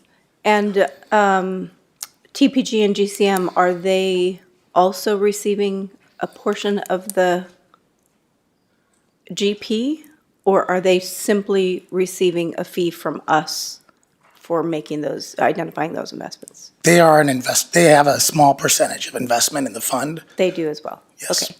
So glad to hear that the deployment will be complete over the next few years. And I hope we're able to continue this method of seeding investors or diverse and emerging managers. I would encourage staff to look for diverse and emerging managers who can deploy that capital as well, because they're out there, and hopefully they participate in whatever process it is you have to select the next TPG and GCM, so that they also can participate in seeding and our capital. Thank you. Another question on the EDCI program. Do we advertise, for lack of a better word, to other LPs to utilize the EDCI framework or program? It seems that would help us get more and more GPs to participate if our colleagues were also recommending EDCI. Yes, absolutely, we do. Just to kind of go back to that one slide, I think it was 450 plus GPs and LPs are currently participating, so there has been significant adoption across the greater financial markets. If you look at that, the largest LPs, there is a significant number of LPs. I can't give you the exact number of those LP or the percentage of LPs above $100 billion of AUM that are currently participating, but it is going to be a significant amount. If you talk to the Canadians, it's almost universally participation. If you talk to the New York funds, a lot of participation. If you talk to a lot of these larger funds, there is participation. We're having a lot of conversations. Just even in Climate Week that Peter and I attended, we had a number of conversations, about 40 different asset owners in a room. And talking about the benefits, and overwhelmingly the majority of them were actually already members, and we're even trying to, provide some encouragement to some other local funds to be able to participate as well. Great, terrific. And just two more questions. One is on the responsible contractor policy. What is the timing of that? I don't want to get too ahead of myself, but right now we are doing fiduciary testing and additional research work that the board has asked us to do back in June. Won't commit to a time just yet, but the hope is to bring that back within March. But it is contingent on the ongoing work that we're doing on fiduciary testing. Okay, great, thanks. And then lastly, on the labor principles, we rely a lot on proxy voting to voice our opinion and make change if engagement doesn't work. And I'm just wondering if our voice alone is enough, and how we're engaging with our peers who have similar views so that we can amplify our message. We've had a couple disappointing proxy outcomes lately, and as much as we thought our voice would carry the day, it didn't. So how can we engage more with our peers, not just the LP community, but also very large owners of these assets? So I'm going to ask Drew to come to the table because a lot of those conversations are happening at the Council of Institutional Investors, which I know many of you attend those events. But we also have processes that we can use to, and first, convey the expectation that we have as a large allocator, large investor. And then Drew, I think, can talk more about how do we bring like a CalSTRS in with us? How do we bring a Washington State Investment Board in with us? But Drew, go ahead. Yeah. And sorry, one other thing, but those are not the only investors. We're talking about other very large index fund investors as well. Yes, those are a little more complicated. But Drew has some experience there as well. Yeah, so hi, thank you. Drew Hambley, Investment Director, Global Equities. So I would also think of engagement and proxy voting. We don't think of those separately. We use those hand in hand, right? So we continuously engage. If we don't think we're making much progress, we may vote against, continue engaging. You're right, we can't go it alone. And so we do need some help. So a couple things we've done. We believe, for example, on the Exxon vote, the votes against the lead independent director was down 4% year over year. And we believe most of that vote came from the asset owner community, where we didn't see much change in the asset manager community. I was at a conference recently with a bunch of funds from Australia that have similar views to us that we're engaging with. We engage with folks across the CII, and I meet regularly with our folks across the river to talk about issues that are important to us. In addition to that, this summer we contacted 12 managers that we use that have proxy voting teams. So, some of the private equity ones don't have a proxy voting team. But if you had a proxy voting team, we met with all 12 of them twice this summer to talk about our proxy voting and engagement program. We have follow-up conversations before next proxy season on key issues to us. Now, we don't tell them how to vote, but we tell them how we're thinking about voting and the things that are important to us. And, hopefully that type of engagement with those folks over time will help. Great. Thank you very much. Appreciate it. Thank you, Mr. Chair. Okay, Frank Ruffino. Thank you, Mr. Chair. Quick question about emerging and diverse manager with respect to asset class representation.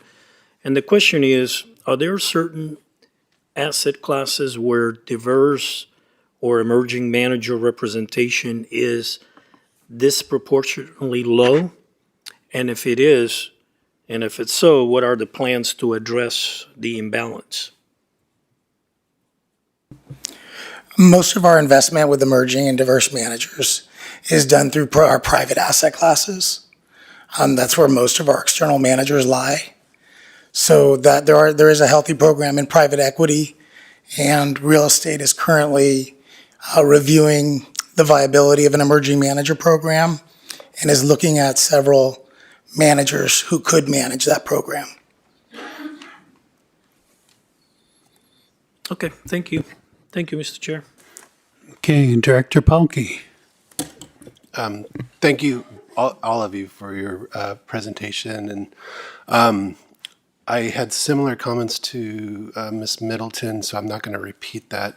But I feel like we've had this argument throughout the years, whether it was AC power versus DC power, flip phones versus smartphones, or CDs versus music subscriptions. So I really just want to encourage you to keep looking for that next opportunity that will sustain our fund into the future. So thank you. Okay, that looks like all the questions. What? Wilshire? No. Okay. Comments are on 5D, right? Okay. Okay, well, seeing no more requests to speak from the board, I think we'll now go to our public comments. And we have quite a few commenters today. Each commenter will have 3 minutes from the time they identify themselves and start to talk. Those with interpreters will have 6 minutes, so their interpreter can assist them. So I'll call people up 2 or 3 at a time, and we will also have a few on the phone as well. So we'll start with Alyssa Giacchino, John Armstrong and Alexandria Sadler. If you'd come on up and down to my left, and just go ahead and grab a seat. And okay, you can go right ahead. You have the floor. Thank you so much, committee and staff. Alyssa Giacchino with the Private Equity Stakeholder Project.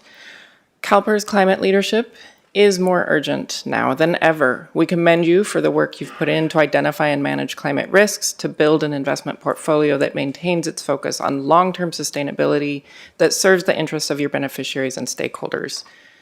Your sustainable investments strategy includes among the most ambitious commitments to seeking opportunities in climate solutions as the world pivots toward a low-carbon economy. In some cases, private markets managers are looking to be part of scaling up renewables and other viable climate solutions. But many of your private market managers are lagging in addressing climate risk in their own portfolios. I'm speaking today to share the 2024 Private Equity Climate Risk Scorecard. The scorecard analyzed 21 private equity firms and found that 2/3 of the companies in their energy portfolios are invested in fossil fuels. CalPERS is invested in around 10 of the PE firms in the scorecard, including Apollo, Ares, Brookfield, EQT, Global Infrastructure Partners, KKR, Oaktree, Blackstone, Carlyle, and TPG, which among them had a wide range of scores and emission footprints. The scorecard finds that the fossil fuel assets across all of the 21 firms are responsible for 1.17 billion metric tons of CO2 equivalent of emissions in a year. The emissions calculated were from upstream oil and gas, LNG, liquefied natural gas terminals, and coal-fired power plants. That gigaton level of emissions is 3 times as much as the energy used to power all the homes in America. It exceeds the global aviation industry and is on the scale of the 2023 Canadian wildfires. Private equity firms, unfortunately, are not transparent, making it difficult for the public and often even for investors to access clear and comparable data on their investments. Based on laborious independent research of data that the firms are not required to disclose to the public, the scorecard offers a window into an opaque and largely unregulated industry. These firms largely avoid liability for the damage their fossil fuel investing causes frontline communities, the planet, and the impacts on your beneficiaries. The scorecard was researched by the Private Equity Stakeholder Project, Americans for Financial Reform, and Global Energy Monitor, and endorsed by 22 environmental and community organizations. We invite you to view peclimaterisks.org as a resource with details on each of the private equity firms featured in the scorecard. We hope CalPERS will continue to build toward your climate policy goals and set expectations for your private market managers to align their portfolios with 1.5 degrees. Thank you. Thank you. Next, we have John Armstrong, Alexandria Sadler, and also Bobby Roy. And more than one person can sit down here, so come on down and take a seat. And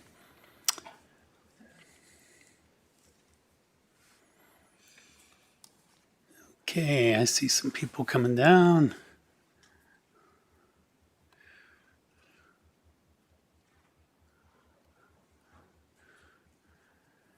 Yeah, any of these seats with the microphones over here, folks. There we go.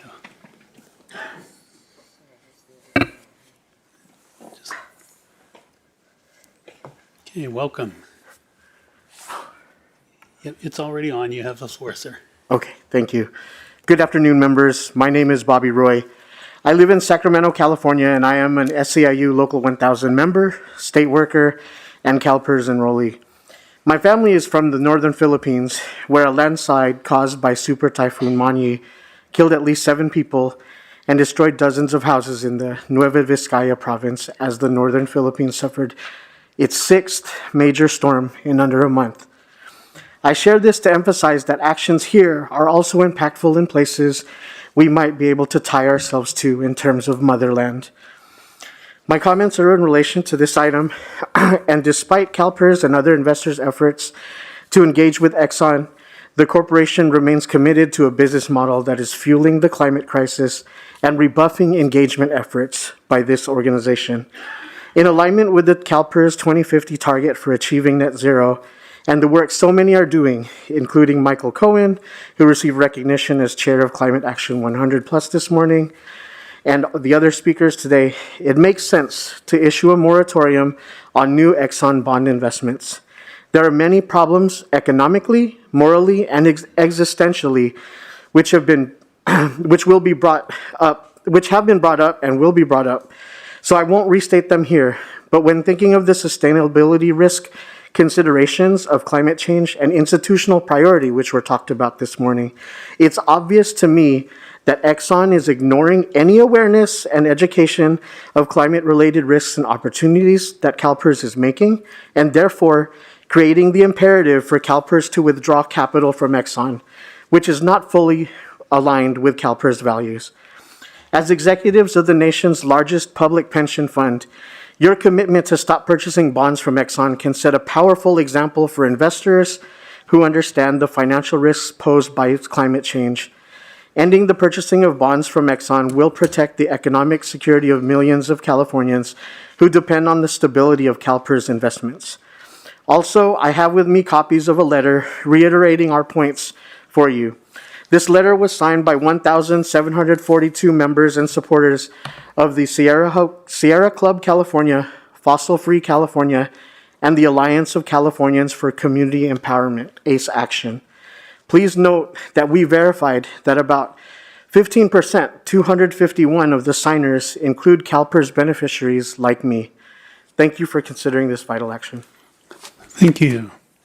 Next, we'll have Melchor Torres, Ingracia Ramos, and Maria Lourdes Gonzalez, if you'd come down. Sorry.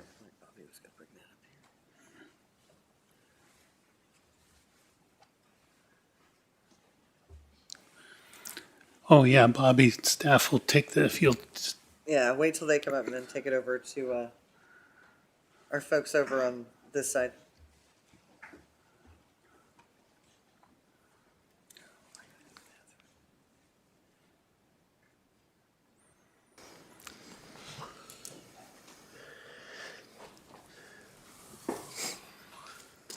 all right, welcome, and whenever you start the timer, we'll start.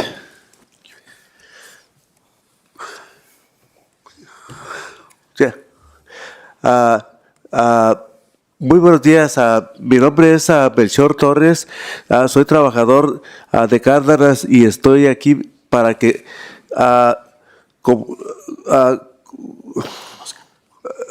conozcan más su inversión en Apolo. Bueno, good afternoon. My name is Melchor Torres. I'm here. I'm a Cárdenas worker, and I'm here to let you know a little bit more about your investment in Apollo. Padezco de epilepsia, pero trabajo duro. Un día tuve un ataque epiléptico en la tienda después de que una supervisora me arrojara flores en mi cara porque estaba muy enojada con alguien más. Me sentí muy humillado. So I suffer from epilepsy, but I work hard. One day I had an epileptic attack at the store after a supervisor threw flowers in my face because she was mad about something else. I was very humiliated by that.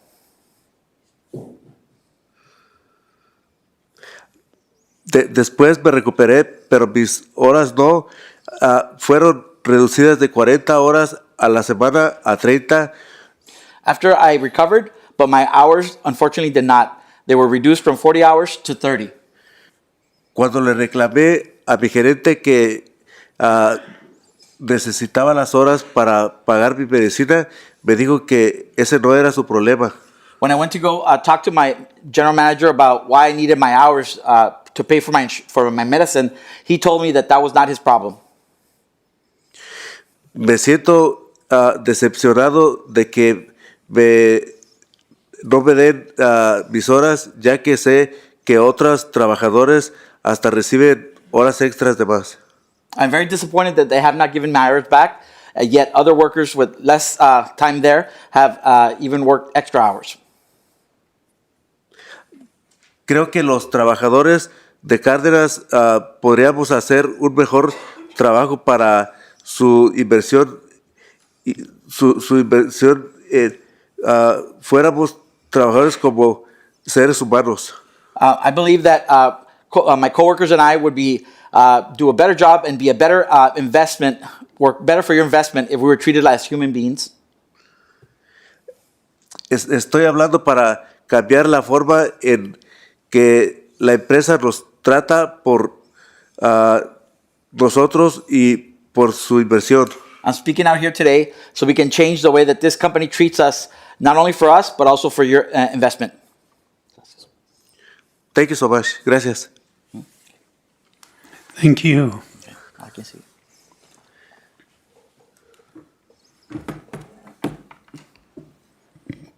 Hello, my name is Maria Gonzalez. I've worked with Cardenas Markets in Arizona for 5 years. Cardenas is one of your investors through Apollo. My son Daniel also worked at the same store, and he told me there was a guy from the union in the store, and he gave me a flyer. I said, okay, and I took it home. A couple of days later, another coworker gave me some information about the union, and she told me they were going to be having a meeting at Child's, an ice cream parlor next to the store. I said, okay, I will try to attend if I can. If not, if I am not able to attend, can you please let me know how it went? When she came back from the meeting, she told me that the union rep was there to represent us and give us some information about the union. I've never spoke to anyone from the union. A couple of days later, I got a call after hours from the acting store director at the time, Eduardo. He said, hey, Maria, were you talking to the union? I told him, I don't know who the union representative is. I've never spoke to him, which is true. He said, oh, well, they told me they saw you talking to the union. I repeated that I've never spoken to anyone from the union. He said, okay. And that was the end of the conversation. After the store manager called me, I called my coworker who invited me to the union, and I asked her, did you get a phone call from Eduardo? She said, I haven't. I said, Eduardo just called me right now and asked me if I was talking to the union, and she said, you've never talked to the union. You don't even know who they are. I'm the one who gave you the information. Yeah, I know. But somebody told him that I was the one talking to the union. I told her I'm really scared to lose my job because of that reason calling me at home. And she's like, no, he didn't call me. I said, okay. I just wanted to know if he called you because he just called me. My manager shouldn't intimidate me if I want to learn more about the union. This activity does not live up to your labor board principles. Thank you.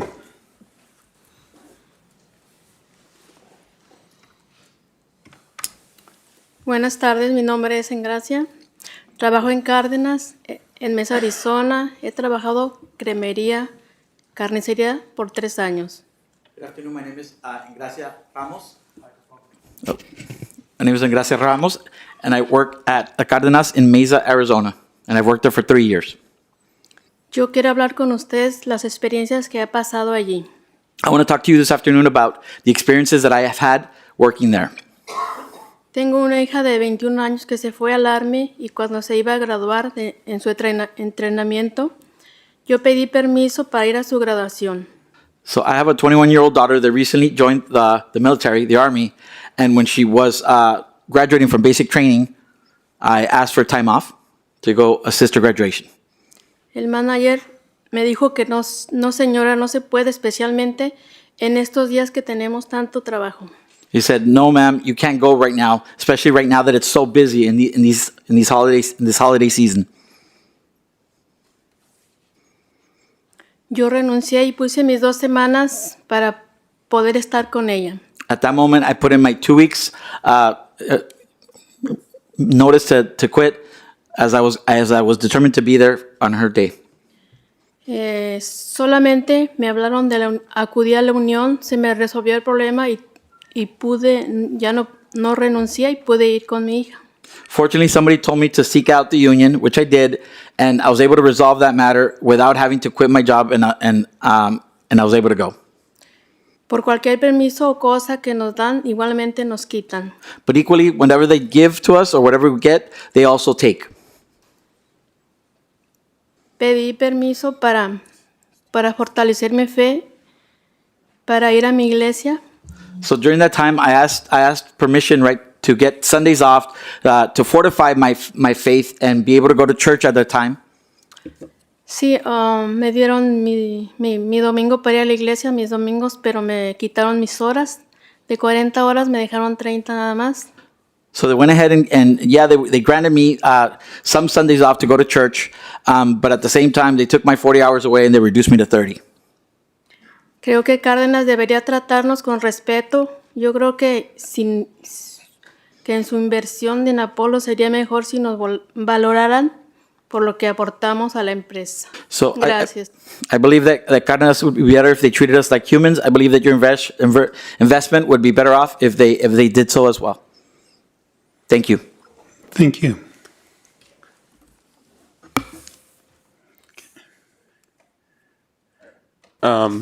Good morning, Chair, or good afternoon at this point, Chair, members of the board. My name is Jared Gaby Beagle with the United Food and Commercial Workers International Union.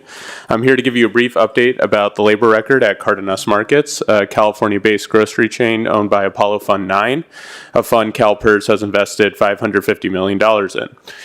Since we last spoke before this board, the National Labor Relations Board filed a complaint against Cardenas Markets after investigating 2 unfair labor practice charges that UFCW filed in 2022 and 2023. The government's complaint alleges that Cardenas terminated Rosalba Martinez as a result of her union and protected activity, and that Cardenas managers allegedly threatened to discipline employees who spoke to Ms. Martinez or the union. The complaint also alleges coworker Juan Gonzalez's hours were reduced because he spoke with Ms. Martinez and the union. NLRB's complaint alleges that by these acts, quote, the respondent has been interfering with, restraining, and coercing employees in the exercise of their rights guaranteed under the National Labor Relations Act to choose freely whether they want to form a union or not. A judge will hear the case in February. Ms. Martinez told part of her story at the CalPERS board meeting in January 2023, almost 2 years ago, describing that she was ill at work and that a manager, quote, asked me to take a breathalyzer and a drug test and even a pregnancy test, end quote. That year, Apollo's head of impact investing, Joanna Reese, who is a member of the board of Cardenas' parent company, told another LP that the stories of Ms. Martinez and another worker were, quote, simply not true, unquote. Over the last year, we have made the case before you that Apollo is violating CalPERS private equity labor principles at Cardenas Markets. Litigation and charges over labor practices include 3 class action settlements in California in 3 years, costing $10 million without admitting wrongdoing, an ongoing lawsuit alleging sexual harassment, and multiple charges at the NLRB, 2 of which are now part of the agency's complaint against Cardenas. We believe these cases and Cardenas workers who have told you their experience are examples of violations of all but one of your labor principles: freedom of association, elimination of discrimination, and safe and healthy working environment principles. As we have noted before, Apollo knows how to protect its investors against labor risks, and it should do so here. Apollo protected investors in Fund 9 against labor risks in Las Vegas at the Venetian by negotiating a neutrality agreement which guarantees workers can exercise their right to join a union or not without management intimidation in exchange for limitations on labor actions during organizing, which protects your investment. Apollo has told us that it cannot make Cardenas Markets, which it controls, change its labor practices. If Apollo maintains its position that it cannot manage risks and enforce CalPERS labor principles at portfolio companies, then we urge the CalPERS board to withhold future investment commitments to Apollo and to consider other actions to enforce the investment principles at Apollo Fund 9. Thank you. Thank you. At this time, I think we have a Maria Vargas on the phone from UFCW.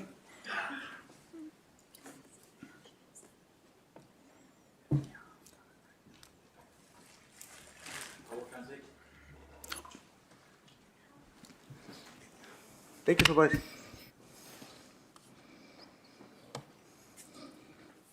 First we have Daniel.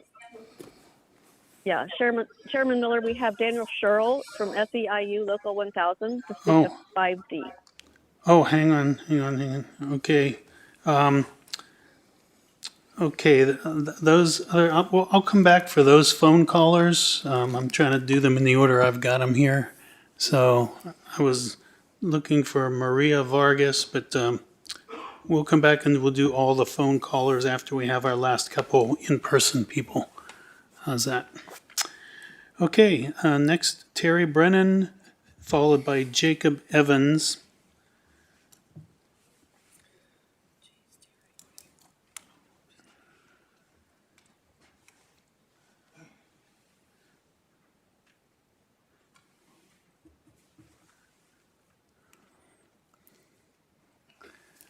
Welcome, you know the drill. I'm well aware of the drill. Thank you very much, Mr. Chairman, members. Terry Brennan, on behalf of SEIU California, I wanted to speak about two things today, specifically Exxon, their issuing of bonds. You have a long history with Exxon. We've seen how they treat their shareholders, their activist shareholders, or anybody who's forward-looking. They choose to take you to court, ignore you. They have no plan for transitioning out of dirty energy. And you have a project, your $100 billion net zero by 2050 and half of there by 2030. You can't get there with partners like this. It's time to stop, commit not to purchasing any more of their new bonds. Without rewarding the good actors in that sector, the energy sector, and disassociating yourself from the bad actors, no one's going to take you seriously. Related to that, I was glad to hear from Mr. Cashin that this project is going to be the most transparent one we've seen in CalPERS for a while. I look forward to seeing that, but it has to be something that everyone can see. Ms. Gallegos asks, how do we get our other partners involved? You lead the way. You show them. You demonstrate what you've done. You don't just talk about it. You do it. You show them. And they'll either follow or they're not, but at least you're not doing it. Thank you very much for your time. Thank you. Mr. Evans. Hello, good afternoon, board members. My name is Jacob Evans. I'm a policy strategist with Sierra Club, California. I'm speaking on behalf of a CalPERS member today. We had 3 beneficiaries with us today. We naively thought that this item would be brought before the board before noon today, so they had to leave.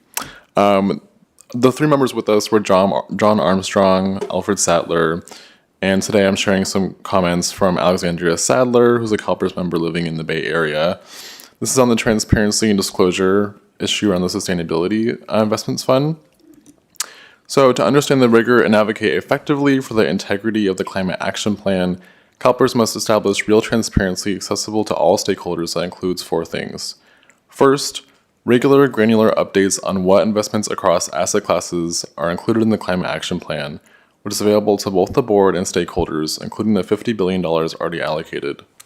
This will protect against greenwashing and transition washing, the ineffective or deceitful use of sustainable funds, which would expose CalPERS to more significant systemic climate risks as well as regulatory, legal, and social risks. Second, disclosure of the exclusion criteria of high emitters without credible transition plans. For example, do the criteria exclude companies on the Climate Action 100 list that fail the net zero company benchmark? Third, a clear and thorough description of the criteria used to determine which investments should be included in the Sustainability Fund. How does CalPERS define adaptation, mitigation, and transition finance? Is the fund utilizing recognized science-based standards? And the next, transparent definitions, practices, and measures of success make CalPERS' efforts more replicable and effective among peers. Greater market participation will increase the overall success of CalPERS' climate strategy, improving returns and reducing real-world emissions. And finally, clear expectations to ensure high integrity investments in the transition category. Will the program require companies to have transition strategies that apply to the entire company? Will those transition plans and targets be required to align with the best available science? Thank you. Thank you. Okay, next we have our phone callers, so we'll just go ahead and bring them on in turn.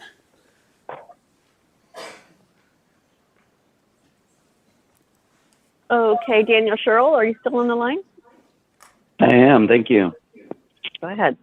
Good afternoon, Chair Miller, President Taylor, and committee members. My name is Daniel Sherrill. I work as a legislative advocate at SEIU Local 1000. Apologize for not being in person today. I'm currently under the weather. Still wanted to speak briefly to item 5D. Aligning my comments with those of Bobby Roy and Terry Brennan's, wanted to start by sharing that SEIU Local 1000 respectfully calls on the board to place a moratorium on new Exxon bond investments. Exxon is a company that opposes efforts to address climate change and not a company whose value aligns with CalPERS sustainability standards. Beyond the issue of investing, to align with investment goals is a question of timeline. These bonds do not mature until 2074. Timeline is decades longer than typical corporate bonds. To not align with CalPERS standards and becomes a potential long-term threat to guaranteeing retirement security to public sector workers. Local 1000 appreciates your consideration in placing a moratorium on new Exxon bonds, and I thank you for your time. Thank you. Next caller. Chairman Miller, we have Jason Disterhoff from Majority Action to speak to item 5D. Hi, my name is Jason with Majority Action, an advocacy group focusing on climate change and racial inequity and proxy voting tools to mitigate those risks to shareholder value. We appreciate trustees and staff's ongoing efforts regarding sustainable investment and stewardship, and thank you for the presentation and discussion today. CalPERS has a long track record of setting the bar for these vital issues, and the fund's leadership role will be more important than ever in the coming years. I wanted to raise a question regarding the figures on slide 7 regarding the fund's working assumptions on climate risk. The slide reports that MSCI Climate Bar estimates that 1.5 to 2 degrees of climate change would cost the fund between 0.7% and 1.5% due to transition risk in terms of a drag on performance. And physical risk is projected to cost the fund 0.4%. So the slide acknowledges that the physical risk figure is, quote, likely underestimated. I want to raise the possibility that all of these figures need to be increased significantly. For example, this month, the Network for Greening the Financial System projected that global economic growth could slow by 30% due to climate change by the end of the century. And even this finding has been criticized as likely an underestimate for not taking into account the impact of tipping points, such as the slowdown of the Atlantic current, the AMOC. Another study this year from Bilal and Kenzig, economists at Stanford and Northwestern, found that each degree of climate change leads to a persistent 12% hit to GDP. So these very alarming findings suggest that we need to look again at the MSCI assumptions, and that raises a further question. CalPERS' current sustainability investment and stewardship strategies are based on a particular set of assumptions. If those assumptions are too low, what revisions of the strategies would be called for? The concern, of course, is that a bad enough hit to beta will swamp CalPERS' portfolio resilience efforts, threatening returns going forward. To put things another way, say the threat is much worse than we think, what more would the fund be doing? For example, some of these topics have been addressed already today. Are there changes called for in terms of allocation screens, bond purchases, or solutions, investment in solutions? Is there anything more the fund can do not only as an active owner, but also as an active client, ensuring that its managers and private equity partners are fully aligned with climate action? In our own view, the massive threat of climate change calls for a robust precautionary approach, prioritizing action to avoid the worst case scenarios. As I noted, CalPERS' work continues to be absolutely vital, has been for many years. Thank you again for your leadership, and we look forward to CalPERS continuing to set the bar going forward. Thank you. Do we have another caller? Yes, Chairman Miller, we have Greg Lichtenstein to speak to item 5D.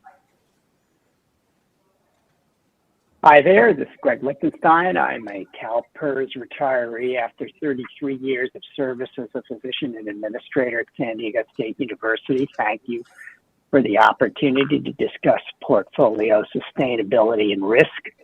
The burning of fossil fuels is the major driver of climate change and will significantly impact the long-term performance of our retirement portfolio, as you know. I appreciate Mr. Cashin and his team prioritizing decarbonization as well as returns. However, I was surprised to hear that the portfolio managers have been considering a purchase of Exxon bonds that mature 5 decades from now. I believe it was mentioned earlier that we're not looking for new investments of this kind. We must stop funding environmental destruction, starting with major offenders like ExxonMobil. Since the 1970s, Exxon's denied climate change while concealing its own scientists' global warming projections.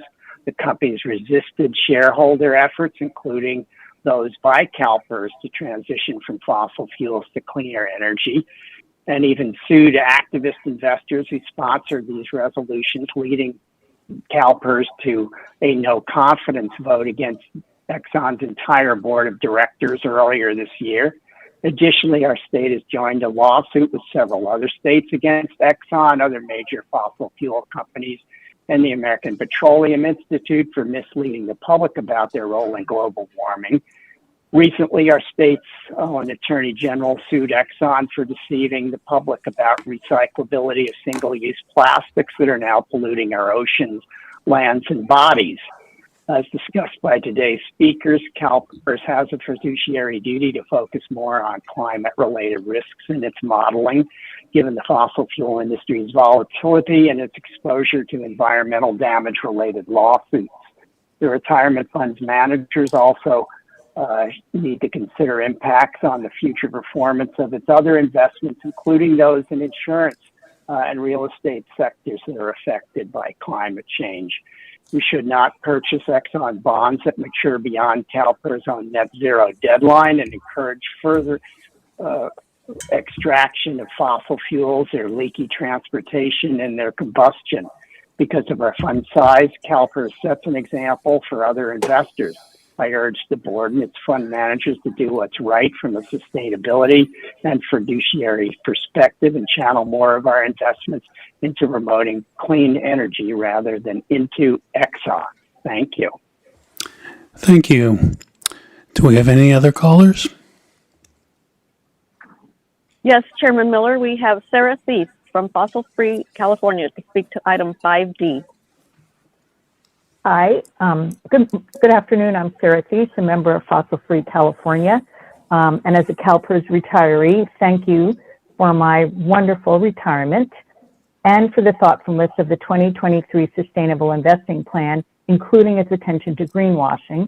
And I welcome Mr. Gilmore and look forward to seeing his impact on investment strategy. I have 3 points to make. First, I agree with the others today who've spoken against using our pension money to support Exxon, especially for another 74 years. I know you understand how recalcitrant Exxon continues to be in terms of a smooth transition, despite Darren Woods claiming to favor the Paris Agreement. Moreover, according to the International Energy Agency, no fossil fuel extraction progress are needed in its net zero emissions by 2050 plan, and other than projects already committed as of 2021, there can be no new oil and gas fields approved for development in the IEA pathway of 1.5 degrees centigrade. Second, I appreciate that CalPERS is working hard at climate solution investments, yet as today's slideshow recognizes, these rely on various unknown risks. For example, emerging solutions, financial transition risk, committed risky investments, etc. On the other hand, cutting off Exxon's access to bonds will have immediate known impacts, and CalPERS as a leader will influence others to do the same.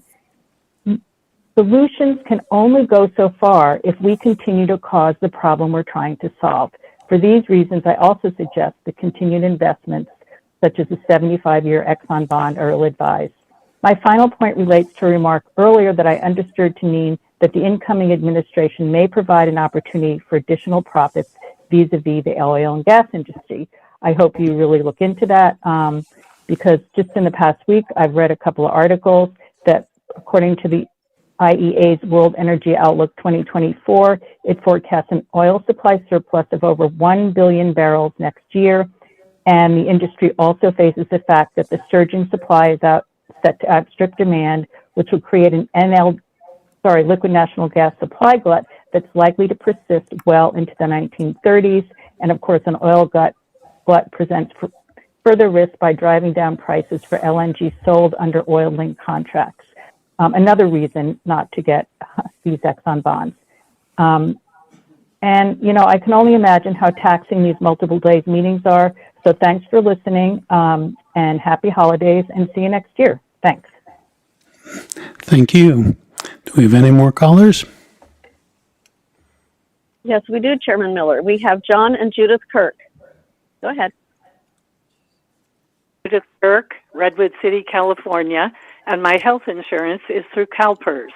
You've already heard excellent reasons to stop these bond purchases, some of which are Exxon's bullying behaviors to those who question what they're doing, which is burning up the planet. I'm speaking to Exxon's impact on me, my community, and on the planet Exxon and friends have already damaged beyond fixing completely.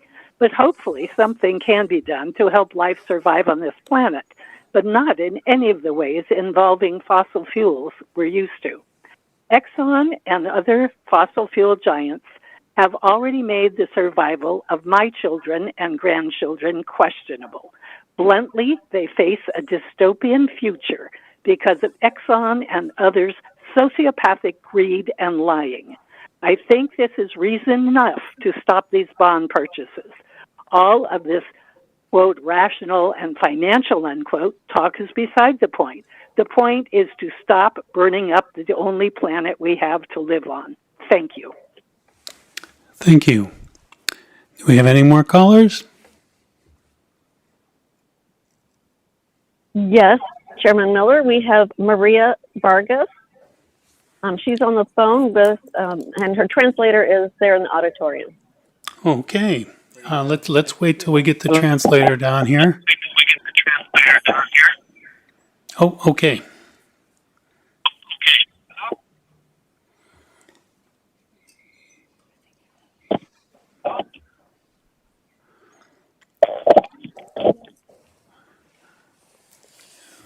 Hello? Whenever you're ready. Yeah. Soy María Vargas. Hola, soy María Vargas. Tengo 72 años. Trabajo En el Cárdenas Market de Perris. Tengo 8 años más o menos trabajando ahí en la tienda de Cárdenas Market. So good afternoon. My name is María Vargas. I'm 72 years old, and I've worked at the same Cárdenas Market store for almost 8 years, most of the time in the kitchen. La mayoría del tiempo tengo trabajando en la cocina, casi 8 años. Ahorita estoy trabajando hace 2 meses, trabajando en limpieza. ¿Verdad? So for the past 2 months, I've been working in maintenance department. Pero los gerentes se aprovechan de mí porque no sé leer ni escribir. También, Por ejemplo, como después de 3 años, pedí vacaciones. no tomar vacaciones. No había tomado vacaciones y me aprobaron nada más 2 días. Y no me las pagaron hasta la siguiente semana. So managers take advantage of me because I cannot read or write. For example, after 3 years of not taking any vacation, I put in for a week of vacation, and they only approved 2 days and paid out 2 days, but not until a week after I came back from vacation. And that week, my paycheck was very short. Cuando vi mi cheque que estaba corto que me había salido muy chiquito, entonces pues, subí a la oficina y les dije, ¿por qué me ha llegado el cheque tan chico? Entonces me dijeron, ¿no que no sabes leer? So when I went to inquire about why my check was less than normal, they turned around and looked at me and said, I thought you didn't know how to read or write. Entonces le dije, no sé leer ni escribir, pero no soy tonta. I may not know how to read or write, but I'm not dumb. Y estaban otras compañeras allí y se rieron. There was two other workers there, managers, that laughed at me. Desde entonces tengo trabajando ya en limpieza y no me dan las horas tampoco correspondientes.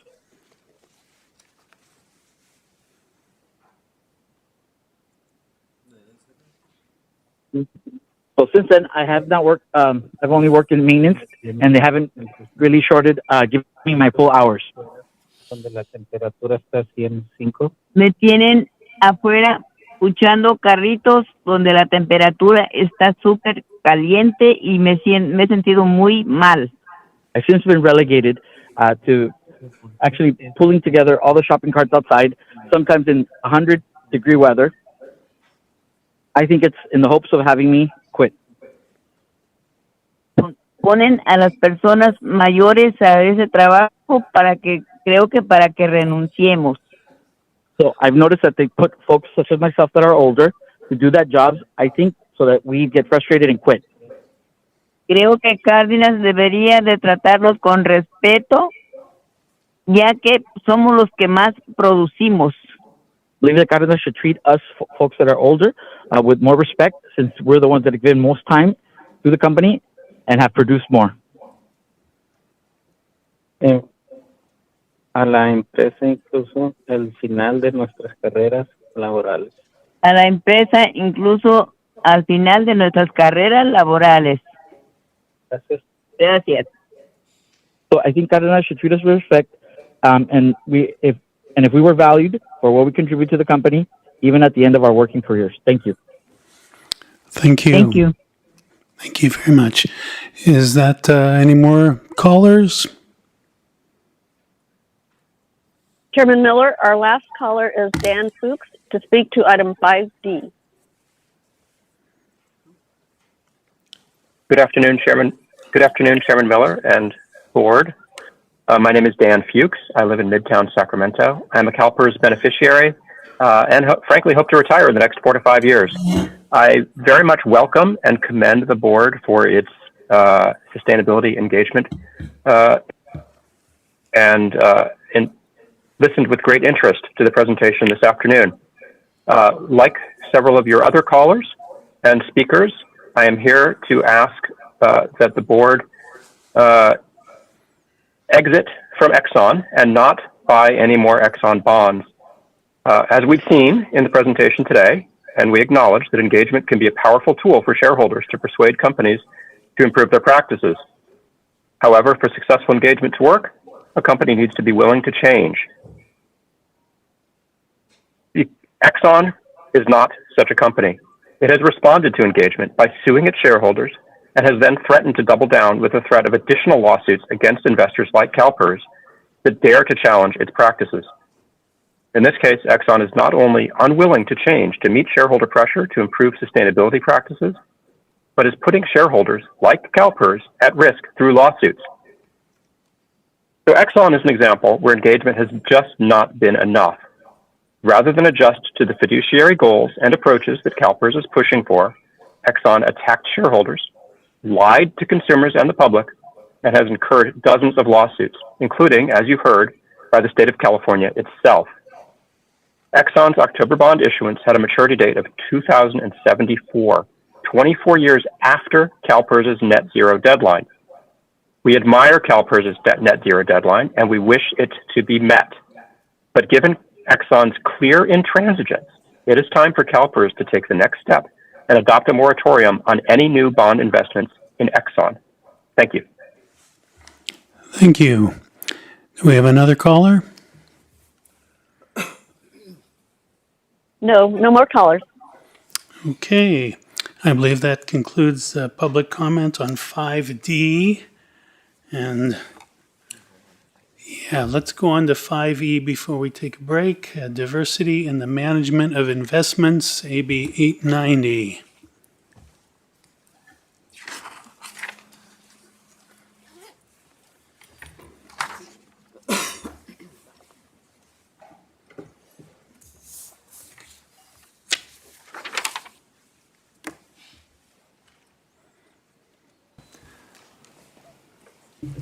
Thanks. We'll just pass over to Peter and Mike. Mike Silva, Sustainable Investments. AB 890 requires CalPERS staff to submit an annual report on the participation of emerging and/or diverse managers within the CalPERS investment portfolio. Next slide, please. Next slide. The legislature is primarily interested in being updated on new allocations within the last fiscal year to firms that meet our definition of emerging and/or diverse manager. AB 890 is intended to ensure transparency and promote the inclusion of women and minority-owned managers in the asset management industry. This presentation identifies the notable items included in the report that will be delivered to the legislature, as well as the accompanying report as an attachment. Next slide. The Year 3 report is based on contracts entered on and after July 1st, 2023, and up through June 30, 2024, and must include the name of the manager, the year first engaged, amount managed with emerging and/or diverse managers by asset class, as well as the total amount allocated by asset class during the fiscal year and the total assets under management of each asset class. Next slide, please. It is CalPERS' belief that organizational cultures promoting diversity are vital to improving the long-term performance of our organization, as well as the businesses and markets we invest in, and it is woven into our investment beliefs. Next slide, please. Our emerging manager program objective is to generate appropriate risk-adjusted returns by identifying early-stage funds that demonstrate a strong potential for success, access unique investment opportunities that may otherwise be overlooked, and cultivate the next generation of external portfolio management talent. Next slide, please. Our emerging manager definition is based on the overall firm's assets under management, length of track record, and the specific fund's size when applicable. The minimum qualification thresholds vary across asset classes for reasons related to the nature of respective asset class in the public and private realm. Next slide.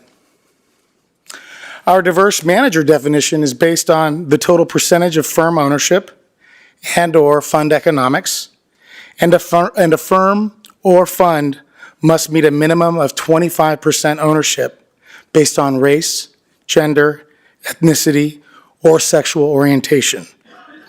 Next slide.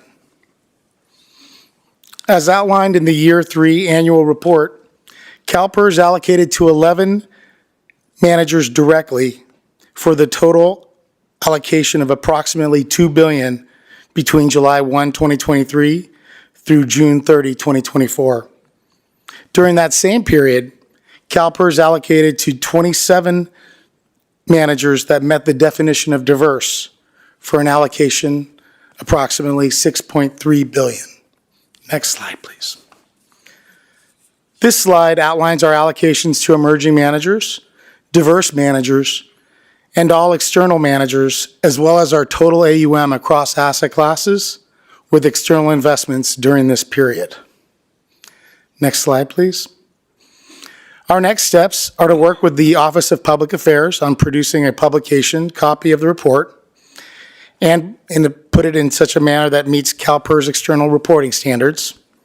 The report is due to the legislature March 1st, 2025, and we will work with the Legislative Affairs Division to ensure that it is properly delivered on time. Next slide. Happy to answer any questions you may have. Okay, we have Director Pacheco. Yes, thank you, Mr. Silva, for this excellent report. I always appreciate the AB 890 report every year. I just wanted to ask you two questions. The first question is on page 7 of 11. It is the categories of public assets and private debt. I noticed that the private debt is there. Is that a new category for this year? No, that is all of the private asset classes were lumped together for definition purposes. So those have been in place since the board approved in 2022. Very good then. And then the last, just a clarification on the last slide, 10, page 10. I was noticing that it may not be required by statute, but is it possible that we could get a percentage? You know how you would have divide the allocation of emerging managers divided by total asset under management as another column, or is that something that is not necessary? It's not being requested by the legislature, but I'm happy to provide that in the report. Oh, fantastic then. That would be a wonderful analysis. And is there any way to compare that to, let's say, other peer public pension systems throughout the system, or is that not available? That information's not available. Okay. But we can try to procure some of that information across some of our peers. That'd be interesting to see. Thank you so much. You're welcome. All my questions. Yeah, and we'll take that as committee direction for our next report to the committee on this topic. Thank you, sir. Thank you. Next, we have Frank Ruffino for Fiona Ma. Thank you. Thank you, Mr. Chair, and thank you, Mr. Silva. Just a quick question about the data analysis on this report. Do you see any trends or key insight that have emerged from the data collected? And are there any notable changes compared to the previous year? There's been a trend in the last, so this is the third report. And the trend that I would identify is there has been a trend of allocations increasing both to emerging and diverse managers. But that changes every year. So that's a good trend. But it's a good trend so far. And lastly, what role can the board play in supporting your efforts to strengthen diversity among invested manager? If you can have any ideas, we love to hear them. No ideas at the moment, but I'm very appreciative of the board, the efforts of the board, this board, and our executive leaders in the organization and the investment office, and their strong support for this program. Great. Thank you, Mr. Chair. Okay, I see no more requests to speak, so thank you for the report and appreciate the work of the team. Okay, at this time, we'll take a break. Let's come back at 3:20, and we'll jump right back into our agenda.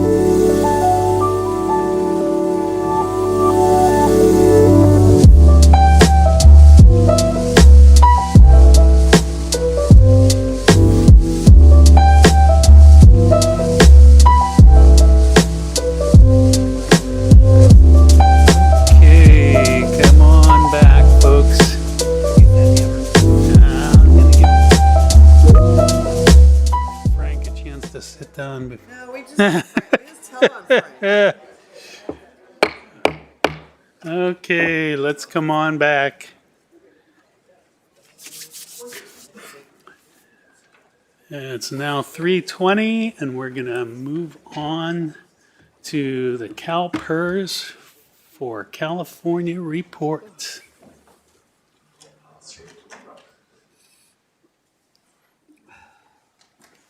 Thank you. Good afternoon.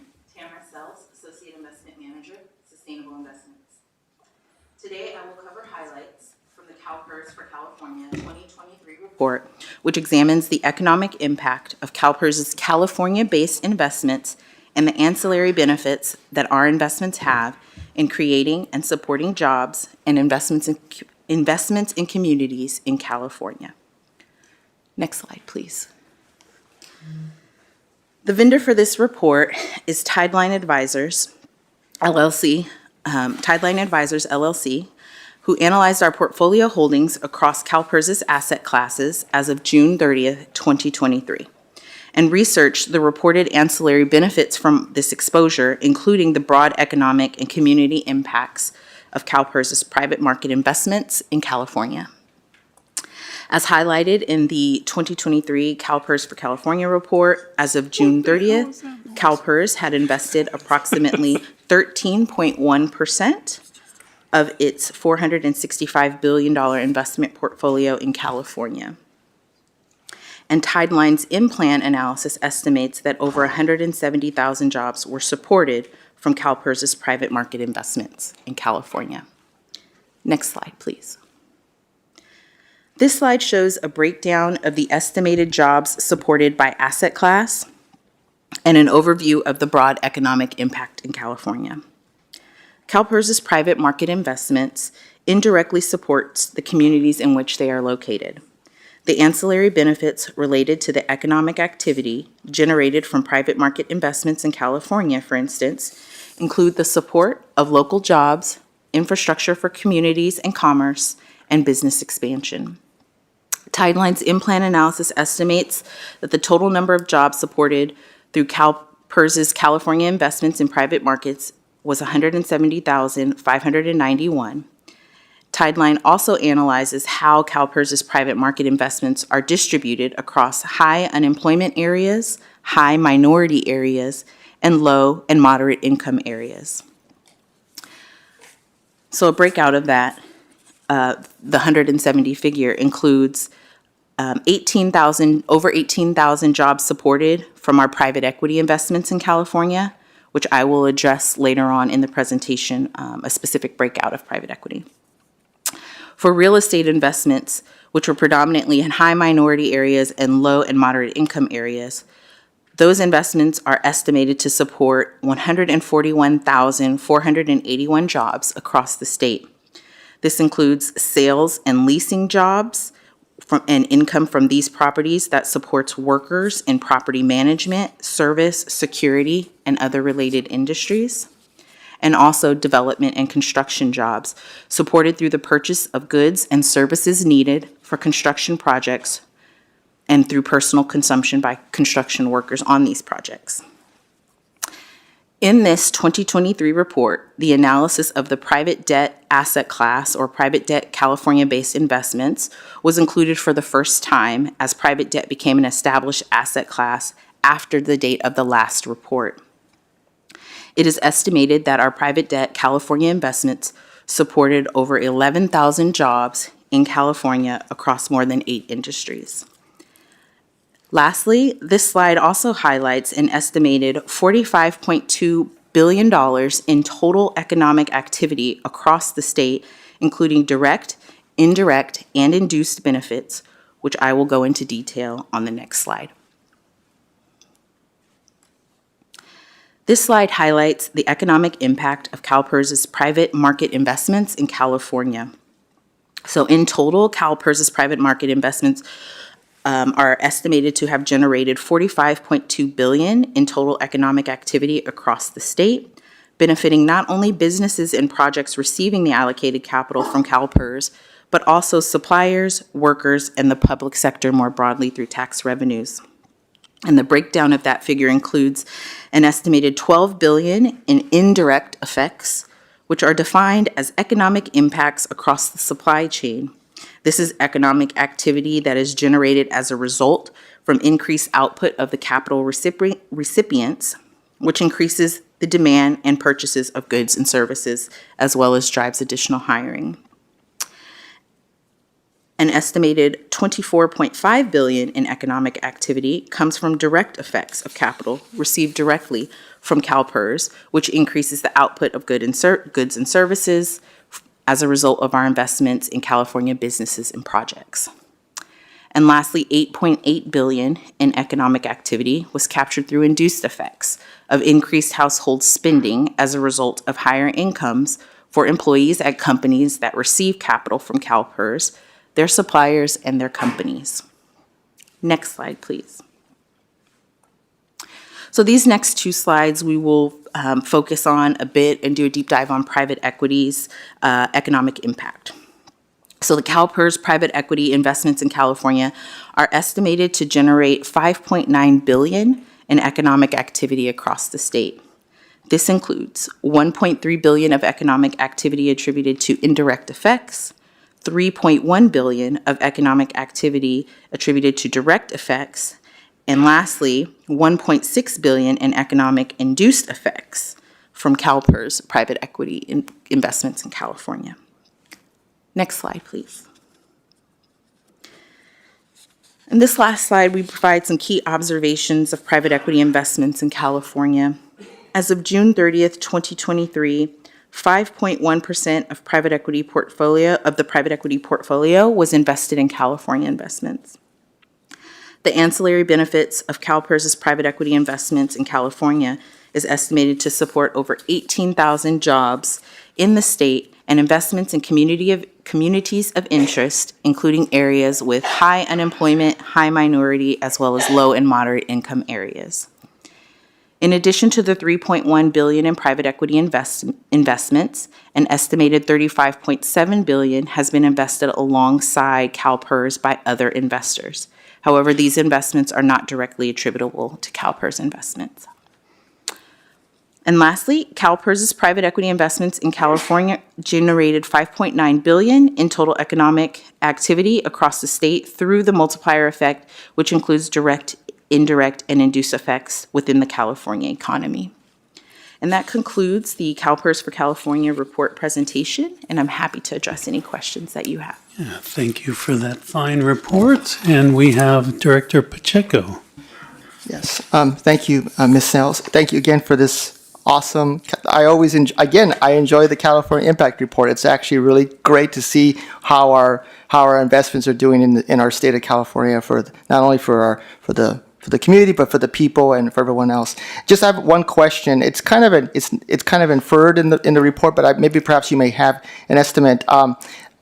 Based on the jobs that are supported, which I think there were about 171,000 estimated jobs supported in California from CalPERS' private market investments. How many of those do you think are associated with, or an estimate of, our union jobs?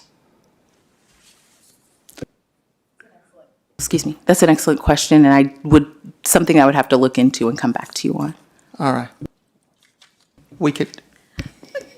Maybe we could invite Tom Tote up. He's done, just based on some assumptions on the labor workforce in California relative to this number, he can give you a ballpark estimate. A ballpark would be great. Is Tom still here? I don't see Tom. I don't see Tom, yeah. He was here all day. So I will read it into the record because this is a question that we had entertained over the weekend. If you assume that 16% of the California workforce is unionized, about half of that is public sector, so 8% of non-public jobs are union-related. CalPERS for California resulted in 171,000 jobs times 8% is an estimate of 13,680 union jobs. Wow. Admittedly, a rough estimate, but just based on those assumptions. That is an excellent number. That's great. That's great to see that we are actually putting our monies are working for union workers. Thank you so much for that information. I appreciate it very much. Okay, President Taylor. Yes, thank you, Chair Miller. Tamara, great report. I haven't read through the whole thing, but I used to take it with me everywhere because my members love to hear about it. I will say that I was wondering, so I love the key observations of the private equity. I'm wondering, and this probably isn't a question you can answer, maybe Peter can answer, but I'm thinking, are we going to be investing more in California through private equity in the future? Because it does obviously help our economy. I don't know where to go. Oh, there's Anton. He was hiding in a corner. Maybe I'll make a comment before Anton does. I think the private equity strategy is to focus more on growth and venture than the past. And so California is probably a very good place to be doing that. But I'll see what Anton says. He stole my thunder. So we have been not investing in venture until the last couple of years for approximately a decade. A couple of years ago, we began a venture program. Venture is disproportionately represented in California. Correct. Now, that doesn't mean that every single California venture firm we invest with will be making investments in California, but there is obviously with Silicon Valley an ecosystem here, for startups, and so that should lead to California investments. Also, we are doing more middle market. That's right. The middle market is much more likely to be invested in the United States because we're pursuing those firms for their sector specialization. And those domestic firms, because California is such a large part of the U.S. economy, are more likely to generate hits in California. Excellent. Thank you very much. Other than that, you guys, thank you very much for the report. Okay, next we have Frank Ruffino. Thank you, Chairman Mueller. And before I ask the question, I want to again congratulate you on your well-deserved recognition. So, couple questions. The first one, the report mentions allocation to high minority, high unemployment, and low to moderate income areas. What strategies are in place to increase CalPERS impact in these communities, and how is success measured? Thank you for the question, Mr. Ruffino. This touches on what Anton was speaking to, which is that the Investment Office currently does not have a policy or a mandate to invest in California. So it will simply depend on how capital is deployed and which industries are impacted. If we see that investments are concentrated, obviously in labor-intensive industries, we would expect some type of change or impact to IMPLAN's estimations of our footprint in California. And by the way, from the key observation and all the find, this is a great report. This is great news. Very proud, to hear that of our work and our investment in California all the way. I know we invest in the whole world, but first and foremost in our own backyard. Let me also ask you real quick a question about accountability and reporting. So with respect to future reporting enhancement, is there any plans to refine the methodologies used in this report to better capture and communicate the impact of investments in California? Yes, the short answer to that is yes. And I do have the vendor present as well who can also speak to that. But we have anticipated within their scope of work as well as the deliverables that we would like to be able to do year-over-year analysis for 2024's report against 2023's report going forward. So we are looking to further enhance the way that the data is reported, but also the value of the information that we provide year-over-year. That's great. That's great. Thank you. And lastly, and this may be better answered by the communication or the outreach folks, but with respect to transparency, how does CalPERS ensure that the ancillary benefits described in this report are communicated effectively to stakeholders, including legislators, the public, and the community? Any thoughts on that? No, it's a great question, and I think President Taylor touched on this, which is using this as an education and a communication tool as we're engaging stakeholders more broadly. because this isn't a mandate, this is simply a result of our regular portfolio construction process and our regular investment strategy. So we will continue to carry this around with us as we engage with our peers, as well as broadly in the market, with the and highlighting the impact of our investments, even without a mandate, that we are still showing an outsized and substantially positive impact of our investments, even without that mandate. Thank you. And again, great work. Thank you for this report. This is almost like a little cheat sheet Bible to keep in our hands anytime that we out there, and to talk about, particularly whenever we don't meet exactly, our goal is, well, here it is. Look what are we doing for California. Exactly. Mr. Chair, thank you. Yeah, thank you. Yeah, and I'll just reiterate, this is a great report. It's one of those things that I refer people to all the time, and I might be looking forward to my handy deluxe vest pocket edition, that I could, yeah. But yeah, so thank you. I see no more requests to speak on this item, so. Okay, thank you. Thanks. I just note that those estimates are probably an underestimate because they don't include the affiliate funds, and that's one thing we'd like to add, so the numbers will be larger, one hopes, going forward. Great. Okay, well, that brings us to our review of the CalPERS divestments. We have our consultants.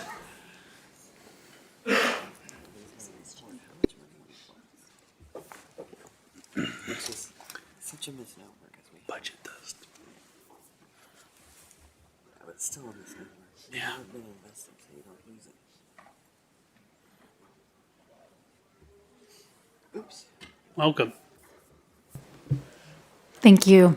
And good afternoon, board members. I am Lauren Gelhaus of Wilshire Advisors. My comments today will be brief. However, I did want to take a few minutes to provide context and background on the divestment report within agenda item 5G. I will quickly walk through the why we do the analysis, how we complete the analysis, and then touch on the results. First off, the why. Within policy, there are two divestment items addressed. First is that active divestments come back to the board for reaffirmation at least every 5 years. The last reaffirmation was completed in March of 2021. The second divestment item addressed in policy is that in between those reaffirmations, an annual update is provided. This update is a forensic analysis of the financial impact of CalPERS active divestments, of which there are currently 4: tobacco, Iran, firearms, and thermal coal. The letter summarizes the analysis for the annual review of these active divestments. Next is the how. So to complete this analysis, we received data from CalPERS index vendors. For each of the active divestments, we have the index without the divested securities removed and another with the divested securities removed. Said another way, there is data on the portfolio pre-divestment and then post-divestment. We then do comparisons of a simulated portfolio. Next, we run that through a process to estimate the financial impact of the difference in the two return streams. This shows us, had those securities not been removed, how the portfolio would have performed either positively or negatively. We then accumulate the impact through time, and those are the numbers that are summarized. Within the letter, we show that since the last affirmation, which again was in March of 2021, that 1 out of the 4 divestments had a positive impact on the market value of the portfolio, and the other 3 had a negative impact. Further detail around the analysis can be found within the divestment report. Given that the last affirmation was of March 2021, this analysis includes 13 quarters of data, the second quarter of 2021, and then the quarters within the last 3 fiscal years. That concludes my prepared remarks. However, at this point, I am happy to take any questions you may have. Okay, thank you for the report. Appreciate it. I'm not seeing any request for questions, so thank you. It's appreciated. Okay, summary of committee direction. Thank you, Mr. Chair. I've got one item in the AB 890 to add the percentages going forward in future reports, as well as thank you for all the feedback regarding the asset liability management process. We'll integrate that into the January board education and stakeholder days. Excellent. I do have, I think we have a few more people for public comment at this point. So I'll call up Frank Ruiz and Mark Swaby. Sorry about that. Yeah, come on down.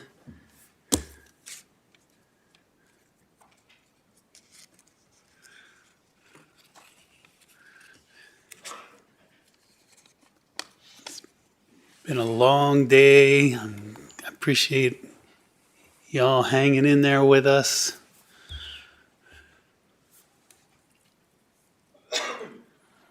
And your time will start when you identify yourself and begin speaking.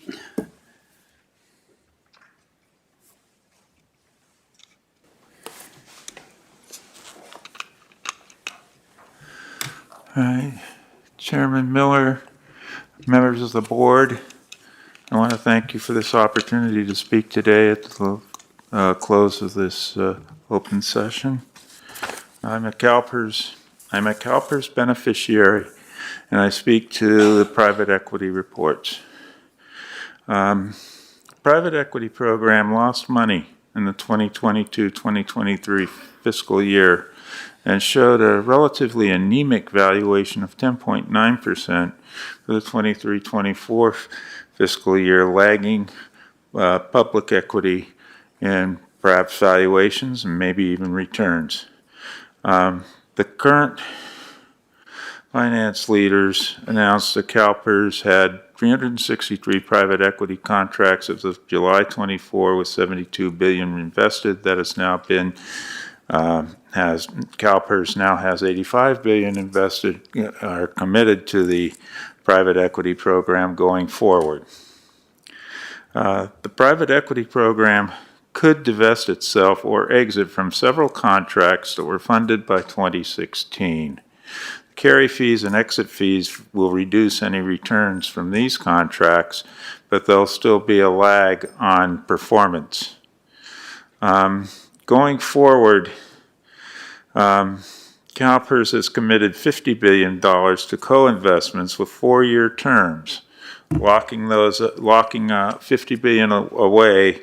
And these may incur reduced fees, but they also may show anemic returns, and they'll lose in a comparison with public equity investments up to 16 dividend payments. And they will also be left out of 8 semi-annual payments from the bonds that are publicly traded. This doesn't sound like a moneymaker to me. And that's where I'm going next, is the actual dollars. $85 billion committed going forward. Reports should show revenue return from CalPERS that should show a significant revenue back to CalPERS from the PE program, enough to not only cover reinvestment and that, but they should also be contributing $10 billion a year for pension and benefit and other CalPERS obligation payments. This is what we want to see. We want to see the PE program paying into the paying $10 billion into CalPERS pensions and benefits. Thank you.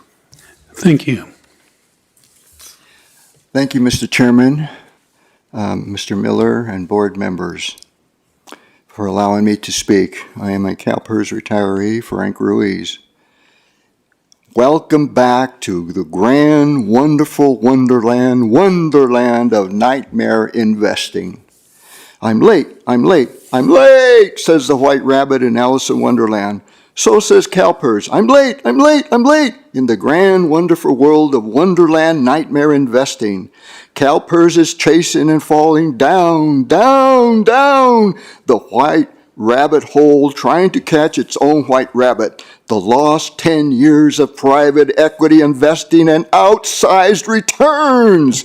In fact, CalPERS has been trying to catch outsized returns since 1998. Never received, always elusive and out of reach, yet always promised. With 2024, the additional $13 billion increase from $72 billion to $85 billion in the private equity program, CalPERS is once again drinking from the bottle labeled "Drink Me." So CalPERS, like Alice, is shrinking. CalPERS has shrunk so low that the caterpillar asked CalPERS, "Who are you? Who are you?" To which Alice says, "I don't know. So, who is CalPERS? Yes, CalPERS wants to make money, but is investing billions and billions in the PEP program that has failed to produce outsized returns since 1998. But again, this year, CalPERS has drunk from the Kool-Aid and shrunk even more and lost billions in future investment returns. $13 billion and no returns for X number of years. No returns for X number of years. No returns for X number of years. The shrinking will continue. It will continue. It will continue. When will CalPERS wake up from this nightmare? When will CalPERS recognize what is going on here? This program is not working. We need $10 billion from this program to pay for the increased costs that are occurring, the long-term costs that were announced in September. Who's paying for that? The members are paying for that. And the other increased costs. So CalPERS, please wake up from this nightmare that you're in. Please recognize that there are other avenues of investment that will return $10 billion to CalPERS and to its pensioners and to all the other organizations involved with CalPERS. Thank you for your time. Thank you very much. I believe that concludes public comment. And at this point, we will recess now into closed session for items 1 through 7 from the closed session agenda. We'll immediately reconvene in open session after the closed session. Thank you.